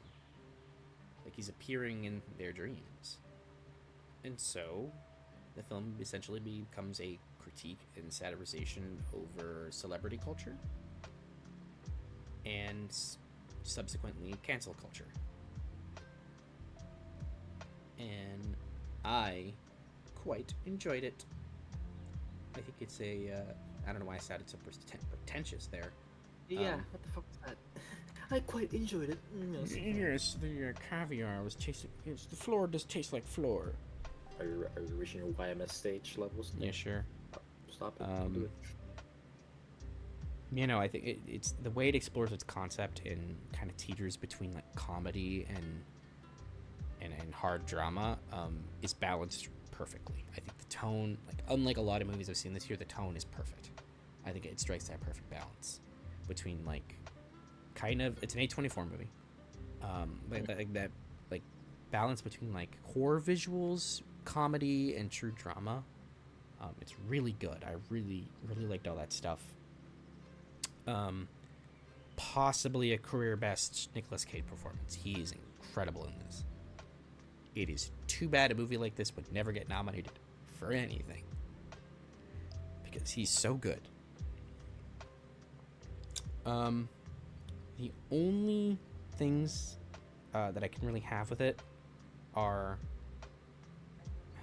unfortunately, the film, its second half is really slowly paced. It's very slowly going through like the stages of what is going to destroy his career and effectively his life. What does he do? He's a professor. He's a professor who wants to be a novelist. Yeah. But on top of that, it also is just really. It's actually a pretty sad and kind of depressing movie in its end, where it's just like, oh man, it's like man, that's really depressing and dour. Yeah, that sucks, bro. Yeah, that sucks, bro. Man. But yeah, man, this is a really fucking good movie. I keep teetering between an 8.5 out of 10 and a 9. But I think for now I'm going to keep it at 8.5 because I do think that second half's pace is like a bit of a killer. Yeah, otherwise, man, that movie's really good. I really recommend it. Oh, great. Yeah, Nicolas Cage, good in movies. In good movies. In good movies. Yeah. Don't you love to see it? Fucking Renfield. Fucking Renfield. Alright, well, moving on, we can get to the next movie here, which is The Hunger Games, The Ballad of Songbirds and Snakes. Wow, what a title. What a title. So. I didn't see it, but Yeah. So I'll put it this way. I have a lot of thoughts in this movie. There's a lot of it. 2 hours and 40 minutes of it. Yeah. It is. I think it's a good movie. That's about it. But I really like it. And part of it is because I just really love Suzanne Collins' world for the Hunger Games. I really like that world. I think it's so lived in and interesting. But what this film unfortunately has is a really like fucking great first half. And then a second half that's also pretty good. And then just shits the bed in the last like 10-20 minutes. Because 10, 20 minutes, is it that bad that it worships the bed that badly? Oh, it ends badly. Ooh. Like when I was watching, I was like, man, this is pretty good. This is bordering on some like 8.5 kind of shit. And then those last like 15-20 minutes happened, and I was like, oh no. Like I did think about it for long enough where I was like, you know what? No, like there's enough good here that it didn't turn down. It didn't take the movie down like so much that I was like, man, this movie's kind of ass. But because there's enough about it that works enough that I'm like, you know what? I'm willing to give it a passing grade. It's a very dense movie. There's a lot of information, a lot of dialogue, and a lot of relationships, and like a lot of that is really interesting to explore, especially dealing with like a young Snow, because this movie is a prequel. It takes place during the 10th Hunger Games, so we're going way back. Yeah, way back, and it's about a young Coriolanus Snow and him trying to make it in the world and try to be a member of the Capitol. and just like exploring like how different the world was before the glitz and glamour that became like the televised spectacle that was the Hunger Games as we saw it during like the Mockingjay era. But like that is really interesting to explore, and it is fun. But once you get into the games themselves, I do think that first half I think it's great, like pretty great. That actual like Hunger Games section, I think. How do I say this? The games do happen in this The movie? games do happen. The games do happen. Like we see it happening. We see it happen. Because the film is about Snow, the introduction of the whole like the mentoring of the tributes, like the mentoring. Right. And so Snow mentors his tribute from District 12, Lucy Gray Baird. And so it's about their relationship that blossoms between them, and his mentorship of her. And that stuff's really interesting. But once you get into the games, it feels like it actually lost its bite that the first movie had. Because because when I first saw the first Hunger Games, I felt that movie was just overbearing. Like when I first saw it, I was like, man, this movie's really overbearing. It's just a lot of shaky cam and you can't see shit. And to an extent, I still feel that way. But that first movie, I think what it has that the other Hunger Games movies haven't done since then is really have this violent edge. It was not afraid to show blood. It was not afraid to like really make it seem brutal and vicious. Ill children. And intense and like really set in like, oh my holy shit, this is like horrible. Like this is terrible shit that's happening. In this movie, yeah, the kids still kill each other. And like it's in violent, brutal ways, but there's no blood. There's no blood. They don't cut away often, but it's like it feels like it lost its edge. Like it feels like there's just something missing. A lack of commitment to the violence.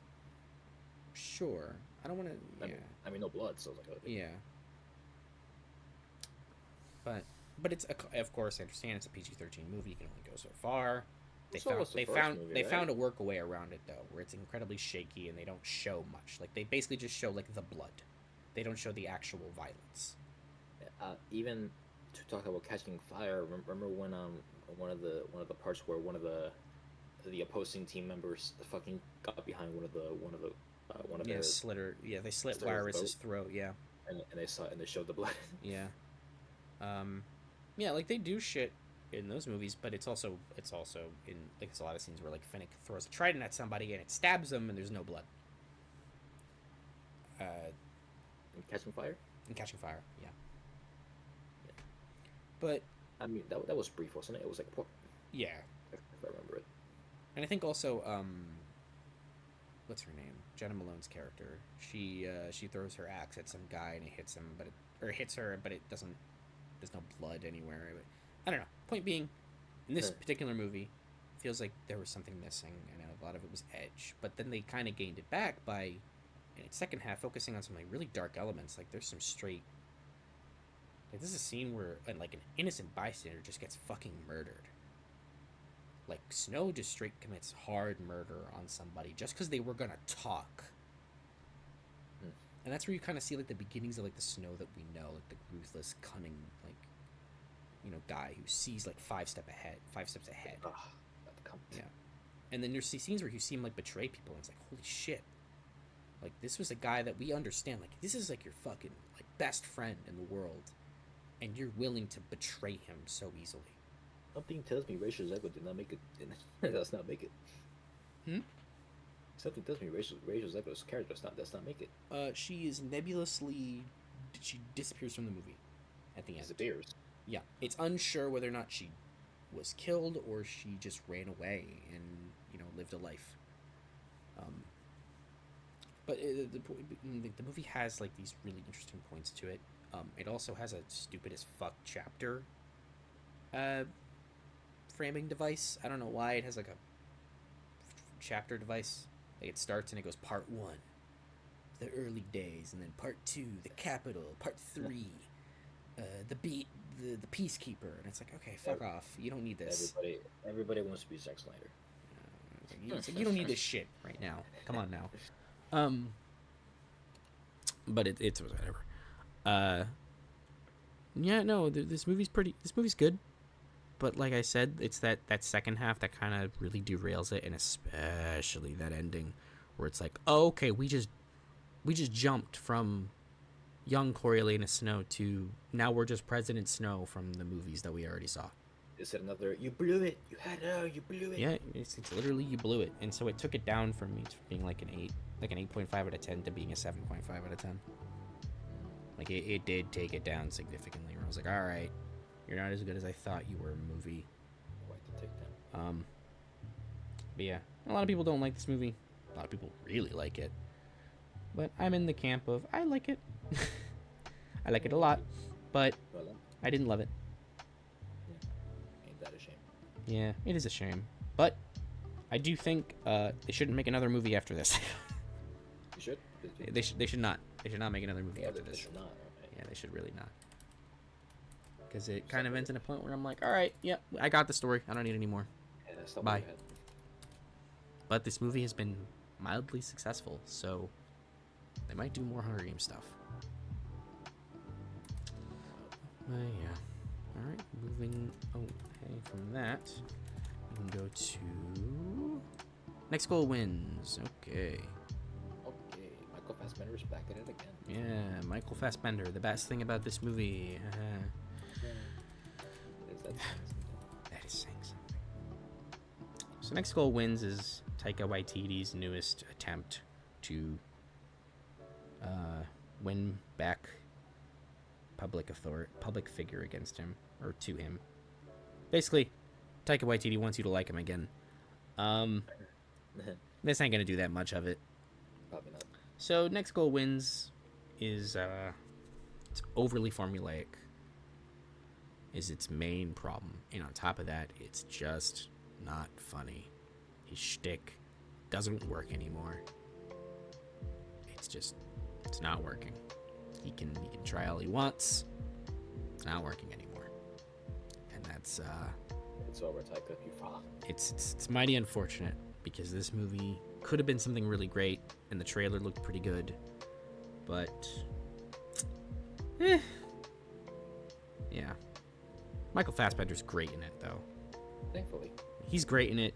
He's doing some heavy lifting. There's some good moments of like genuine heart, and it has a good message, about like being like about not worrying about being about competitiveness and being overly competitive, and just having a good time, enjoying the game that you're playing. Now people can learn to fucking hire this man more. Yeah. Give him more work, please. I don't It also why. originally wasn't him. So this movie was shot in 2019 Oh my god.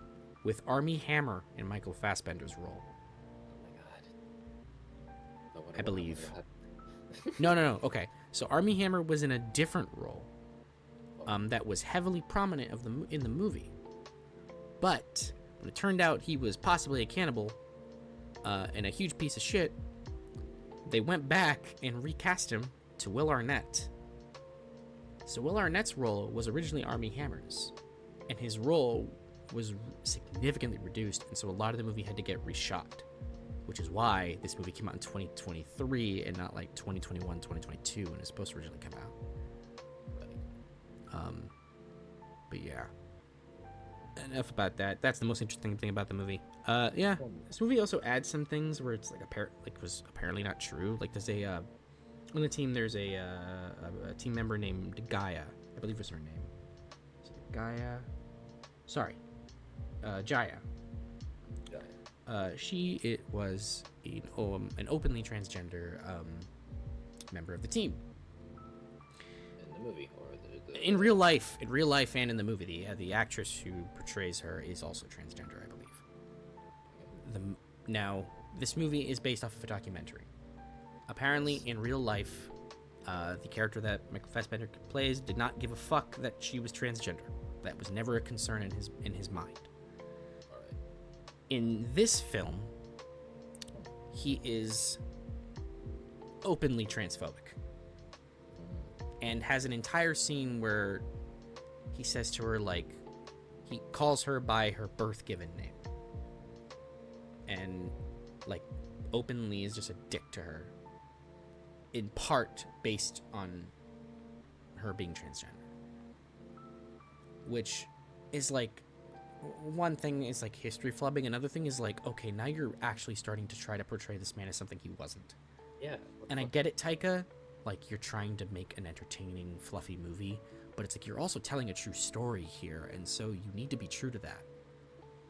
And so if you're going to flub it and try to make this guy look even slightly worse than what he actually is, like, that's fucked up. And so there's part of that I, like, really heavily disagree with.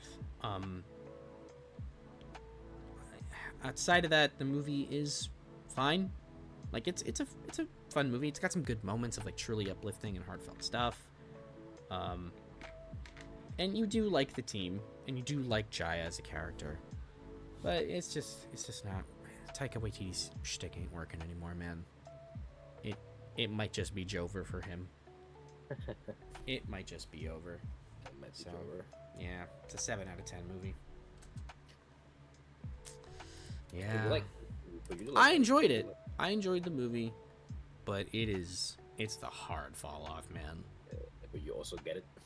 Yeah, I also get it. I also get why there's a lot of people that really don't like it. Yeah. So, yeah. Makes you want to watch a documentary instead. Honestly. It does, honestly. Yeah. All right, well, moving on to the next movie here, we have Trolls Band Together. Oh my god, you actually saw it. I did actually see this. And you know what? I'm gonna be crazy. This movie was okay. Alright. The fact First Ghost movies? I didn't see the first one. I saw the sequel, Trolls World Tour, which was like, it's not good, but wasn't insufferable. Trolls Band Together, not that good, but it's not insufferable. Oh my god. It's got its moments. We're evolving. Look at that. We're getting better, guys. We'll eventually get to a good movie. Yeah, no, like, it's not an obnoxious movie. It's got some actually pretty funny jokes. I told you we should have gotten more glitter. That's not from that movie.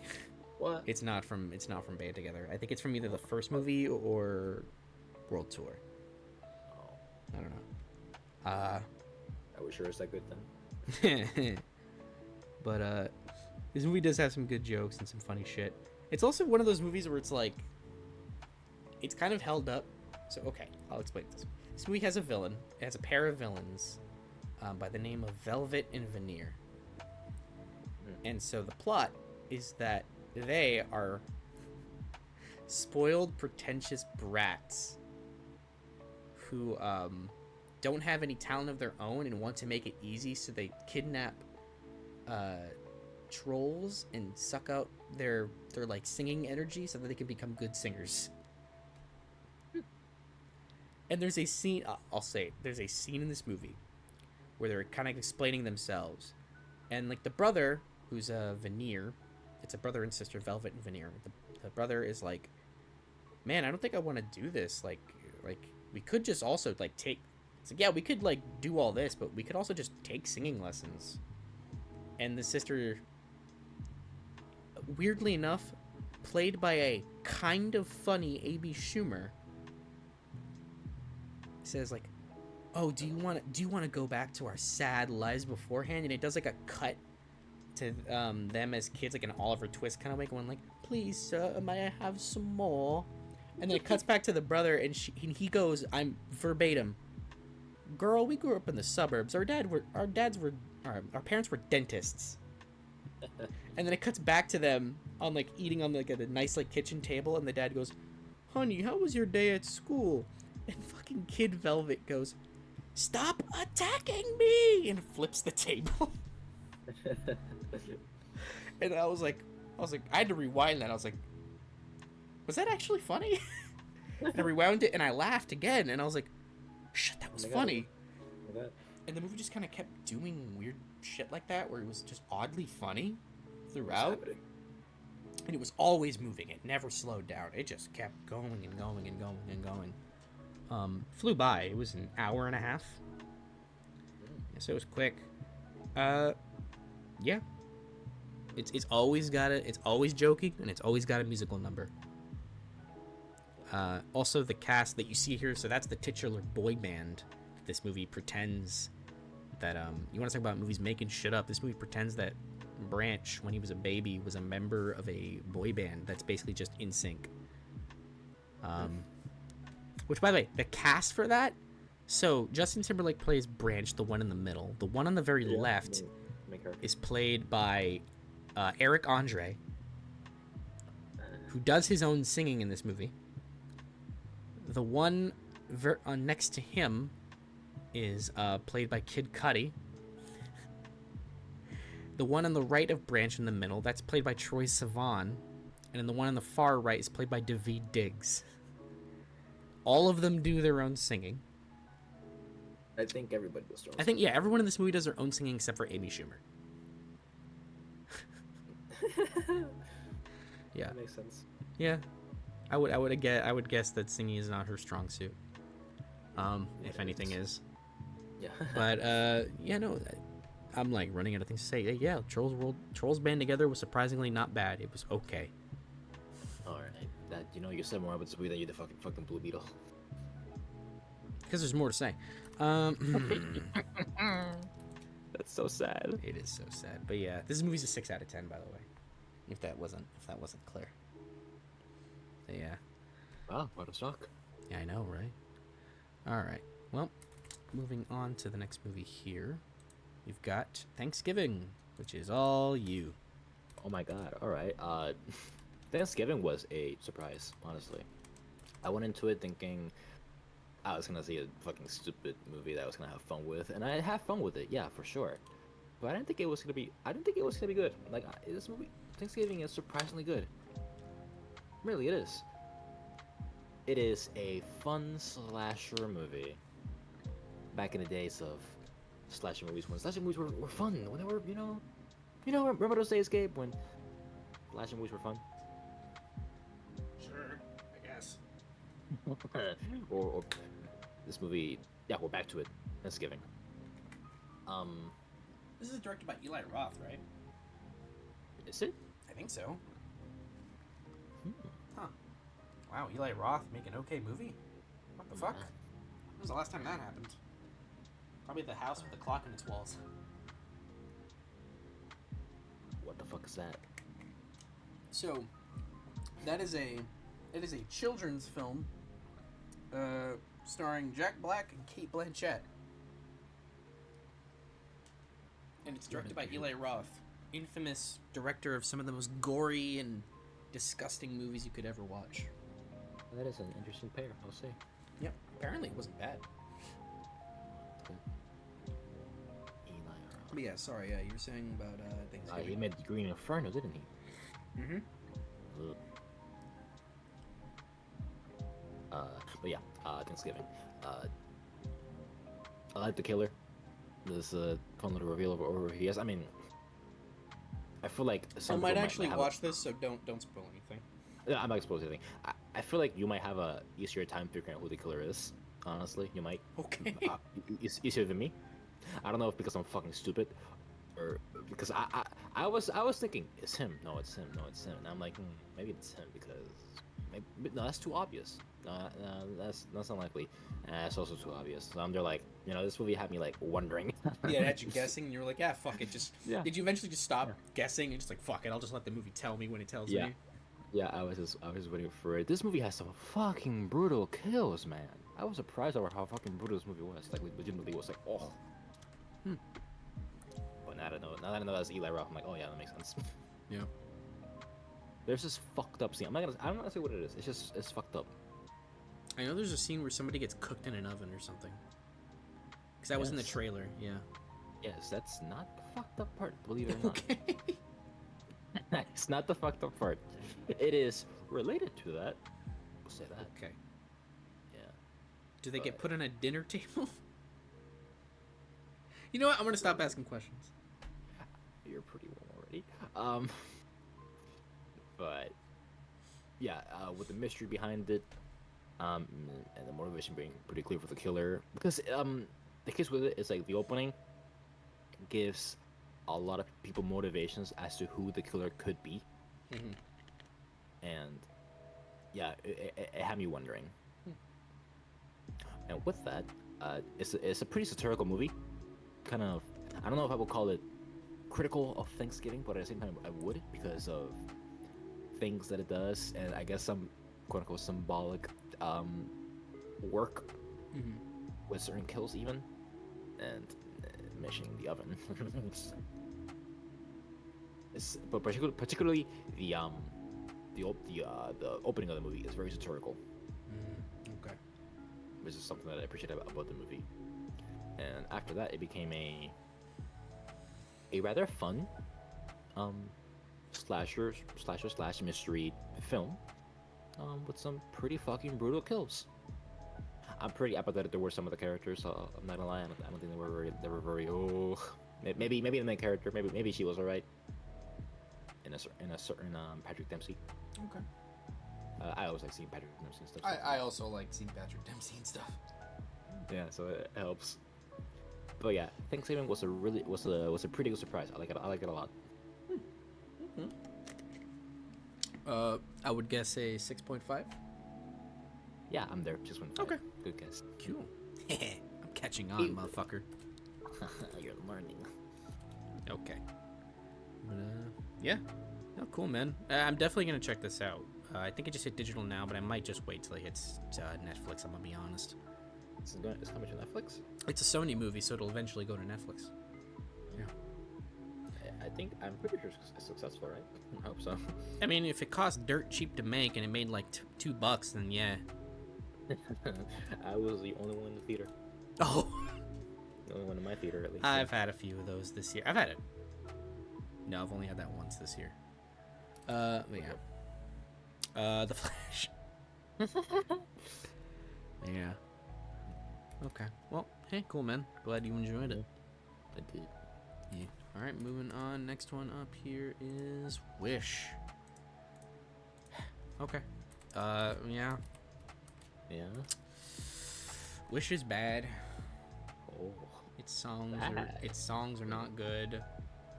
The songs. Yeah, the songs are not good. That's. Yeah, like the worst offender. People have been memeing about it, so like it feels like it's open season. The villain song for this movie is like laughably weak, and I kind of was like so flabbergasted by it, because like, how are the songs in this movie so bad? Yeah. I was like, how? Like, that's like the one thing these movies usually get right. And it's because the songwriter that they got for the movie is a pop writer. She writes pop songs. She writes pop songs? She writes pop songs. Not, like, musicals. And granted, you know, musical talents can transfer, right? But I think she just... because the lyrics that she picked just were not fitting. Like, there's a song that's supposed to be like this uproaring anthem, like for like, this is what we're gonna do. Like, we've now learned, and we're gonna achieve our goal. But it comes off more like a Taylor Swift song than it does like a rousing anthem. Feels like something you could play at a Target. World Tour just fucking came out, alright? Yeah, the Eras tour. Yeah. Yeah. Granted, look, I'm not familiar with this songwriter, so maybe her music is pretty good. But she's also writing for a Disney musical, and that demands that is a lofty goal to hit. There is a certain talent. Because there are some of like the weaker Disney animated films, like Frozen. Those movies have banger songs. Like, I can talk shit about Frozen all day, but when Let It Go comes on, and when Let It Go comes on, when Do You Want to Build a Snowman comes on, when like fucking Into the Unknown comes on, or Lost in the Woods, I know them fucking words. All right, I know them songs. But yeah, it's the like the actual like movie and story itself is like okay. It's really like aggressively simple and bland. Asha as a protagonist doesn't stand out from the other like Disney animated protagonists. Like when you put her against like Moana, Rapunzel, Tiana, like she doesn't really stand out. Even in modern terms, she's weak. Yeah. Like and I'm doing her a favor by comparing her to Moana, Rapunzel, and Tiana. And shit, like even Anna and Elsa. Like those characters have way more personality and stand out more than fucking Asha does. Shit, Vanellope Von Sweets sticks out more than fucking Asha. Oh, Mirabel. Shit, I forgot about Mirabel. Yeah, even Mirabel stands out more. Oh my god. And Mirabel is kind of as cut and paste as they go. Yeah, Like, she sure is. and I like Mirabel. I liked Mirabel in that movie, but she's very cut and paste. She's a great singer. Yes. And Ariana DeBose is a wonderful singer. She kills the songs. The songs are just not very good. Yeah, man, like they got some good singers on this one. There's like maybe an idea that's kind of okay, but it's What even is this movie about? so it takes place in this nice little land where this king here grants people's wishes. Come to find out, he is collecting all the wishes and deciding which ones are good enough to be granted, and the rest of them are forgotten. Like once you submit your wish, and once it's submitted, even if it's not granted, you just forget about it. Right. But then we find out that he's kind of selecting them based on what he thinks is harmful to the kingdom. Like we find out that one of the wishes he selects that's not good for the kingdom is somebody just playing music and making people and entertaining people. So Asha kind of goes like, should they at least have like their wishes back and like be able to decide like if they want to actively go pursue their dream? And then he's like, but the whole point is that they come to me when they can't actualize their dream. So like I get to decide. It eventually just kind of becomes about control. Like it starts off like, oh, he has good reasoning, she has good points, but then he's just evil, and he just turns evil because she can grant wishes too. Yeah. I'm sure there's like more to go on to, like on how like fucking wonky the story is in this movie, and Don't bother you, so I'm bored already. yeah. Yeah, I'll leave that to Schaeferless. There you go. Yeah, I'll leave that to Schaeferless Productions. I'm sure that video is already up. Yeah, no, I didn't really find Wish all that entertaining or engaging. I'm gonna be kind to it and give it a 5.5. Oh, I'm gonna be kind, but like, very- yeah. but if I go back to this and watch it, and I'm like, and then I really like, if I like actually pay attention to it for more than like, well, I was paying attention to it, but if I like sit down and watch it again, I might dislike it more. So Why fucking yeah. bother? So, but why fucking bother? Why waste the energy? Yeah, that's Wish. All right. Moving on to our next film here, we have Napoleon. Oh yay! Yay. Ridley Scott, what the fuck happened? That's a good question. What the just what happened, man? Why? You used to be somebody, but now you're nothing. You're lame. Many people like this movie. Do they? Yeah. I find this movie dull. And just like there's things about it that are great. Like the battle sequences are incredible. That's it. That's good. Joaquin Phoenix is like sleeping through this movie. And he's good. Because he's Joaquin Phoenix. He is fucking Phoenix. But like that doesn't change the fact that it feels like this is a role he could have done in his sleep. And it feels like he's not like Like, I'm not getting whatever it is that, like, drew him to this project. I'm just not seeing it because, like, I don't understand. Like, I don't understand if it was supposed to be, like, a satirical film about, like, you know, his person, but I don't know what his person was. Like, all I got was that he was aggressively patriotic and horny for his wife.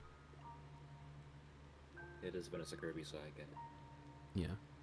Like, there's a point in the movie where, like, he's halfway across the fucking world, and he hears that maybe his wife is cheating on him. So he gets right back on the fucking boat in the middle of the war and just leaves. Bro, you got other priorities, bro. Come on. And I'm like, okay, that's something. We're gonna do anything with it? No? Okay. The most I got is that he really loved his wife. So much so that the very last words he says in the movie is the name of his wife. And then he just keels over and dies. Wow, spoiler. He dies, I can't believe it. Yeah. A man that lived 400 years ago. Can't believe it. Also, this movie's fucking 2.5 hours. It's 2.5 hours. 2.5 hours. Feels like there was no fucking story. Or characters that had, like, like arcs or definable traits. Would you say just go to YouTube and watch the battle sequences? Yeah, honestly, read a fucking book. You'll probably get more on Napoleon as a person and his actions if you read a fucking book. Were you there though? Shut the fuck up, Ridley. Go home, old man. Were you there though? Go home. Go home back to Australia. Just fucking sit down. Make your Gladiator 2, because you clearly like telling stories in a point of history, but not actually acknowledging history. No, don't make Gladiator 2. Good. It's too late. It's too late. Leave it alone. I will say, this is a plus for it, but take it as you will. The movie is pretty funny. Take that for what you will. Yeah, I was trying. Okay, I just noticed the poster they used. Oh, Joaquin looks like he's got little legs. Looks like he's got little legs from the perspective. yeah. It's funny. Here's the thing. Do you think the movie is funny because it's supposed to be, or because of other reasons? Other reasons. There's no way it's funny because I want it to be funny. It's both. Both. There are legitimate scenes that are funny, and I think they were trying to be comedic. And there's some scenes that are funny, and I'm like, I don't think they wanted that to be funny. But yeah, They kind of fucked up, but not really. yeah, 5.5 out of 10. Yeah, I don't really like this movie at all. I wish I could have liked it, but 80 what 80. Yeah, what did he? Yeah. All right. Well, moving on to the next movie here, we got Saltburn. Ah, yes, a movie I liked. Oh yes. Finally. A movie I liked. Yeah. We've been a little gone from movies you liked, Yeah. so now we're back to it. Did you get a chance to watch this yet? No, not yet. No. Watch it. Oh, we're on Amazon. So, honestly, when you watch it, if I'm not working and I'm at home, fucking let me know. I want to see your reaction to this movie. Because this is a wild movie. So, Saltburn is the next film from director Emerald Fennell. She wrote and directed Promising Young Woman, which released back in 2020. It got some pretty big critical praise. I saw it in 2021. I thought it was just good. I thought it was good. Thinking about it more now, I think I don't know what the fuck I was smoking when I saw it. I think that movie's better than I gave it credit for. So that being said, even back then I was like, man, like this Emerald Fennell, she's gonna. I want to see what she's gonna do next. And so here's what she's done next: a movie about a weirdo in a place where he shouldn't be. What makes Saltburn so engaging is its commitment to its bit, which is this dude is fucking weird and freaky. We're gonna commit 100% to the point where like maybe we shouldn't have committed that hard. And I'm not going to say anything. But when you watch this movie, be ready for the bathtub. Bathtub. That's all I'm going to say. I don't like where that's going. There is some true debauchery and shenanigans in this movie. And even then, it even works in some like thrills and true tension and drama. And this movie's really good. Really, really good. It's always engaging. And it's always doing that by either like just throwing some random fucking act of debauchery that just throws you completely for a 180, or like it throws in a character facet that's like, wait, what the fuck? Like, what's going on here? And so you're always kind of interested in seeing where it's going. And man, once it gets to the end, so I was like, at a certain point in the movie's over 2 hours. I was like, all right, what are we doing here? What's the point? When it gets to the point, I was like, holy shit, this movie's great. I really, really like this movie. This is the kind of movie that you kind of like, you don't want to like show people unless you think they can handle it. You know what I mean? I think they can't handle it. If you think they can handle it, if you can think the kind of weird this movie is, and like, you got to be okay with some shit. I like it when I go weird. You know? Yes, you'll probably like this movie. This movie's weirder than The Green Knight. And like The Green Knight is weird because it's like, it's weird, like it's visually weird, and it doesn't it's not conventional. This film is shot conventionally. It's just fucking freaky. Yeah, that wasn't a good example. I didn't even like The Green Knight. What was I thinking? But yeah, no. I really like this movie. Your boy Barry Keoghan in the lead in this movie. He's probably gonna get an Oscar nom for this movie. He's incredible. He was in The Banshees of Inisherin in 2022. Yeah, I remember him. Yep, he was great in that too. But holy shit, he's fantastic in this movie. Yeah, no, definitely look out for this guy in the future. Jacob Elordi is like really, really good in this as well. This movie's beautifully shot. Holy shit. It's beautifully shot. It's funny too in a lot of places, but Wait, the lead actor isn't a new guy by any means. no, he's not a new guy. But Yeah. like, to definitely like keep looking out for this guy because he's gonna keep doing great shit. Yeah, I saw him in Dunkirk. So he was in Dunkirk. He was in the Batman. He's our new Joker. Still questioning that choice. Yeah. But yeah, man. Like, this movie was good shit. I really liked it. He was in Eternals. Yes, he was. Yes, he was. Yeah, no, man. I would give this an 8.5 out of 10. Oh, nice. Yeah. What's holding it back? Honestly, I don't really know. Well, there's something there. There's something there. I'm not sure of it. I want to watch it again. Yeah, I'll let you know when I see it. It's on Prime. I'll probably watch it pretty soon. I definitely do want to see it again, just to kind of like, all right, what's holding it back for me? But yeah, like, so right now this is an 8.5 out of 10. Really recommend it. All right. Watch. Will do. Yeah, that takes us into our next film, which is Godzilla Minus One. Oh man, we've talked a bit about this movie amongst ourselves, but now we get to gush about it. We do get to gush about it. Hey, you in the audience, did you know that we're big Godzilla fans? Yes, we are. Even, I love that big lizard. even when he doesn't deserve it, which is a lot of times. Hey man, I love that big lizard. Yeah, we can't help it. He's so cool. I love him when he's protector of the earth. I love him when he's a douchebag. I love him when he's just like an entity that exists. Yeah. I also love when he's used for political satire. Wink, wink. Shin Godzilla. Great movie, by the way. Anyway, sorry. Godzilla Minus One. We're not here to talk about that second-rate Godzilla movie. We're here to talk about the best Godzilla movie ever. This movie. In fairness. In fairness to him and myself, we've seen. In fairness to him and myself, we've seen about 5 Godzilla movies. Are we including the legendary films, or are we just talking like true, like Toho? Overall, overall, what we've seen. There are 33 of these Godzilla movies. So I've seen like 6 or 7. Yeah. So I wouldn't say I'm like the best judge of Godzilla, but I know a good one when I see it, I would say.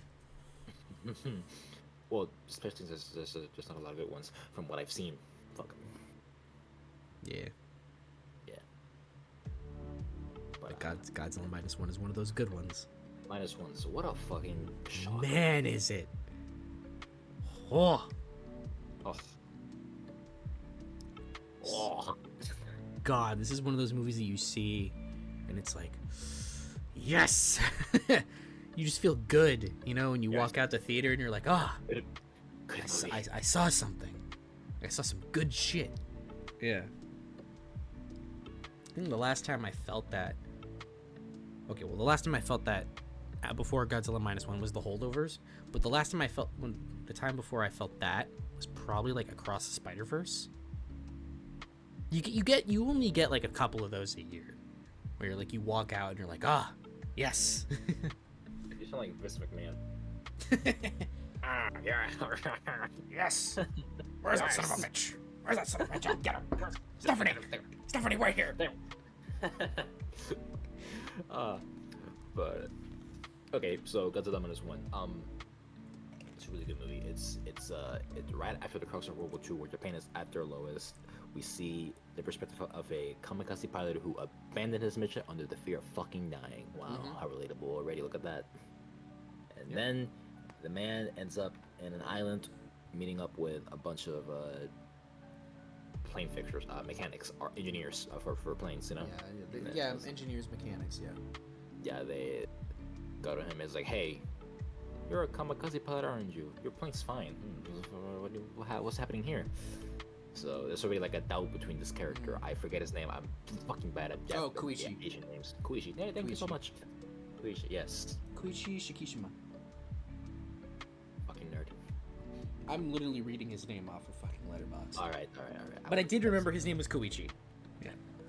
Because he had like, let's see, there was Koichi. Yep, that was it. There you go. I didn't remember. Oh, Noriko. That's the other name I remembered. Well, that's a notable name. Yep. And then Sumiko. Okay, now you lost me. Sumiko's the... Noriko's the... Noriko's the woman. Yep, the woman, and then Sumiko is the older woman who takes care of...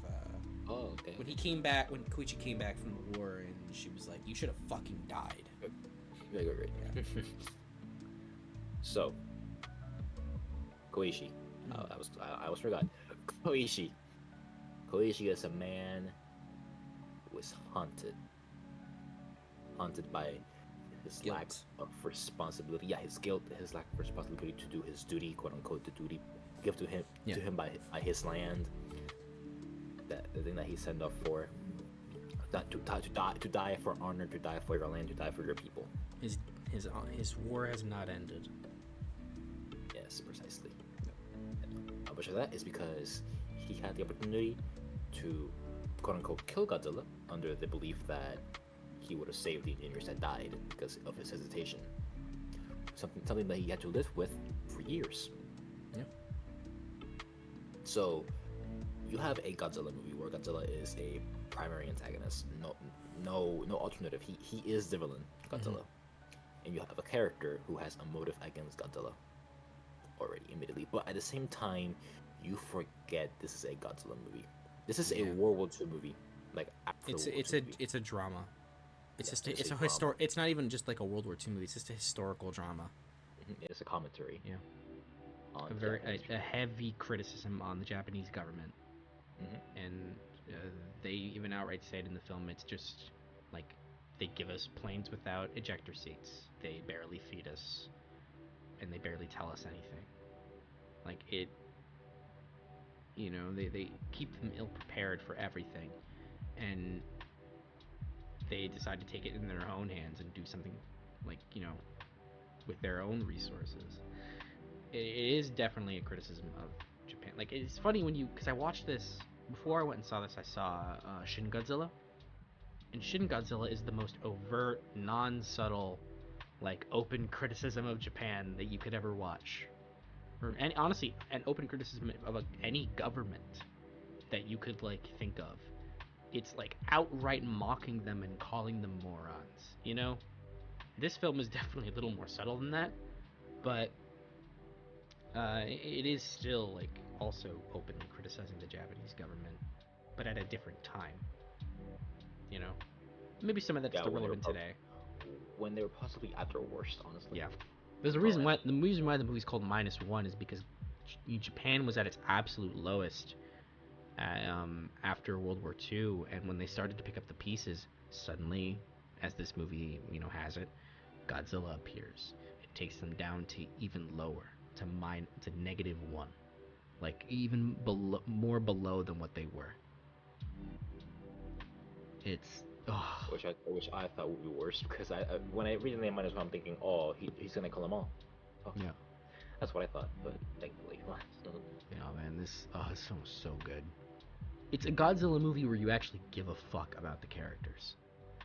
Yep. Because they're all so well realized and like genuine. They're all really great characters. They have real great camaraderie with each other, which is like the thing that really works about it, is that everyone just works together so well.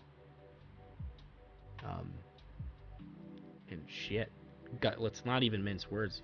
This Godzilla's a fucking douche. He's an asshole. If any Godzilla could speak, this one would look at Koichi and goes, "Fuck you" in particular. Yeah, I know you, bitch. Like that is what this Godzilla is operating on, and he's terrifying. Like, I'm sure we'll both be thinking about that fucking atomic breath scene. For sure. Like, for a while. That shit is. I remember, like, because we both saw it in the theater, and our theaters were relatively packed. When that happened, there was just a silence, and like an awe of what, just like, holy shit, of like how that scene went down. And I don't want to spoil it for anybody who hasn't seen it, because this is a film that you should experience. I think one scene that sticks out to me in particular, involving Godzilla, was his return to Japan. Mm-hmm. When Koichi and this group are told, "Hey, Godzilla's fucking coming, we gotta stop him," and then he comes up and he chases them. Oh, in the water. In the water. Yeah, the Jaws scene. It's basically it's fucking literally Jaws. He's right behind them. And he's got I don't know. I'm sure it's just Godzilla's like natural look on his face, but he's got this mocking. Yeah, he's got this like angry look on his face. Yeah, and he's like, I'm gonna get you, fucker. Like, yeah. Yeah, that's. And the CG is incredible. I think that part might have been real, practical. No, there's no practical effects. No. Godzilla is all CG in this movie. They haven't used any practical effects for Godzilla since Final Wars. Oh shit. Yeah, really? Shin Godzilla was also all CG. The only thing that they did for that movie was performance capture. But in this film, they didn't do any practical effects. It was all CG for Godzilla. Oh. But it looks fucking real. It looks really good, yeah. It looks so good for a film that supposedly cost like under $15 million, like a 15 million American dollars. Like damn, like what a fucking feat this was. Under 15 million, by the way. Yeah. The director said, "I wish I had that much funding." He said, "I wish I had that much." Yeah. What? You did this? Yeah. And by the way, this director was also the writer and the VFX supervisor. Oh yeah. Yeah.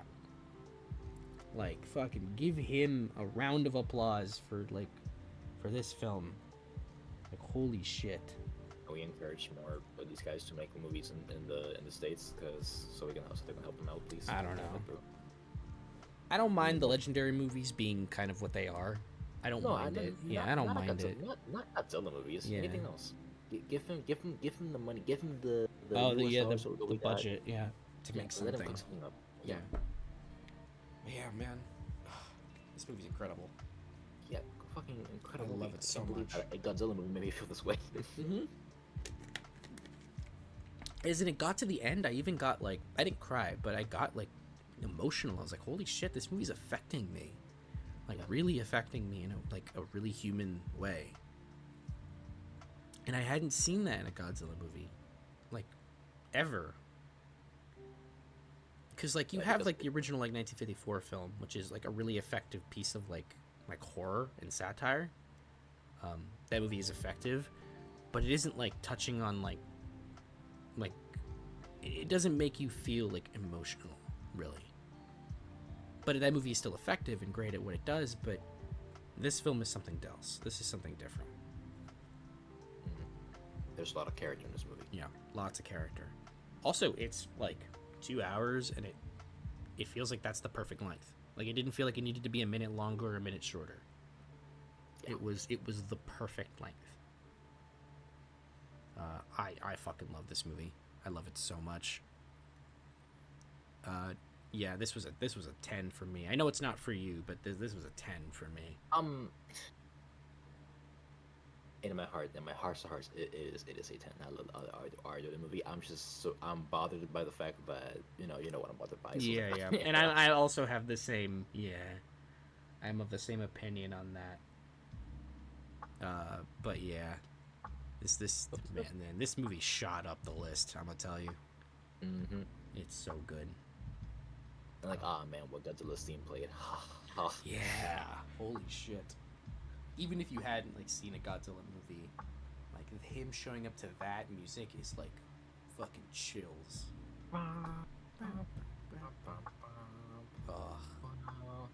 Yes. Godzilla. Good shit. I love the woman who says Godzilla minus one. Man. Godzilla minus one minus color.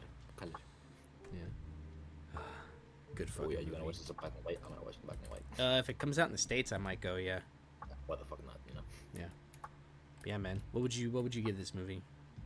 I'm gonna go 10. I'm gonna go 10. Fuck it. Fuck it. Fuck it. Yeah. Fuck it. We'll do it live. But yeah, man. We'll do it live. All right. Well, with that, we can move on to the next film, which is May December. This is a Netflix film that I saw. Netflix non-derogatory. Hey, they made our cane, okay? Netflix non-derogatory. May December. So this is a plot. So this movie is about an actress played by Natalie Portman who's studying a subject for a film that she's doing, played by Julianne Moore. Julianne Moore's character, so her story was that she went to jail for getting entangled with a minor. And she was only let out of jail because she was pregnant with that minor's child. And so 20 years later, those two are married. They have a nice home and they have a family together. And Natalie Portman is studying her. And as she studies her, she's getting involved in her life and more starts to kind of adopt the personality of Julianne Moore's character. And in doing so, becomes more infatuated with the family, and notably the husband, who was the minor, now the adult man, who has 3 kids. One of them is off to college. One of them's already in college. And the other 2 are about to go to college. And so, as the movie progresses, it's just this how far is this actress going to go to really become, the character, and to really become this person. And it's a tough watch. I cannot say that I liked it. It is really unsettling. It is a tough movie to watch, and it is unsettling due to its subject matter. That being said, this film is fantastic. From a directing and writing perspective, this film is damn near top quality. Like, this is a movie that you watch and you're like, yeah, that's some fucking art right there. It's really well done. The only things that I can really kind of hold to it are just like, I think it's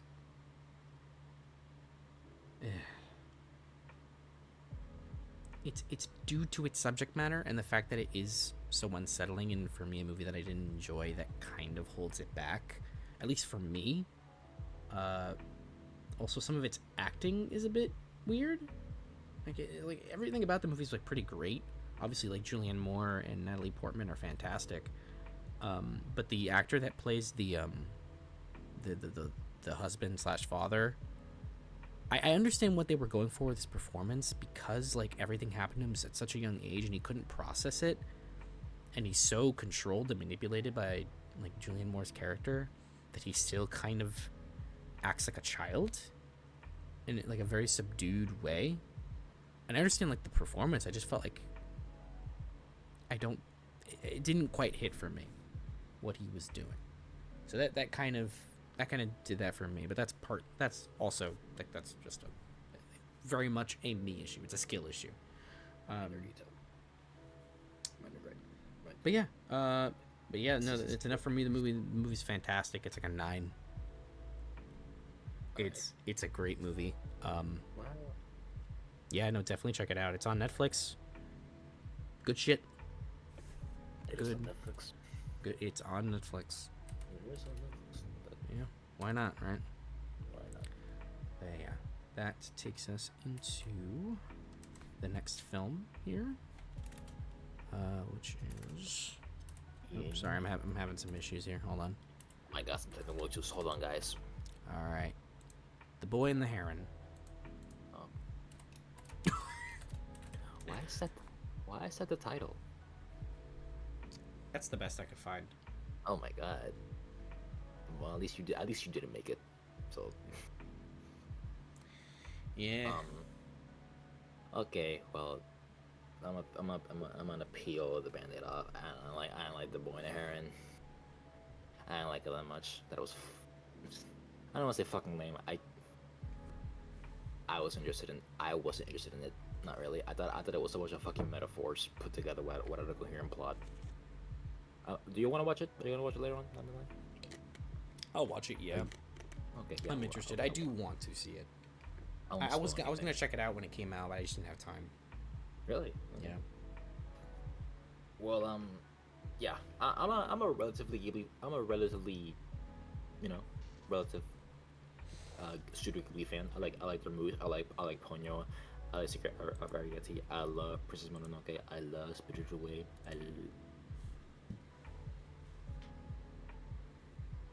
I haven't seen House Moving Castle. I like House Moving Castle. I think I own it. I'll watch it some. Yeah. It's good. It's not great. It's good. Grave of the Fireflies was. It's a hard movie to fucking watch. Jesus. Let me tell you. Not because it's bad. It's really good. It's just. It's tough. It's a tough movie to watch. It's hard. You're watching fucking kids die. Mm-hmm. I don't know. I saw it twice. Why did I see that twice? What's wrong with me? But The Boy and the Heron is what holy shit is the third movie I've seen this year that takes place in World War II. What is happening? And yeah, it's about this boy, this man, this little boy right here. No, that's spoiler territory. Yeah. No. You don't have to go into much detail. I was gonna say the premise. Yeah, just kind of say why you don't really like it. Okay. The Boy and the Heron. The title feels like a false advertisement. These two, what you see the screen. But I understand why, because the movie had a different title for The Boy and the Heron. I forgot the title, so I'm gonna look it up. The Boy and the Heron. You know the title. How Do You Live? That's what it was called. The movie was called How Do You Live before The Boy and the Heron. I don't know why they changed it. I don't.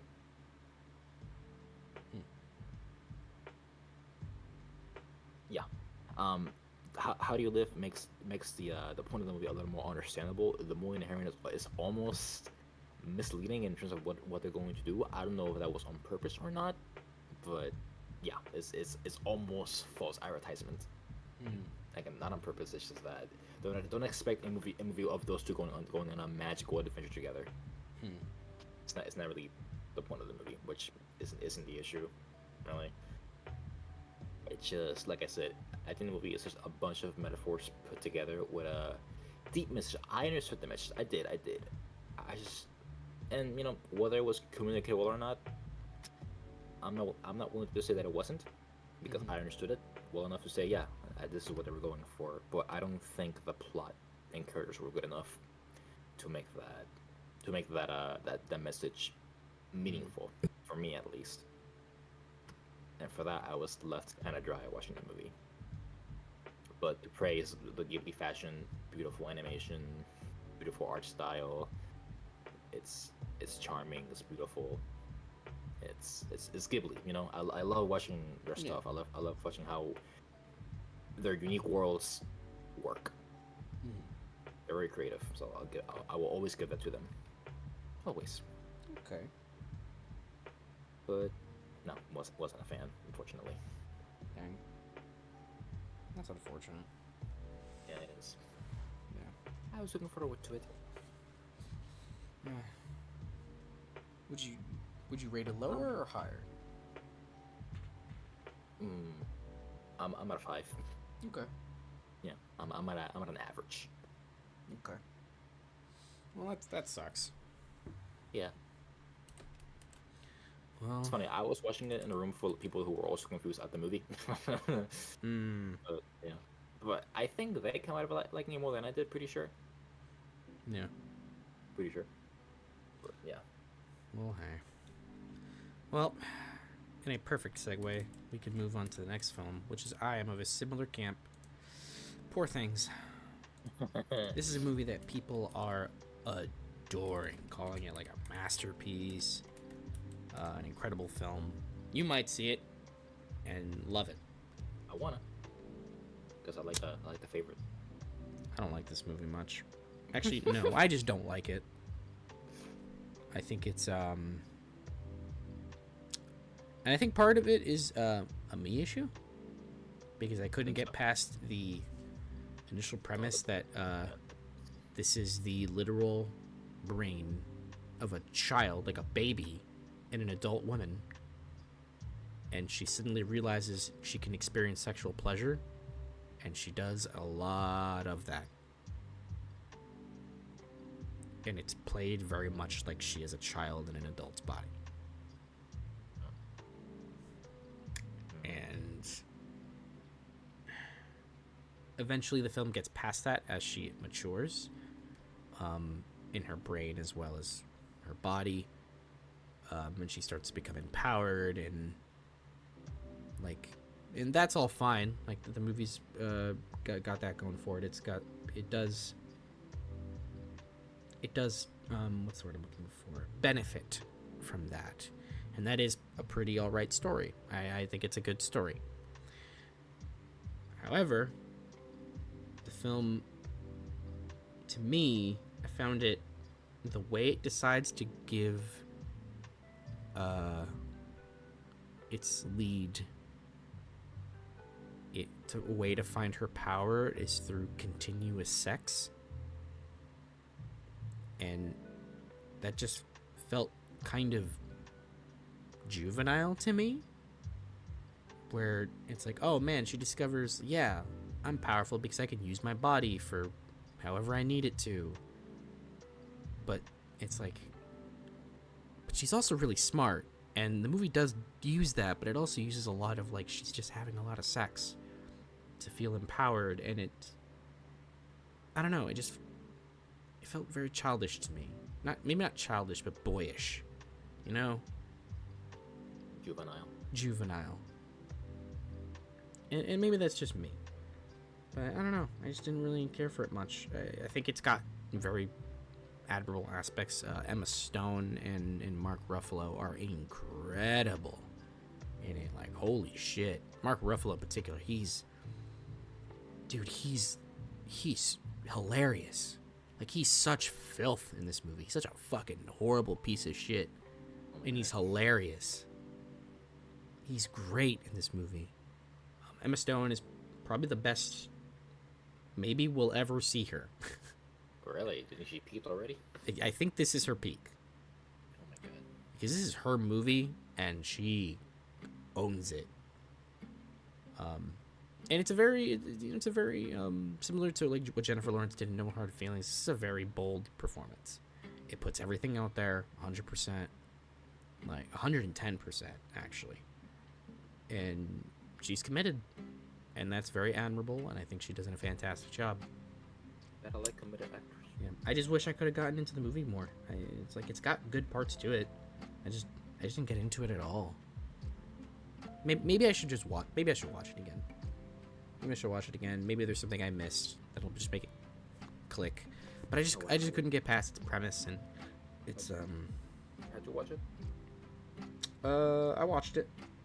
Oh, how did you watch it? Like... I sure did. Gotcha. Yep. But yeah, I again, like, this could just be a skill issue. Like, you might see this and you'd be like, oh no, you totally missed it, and I'm like, okay, I guess I missed it. But yeah, as it stands, I don't really like Poor Things at all. I think it's got its merits, and I think it is gonna probably pick up a lot of awards. But for me, this just didn't hit. This was a 6.5 out of 10 for me.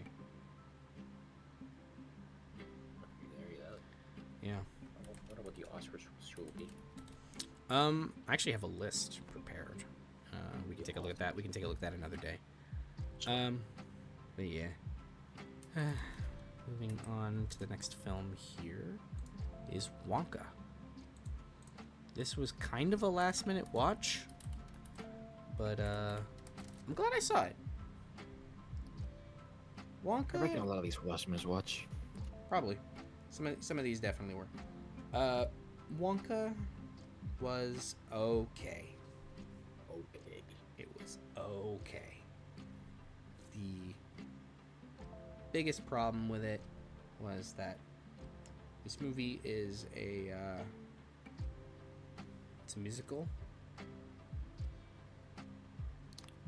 None of the songs are memorable. That's not good. Yeah, it's really not. But what's carrying it is its immense just joy of the world. And Timothée Chalamet, man, he may not have fully sold me that he was the 100% right actor for this role, but he gave it his damnedest. He really went for it, just gave it his all. He has the benefit of being a great actor. Yeah, and he's not a horrible singer. Come to find out, he's not the worst singer. It's good to have a good singer and a good actor in your musical. I think the problem is that his face doesn't fit for the level of whimsy he needs to be. Like, there's a scene where, like, he's supposed to have, like, a whimsical smile, and he actually looks like he just killed somebody.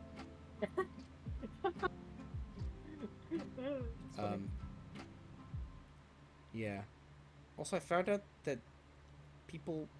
Okay, so, this is a weird aside. You know that people find Timothée Chalamet incredibly attractive, right?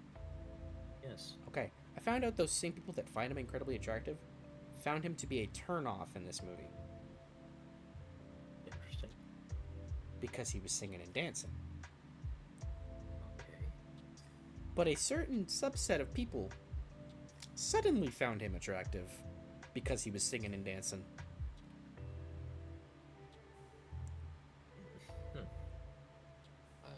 I don't get it, man. I don't get it. I don't get it. The man is conventionally attractive. And he's very talented, so he's got that going for him. Yeah, you're coping and seething. But it's whatever.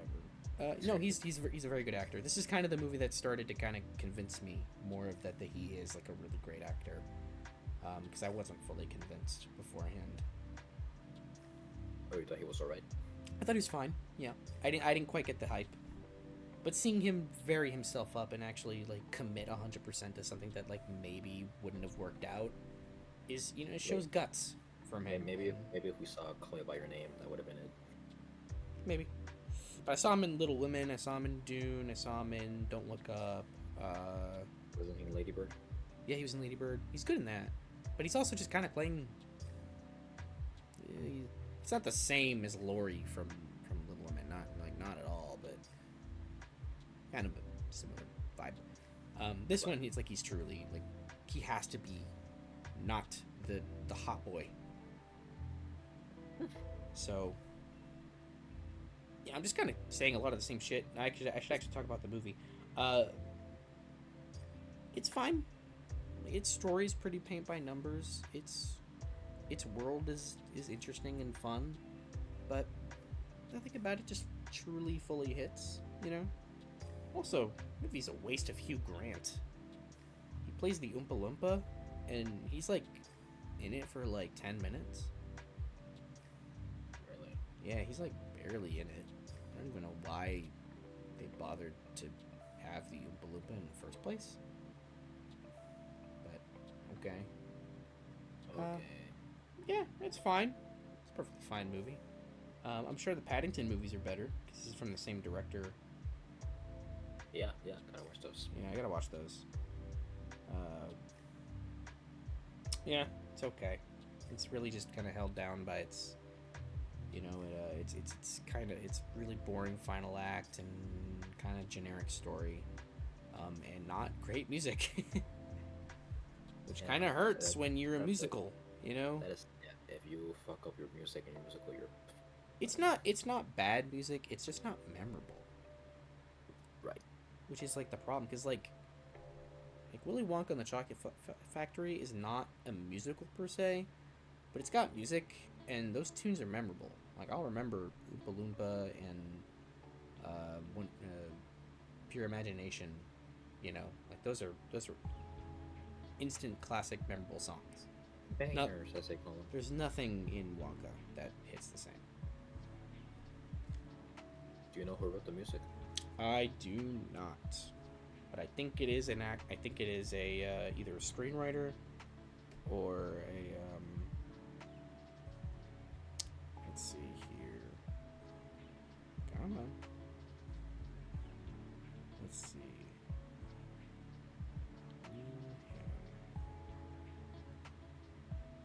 I don't know who this guy is. Perhaps they needed the correct expertise for this. Maybe. Well, yeah, it's fine. It's a 6.5 out of 10. And you still have more to say about it than Blue Beetle. Amen. Don't hate I'm gonna refer to that every time. Don't hate the player, hate the game. You're right. Yeah. All right. Okay, and moving on, we can move into a movie we can actually both talk about. Yeah, I don't know what it is. Maestro. Not That's not what you thought it was, wasn't it? No, but I'll take it. Yeah, I know. I think I know what you thought it was. Don't worry, we'll get there. Hey, a Netflix movie. Yeah, Netflix non-derogatory. Non-derogatory. Yeah. I brought the Cooper movie. This is a particularly controversial movie. Yeah. No, like actually, there's a lot of people that really don't like this movie. Which I can understand, I guess. I haven't seen much of that, but I guess I'll find out. Yeah, no, we both saw this. You can go first. Oh, Maestro was pretty great. It's a pretty great movie. I would say. It feels very similar to A Star Is Born. I mentioned it to you. A story about a movie about a aspiring, wonderfully talented musician and marrying his other talented wife, and the husband is a drug addict, dealing with his own tendencies, desires, and toxic traits that puts a wedge in the relationship, making it worse and worse as time goes by, pretty much. And when a time for reconciliation comes, for them to fix everything, disaster strikes. very similar, but told in very different ways. Yeah. That we can get into, right? That we can get into, right? Yeah. Yeah. So this man, this what's his face? Fuck. Leonard Bernstein. Leonard Bernstein. What a character. What a person. If you told me that this is what he wasn't really, I'm like, wow. What a person, you know? Yeah. What a fascinating person. As I understand it, his life is more complicated than this film even paints. I've heard it's kind of hard to condense his life. And it looked pretty complicated from the get-go. Yeah. But taking it this way, to me, I saw a man who was caught up in a loop made by his own design. Yeah. He's addicted to music, addicted to the love of people, being around people and making music. He's addicted to the desires in his own life. Every path that he takes to take an alternative route, he goes back to it because he can't help himself. Even marrying someone would encourage him to change. It doesn't. Yeah. But And Felicia didn't really encourage him to change. It was no, more so to like just be true to himself. yeah. But that even to that hurt her because she wasn't truly loved. Yeah, and she loved him more than I think he even knew. And to that point, she truly did love him. yes, and even to the point of realization where he gets, wants to be with her no matter what. When tragedy strikes, it's too late. Yeah. And then he goes back to being what he was. Yeah, he goes right back to, because what else can he do? Yeah. It's a tragedy. It sucks. It's sad. It's a very sad movie. Mm-hmm. I think I agree with a lot of what you said. I think I definitely saw this way more from Felicia's perspective, because what she saw was a man who she truly loved more than I think he even knew. But also I think she loved him more than he loved her, because he was so, maybe not necessarily conflicted, but he was so about his desires, and he had to be who he was going to be, that it got in the way of their relationship, got in the way of their kids, it got in the way with his music, because he was never fully committed to one thing. Yeah. And I think that even the first example of that we saw before they got married was Matt Bomer. Matt Bomer's character. Yeah, How he was you still can trying see to be his with face. him and be with Felicia. And you can see in Matt Bomer's face when they first meet. It's like he's conflicted. Like, what do you mean? Who is this woman? You're with her, but you're with. I'm sorry. Mm-hmm. Yeah. In the scene at the theater. Yep. When he's outright and he's holding that man's hands, sitting next to his wife. Like that shot of just her, just like walk, like looking, and then she just kind of has to sit there, and she has to be the one that kind of holds it together, because the kids and shit. And man, it's a heartbreaking movie. Yeah. But I like the contrast between the black and white scenes and the color and the color scenes, where interestingly enough, the black and white scenes are the most colorful parts of the movie, the more whimsical, like I said, colorful, brightly displayed movies. It's like a dream. Mm-hmm. It's like a movie. Yeah. And then once we get into the color, it kind of slows down. It becomes more mundane. It brings us back to reality. Yeah. It feels gray. It feels, Yeah. It's a very complex film. Yeah, you kind of miss that old style. Yeah. And it is missed because of the way they act, the way they're talking to each other, in comparison to the past. Yeah. I would say the film is, I don't want to necessarily say it's over long. It's just very slowly paced. It does feel slow. And it does feel like a drag. It's like, okay, how long are we holding on? How long are we going to hold on these scenes? And it does get a little repetitive, I think, by the end. But I think that's also to a point. But it is also like, okay, you probably we kind of got the idea a little bit ago. Yeah. I don't think this is as good as A Star Is Born. No. No. No. But this is still a pretty damn fine movie. I can't wait to see what Bradley Cooper does next, honestly. Yeah. It's fucking...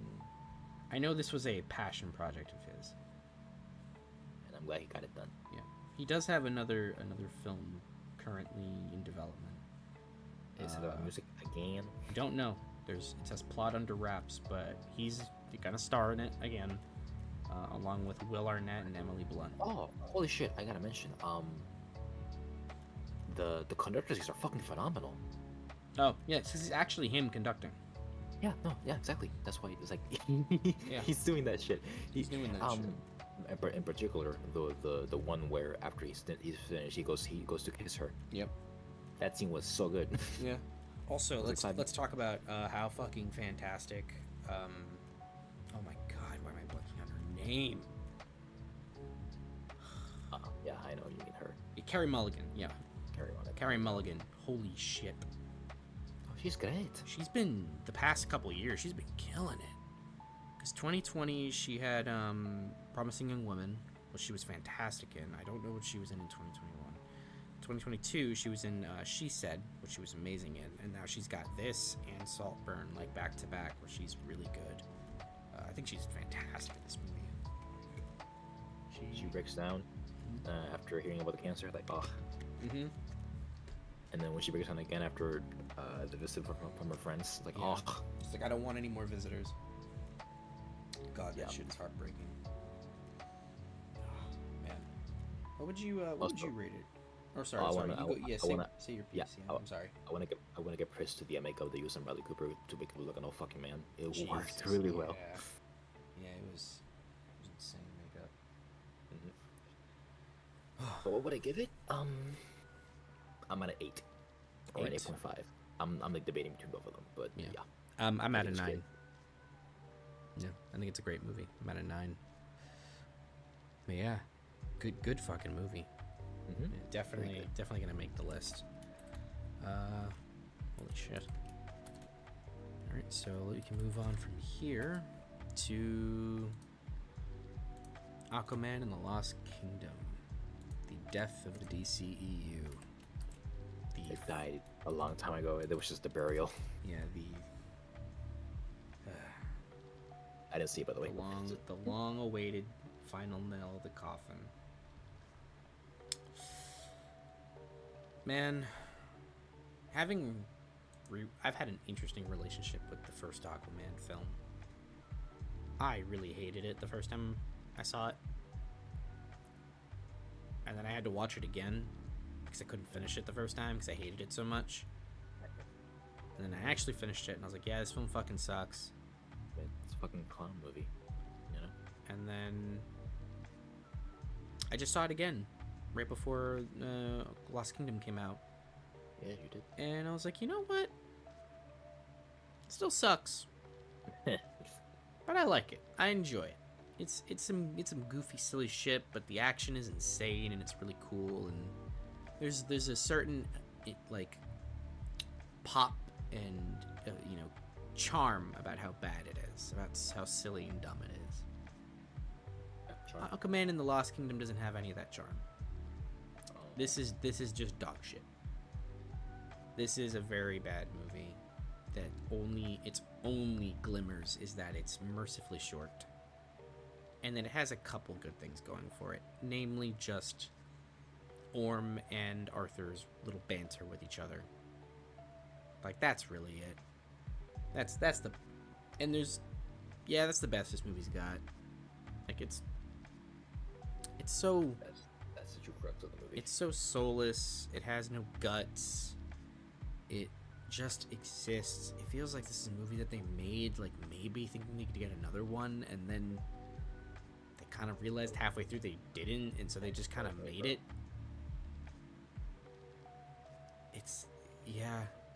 This film's a drag. It's so dull.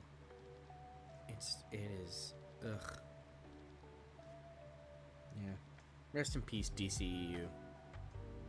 You will not be missed. You will not be missed. You'll be missed by some people, but you won't be missed by me. No, I don't know. And those people are crazy. Just what the fuck happened, man? Like, to come back to Blue Beetle. Blue Beetle, it's not a good movie. It's got something going for it. You know, I think you spoke more about the Blue Beetle than you did Aquaman. Wow, we beat it. We beat the allegations. We are not beating the allegations. Like, Blue Beetle is a basic ass movie. It's kind of fun though. It had some okay moments, right? I guess It's fine. Yeah, there's some fun stuff. Aquaman Lost Kingdom's got nothing. No. It's got nothing going for it. Even the Flash is like disgustingly bad. Like, Aquaman Lost Kingdom's got nothing. Like, James Wan is like sleeping through this movie as a director too. Like, are we sure he made this? Because I feel like he would have put more effort in. Because he put way more effort into something like Malignant than he did this. Man. Listen, Malignant is a passion project, alright? I love Malignant. I love that shitty movie. I love it so much. Yeah. No, this movie's got nothing. It's a 3.5 out of 10. I don't really know what else to say. Damn, I can't believe it. It's Man. just... But you know made the movie that's gonna come up that I imagine is gonna come up. Oh, are we doing that now? I think so. I think if my prediction is right, I think I know where we're going. Yeah, we're going there. Yes. Yeah, you want to talk about awful trash fire? Let's talk about Rebel Moon Part 1. Trash fire. Hey, now there should be no doubt in anyone's mind who made this fucking movie. Yeah, if you could not fucking tell, this is a Zack Snyder joint. And if it's a joint, I want to know what he was. I want to have what he was having, because I don't know what he was doing. Because it's so fucking boring. This movie. Does it make you boring? Yeah. You want a one-sentence review of this movie? All right. This movie is shite. I'll give you one better. How about nothing? How about, you know what? I got another one for you. Is that a fart? Yeah. Yeah. No. Wet fart. Ah. Oh no, we got a noise for that. Hold on, we got. Oh, do we? Do we got it? Do we got a noise? Yeah. Hold on. That's not it. That's not it. It said it was fart. Okay. It lied to me. Fuck. No. Hold on. We can still do it. We can get through it. I got it. There you go. There we go. This movie sucks. Sucks. And to me, to the movie, I gotta say that it's. Oh no.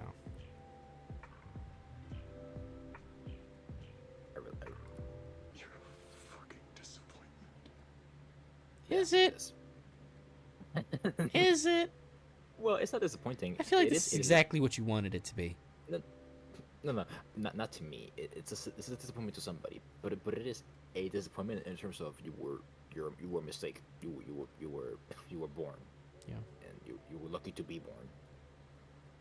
Yeah, this movie sucks because okay, to actually like say why it sucks. It honestly it sucks despite Zack Snyder.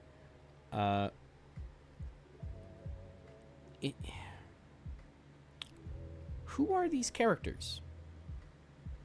Why do they fight? Why do they join in the fight? What is this world? Why is it literally just Star Wars?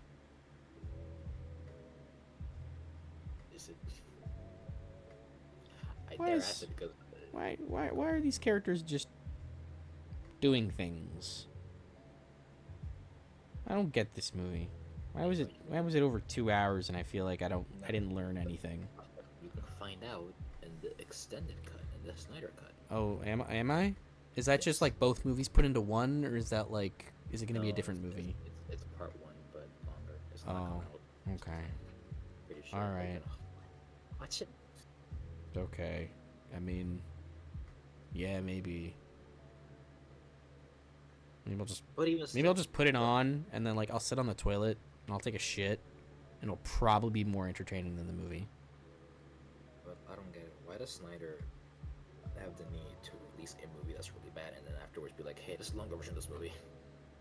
Why? The question we should actually be asking is, why doesn't he just like put out the movie he wants first? What I'm saying, and there's no way he didn't have control of this. It's Netflix giving all the money in the world, bro. Netflix might have had a fucking hand in this one. We're like, dog, you can't put out a fucking 2.5, like 4-hour movie. We gotta put this in some theaters. But this didn't go to any theaters.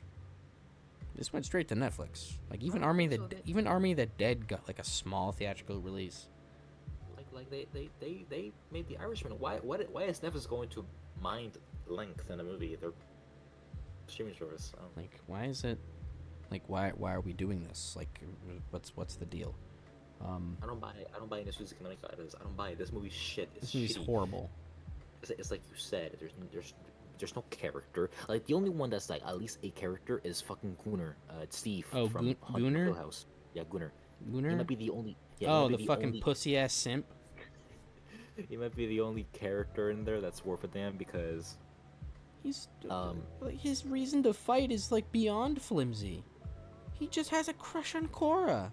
No one has a good reason, but hold on.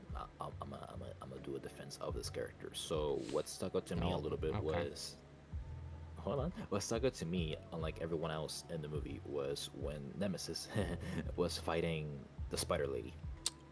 Right, he went to save the child. He went to save the child. That tells me something about him, other than him being a simp for her. He sure did. Which nobody else here did that. I'm like, what the fuck? You have guns. You're all capable of it. And this guy, the worthless guy, he's the one. But Ernest, there's no heroes in this movie. There's no heroes. No, legit. Like that's supposed to be. That's literally. I'm reading the actual fucking tagline for the movie. There are no heroes. Only rebels. I'm being genuine. Like that is an actual thing. They are hiding. They're really trying to tell you that. But guys, none of them are good people. I'm like, one of them's fighting for a revolution because the evil fucking empire are just like killing people because they feel like it. Because they're bad that like an assassination was done on their country, on like their empire, and so now they're revolting against the entire galaxy. I don't get this whole universe that they've set up here, because like the entire galaxy has complete and utter fear over this empire, to the point where like they're completely subjugated by them. But was it not like that before? Were they just... Because it seems like they totally were before. It's just their king, queen, and princess being assassinated was like the tip of the iceberg. The world building was really bad in the movie. Because there is no world building. Yeah. Anthony Hopkins gives us like a 2-minute like brief history, and then we're just fucking plopped right in with like nothing.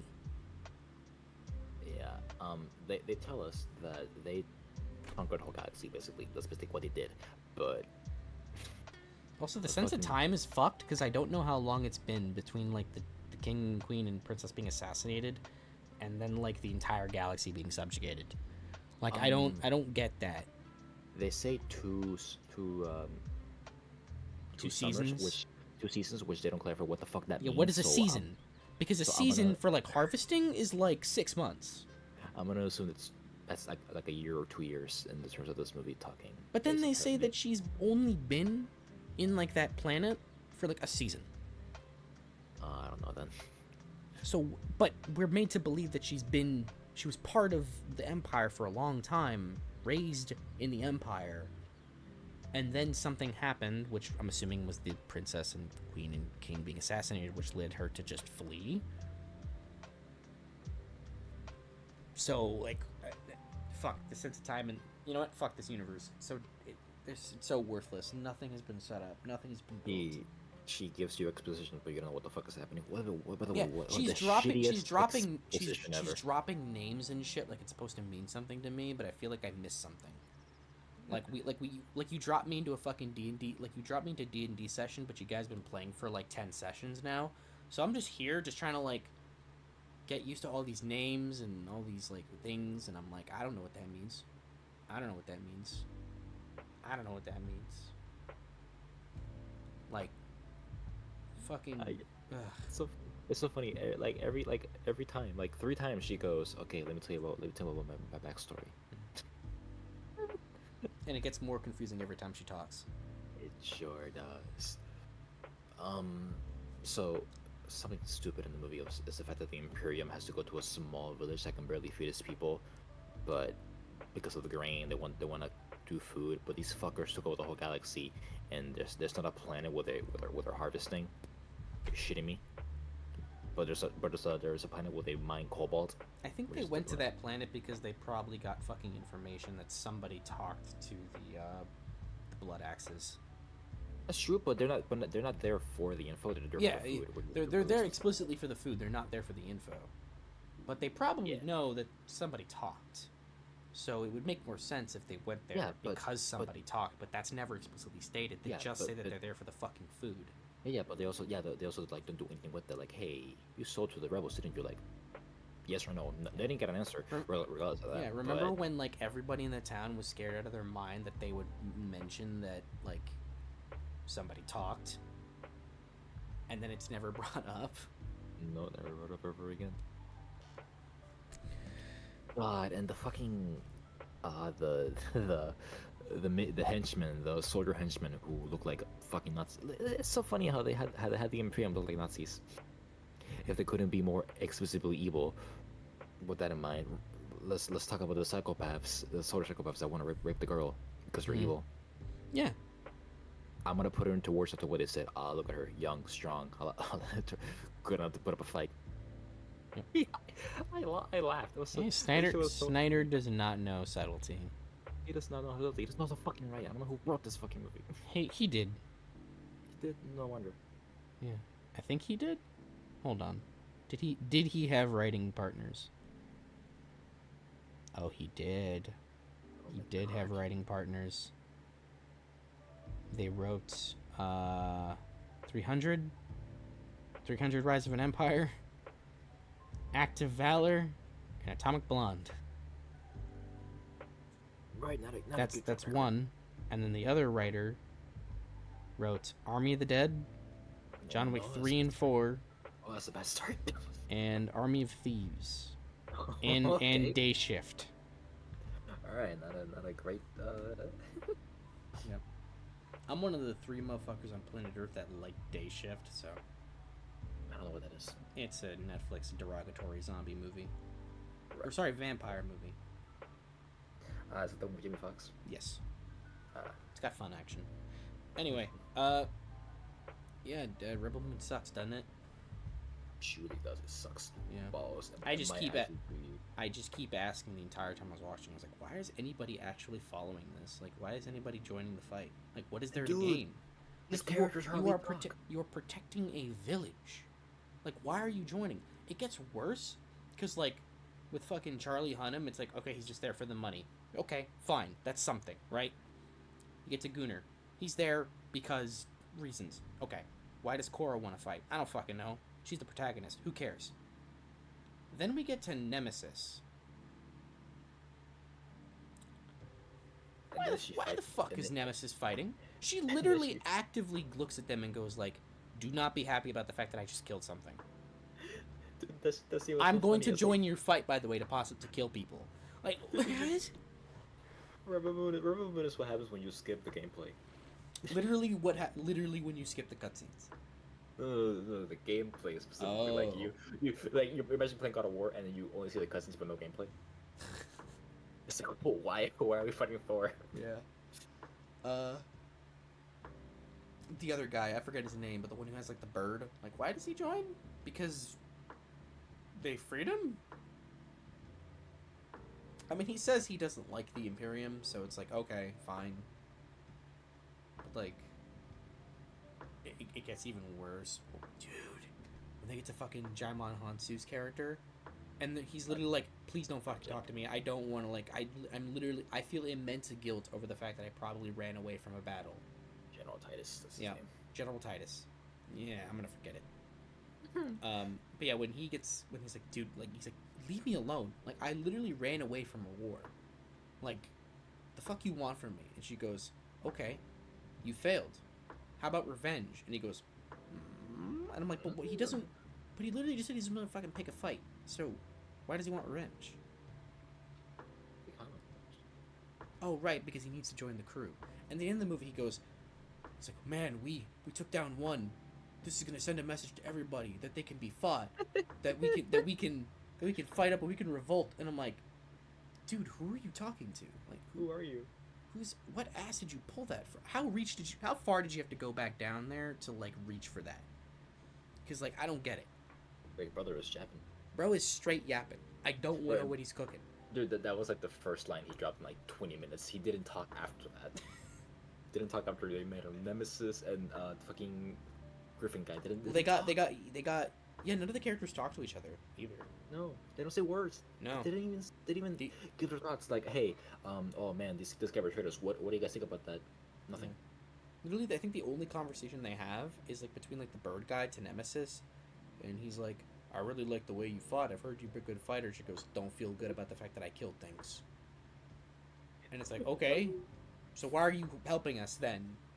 Like, they completely glossed over why she would want to join the party.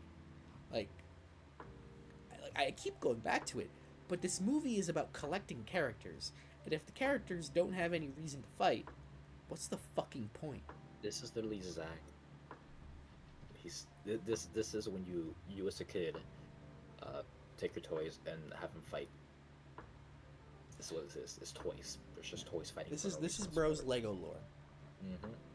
This is actually bro's Lego lore. Lego lore. Yeah.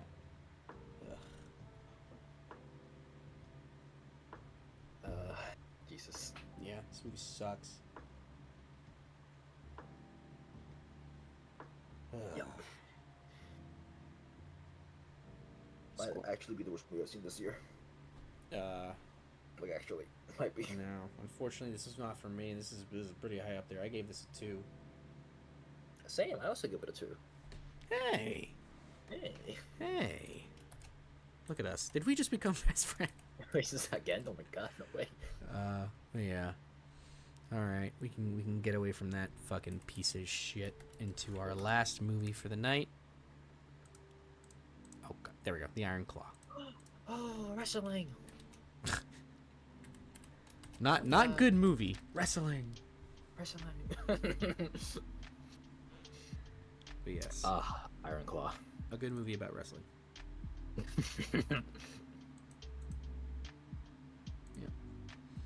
Yeah. Please begin. Yeah. All right. So, as a wrestling fan, I was gonna see this regardless because I like wrestling. So I'm like, oh my god, a wrestling movie. I pick about wrestling. Oh my god, cool. The Von Erichs. I don't know anything. I honestly don't know much about the Von Erichs, despite my despite my vast wrestling knowledge. I'm not really familiar with them. I've heard them like mentioned in a few podcasts of other wrestlers talking about them. Matthew McConaughey, he mentioned them, doing an interview with the WWE for something. That was cool. But didn't really know anything about them. Then I watched this movie and I've come to an understanding at least. And this movie probably barely scratches the surface of what the Von Erichs were, but Yeah. as a story, Iron Claw is pretty fucking damn good, bro. Yeah, it's good shit. It's really good shit. It's good. It's I an was surprised It's an by how emotional good it ride, was. bro. Yeah. It is an emotional ride from beginning to end. I'll have a laugh. I'll be sad. I'll be happy. Like, oh man, be angry. That fucking dad, bro. Oh, that fucking dad. I'll be angry, man. Such a piece of shit. He sure was. And like the acting from everybody across the board was just Zac Efron. Zac Efron. This is the best I've ever seen him in. Yeah, dude needed this. Like, good for him. Just Honestly. fucking good for him. He's come a long way from He really High School has. Musical to And he's really shown. he's really shown that like he can do it. He just needed the right thing, Really can. and hence the right thing.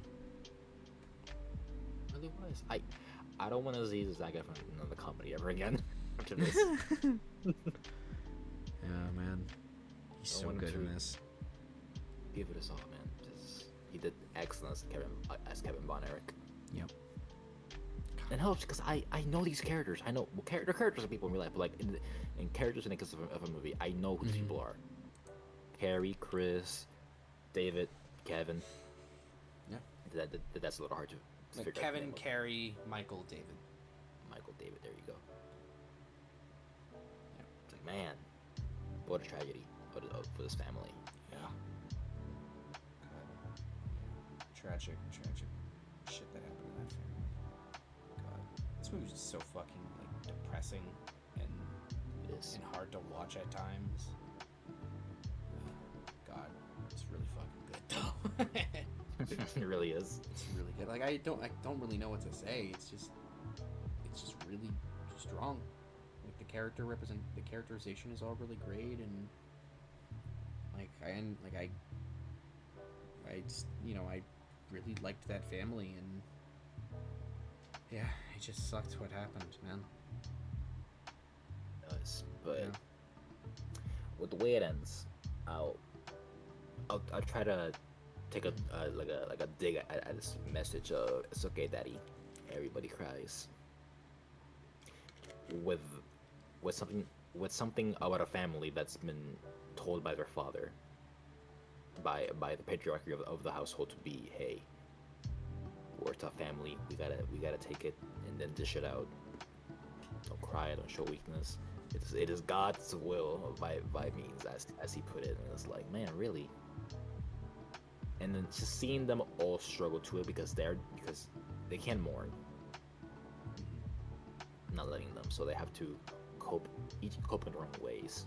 Kevin in the ring, Carrie with drugs, and Michael didn't get much of a chance to cope because he was forced to wrestle and not cost him his life. Yeah. All because of, the start of the family, David, the star. And unfortunately, the film also does not acknowledge the sixth brother, Chris, Chris.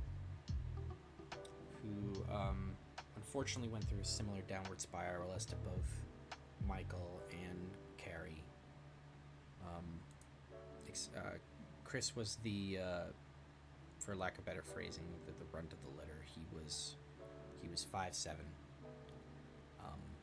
He was big, but he tried to make it as a wrestler, but he couldn't, in part due to his height. And he was never given the chance, and especially after what happened to Mike, he started to treat his depression with drugs, and he became suicidal. And unfortunately, the film does not acknowledge the brother at all. It's like he never existed, and that for me is kind of my one thing holding it back. I think it's kind of disrespectful. I understand. I understand the purpose of not including him, because the people behind the film rightly assumed that an audience can only take so much, right? But I think they are doing a disservice to the family and to the brother by not including his story. I bet you know what Kevin thought of that, because Kevin approved this movie. He was there when the filming, I think. He does comment on the fact that it is a movie, it is for entertainment, and he mentions that his father was a very great man. But his father probably wasn't represented very well in the movie. The movie does not represent that at all. No. Yeah. So like I said, for like I said 3 hours ago with another biopic, I'm like, biopics take tendencies, of course, for the sake of a movie. So I always try to wonder about the thin line between what is real and what is not real. Yeah. What you can do, what you can't do. So maybe I think I can understand the point of Chris, because I think the movie might be missing something for taking that out, but at the same time, we get it with Carrie and Michael. Yeah. So I'm there wondering, like, you know what, I can get it. But I can understand, but I do think it is doing a disservice. For me, I'm leaving it up to what Kevin thinks of the thing. You know, Yeah. being alive and getting. Yeah. Yeah. I do think that they should have included it. I think, yes, of course, the film is entertainment, and you know, biopics always take liberties. But I think when the story is real, and it's a case like this where there's an entire person that isn't acknowledged because of the audience's entertainment, I do think it's a bit unfair and a bit disrespectful. But that's my personal opinion on the According matter. to Durkin, he wove parts of Chris into Michael. Yeah. To at least give a little bit of acknowledgement towards him. Yeah, but the problem is that the film never even says that there was 6. It just says that there was 5. That's the thing, is that they act like Chris never existed. So that only existed after I went out the film and I did some research on the brothers, and that did feel a bit it just didn't hit me. It didn't sit right with me. But that's just my own little personal moral quandary with it. But the film is still fantastic. I don't really have a whole lot to complain about outside of that. It's a pretty great movie. I would have to agree. It really is. Yeah. Love it. Were you still wrestling with the score, or I'm gonna go with a 10 right now, honestly. a 10? Yeah. I'm at a 9.5. Yeah. Fantastic movie though. Mm-hmm. I'm glad I saw it. I'm glad I took the last minute shot and I said, fuck it, I'll go see it. Hell yeah. Yeah, man. Good ass movie. Very good. Very great. Super great. Yeah. Hell yeah, man. All right, and with that takes us to the end of the video here. Yes. That was a long one. I think this might be our longest. Might be. We started at Video 7. We started at 10, so it's like, ugh. Yeah, we started recording this at 7:30, 8 o'clock. Yeah, it's now 1 a.m. Shit. Oh shit. Yeah. All right. Well, hey, that was a long ass video. You ready to do another one on Friday? I sure am. Yeah. Well, hey, we're gonna wrap this up. Thank you guys for sticking around for this. I know this is a long boy. Yeah, hope you enjoyed. Yeah, there was just a lot of movies that we saw. There were. Yep. But I hope you guys enjoyed, and stay tuned. We'll try to get the best and worst stuff out by the end of the weekend. Right. We just gotta find the right time to record. Yes.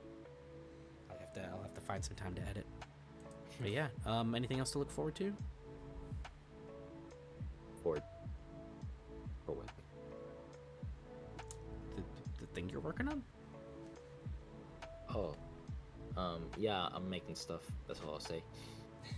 I don't like making promises. So yeah. Okay.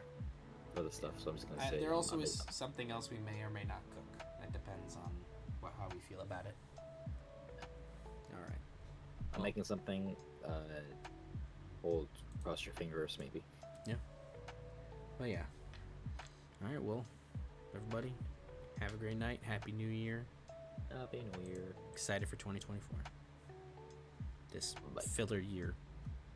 It is. Holy fuck. All right. Bye-bye. Good night. Good night.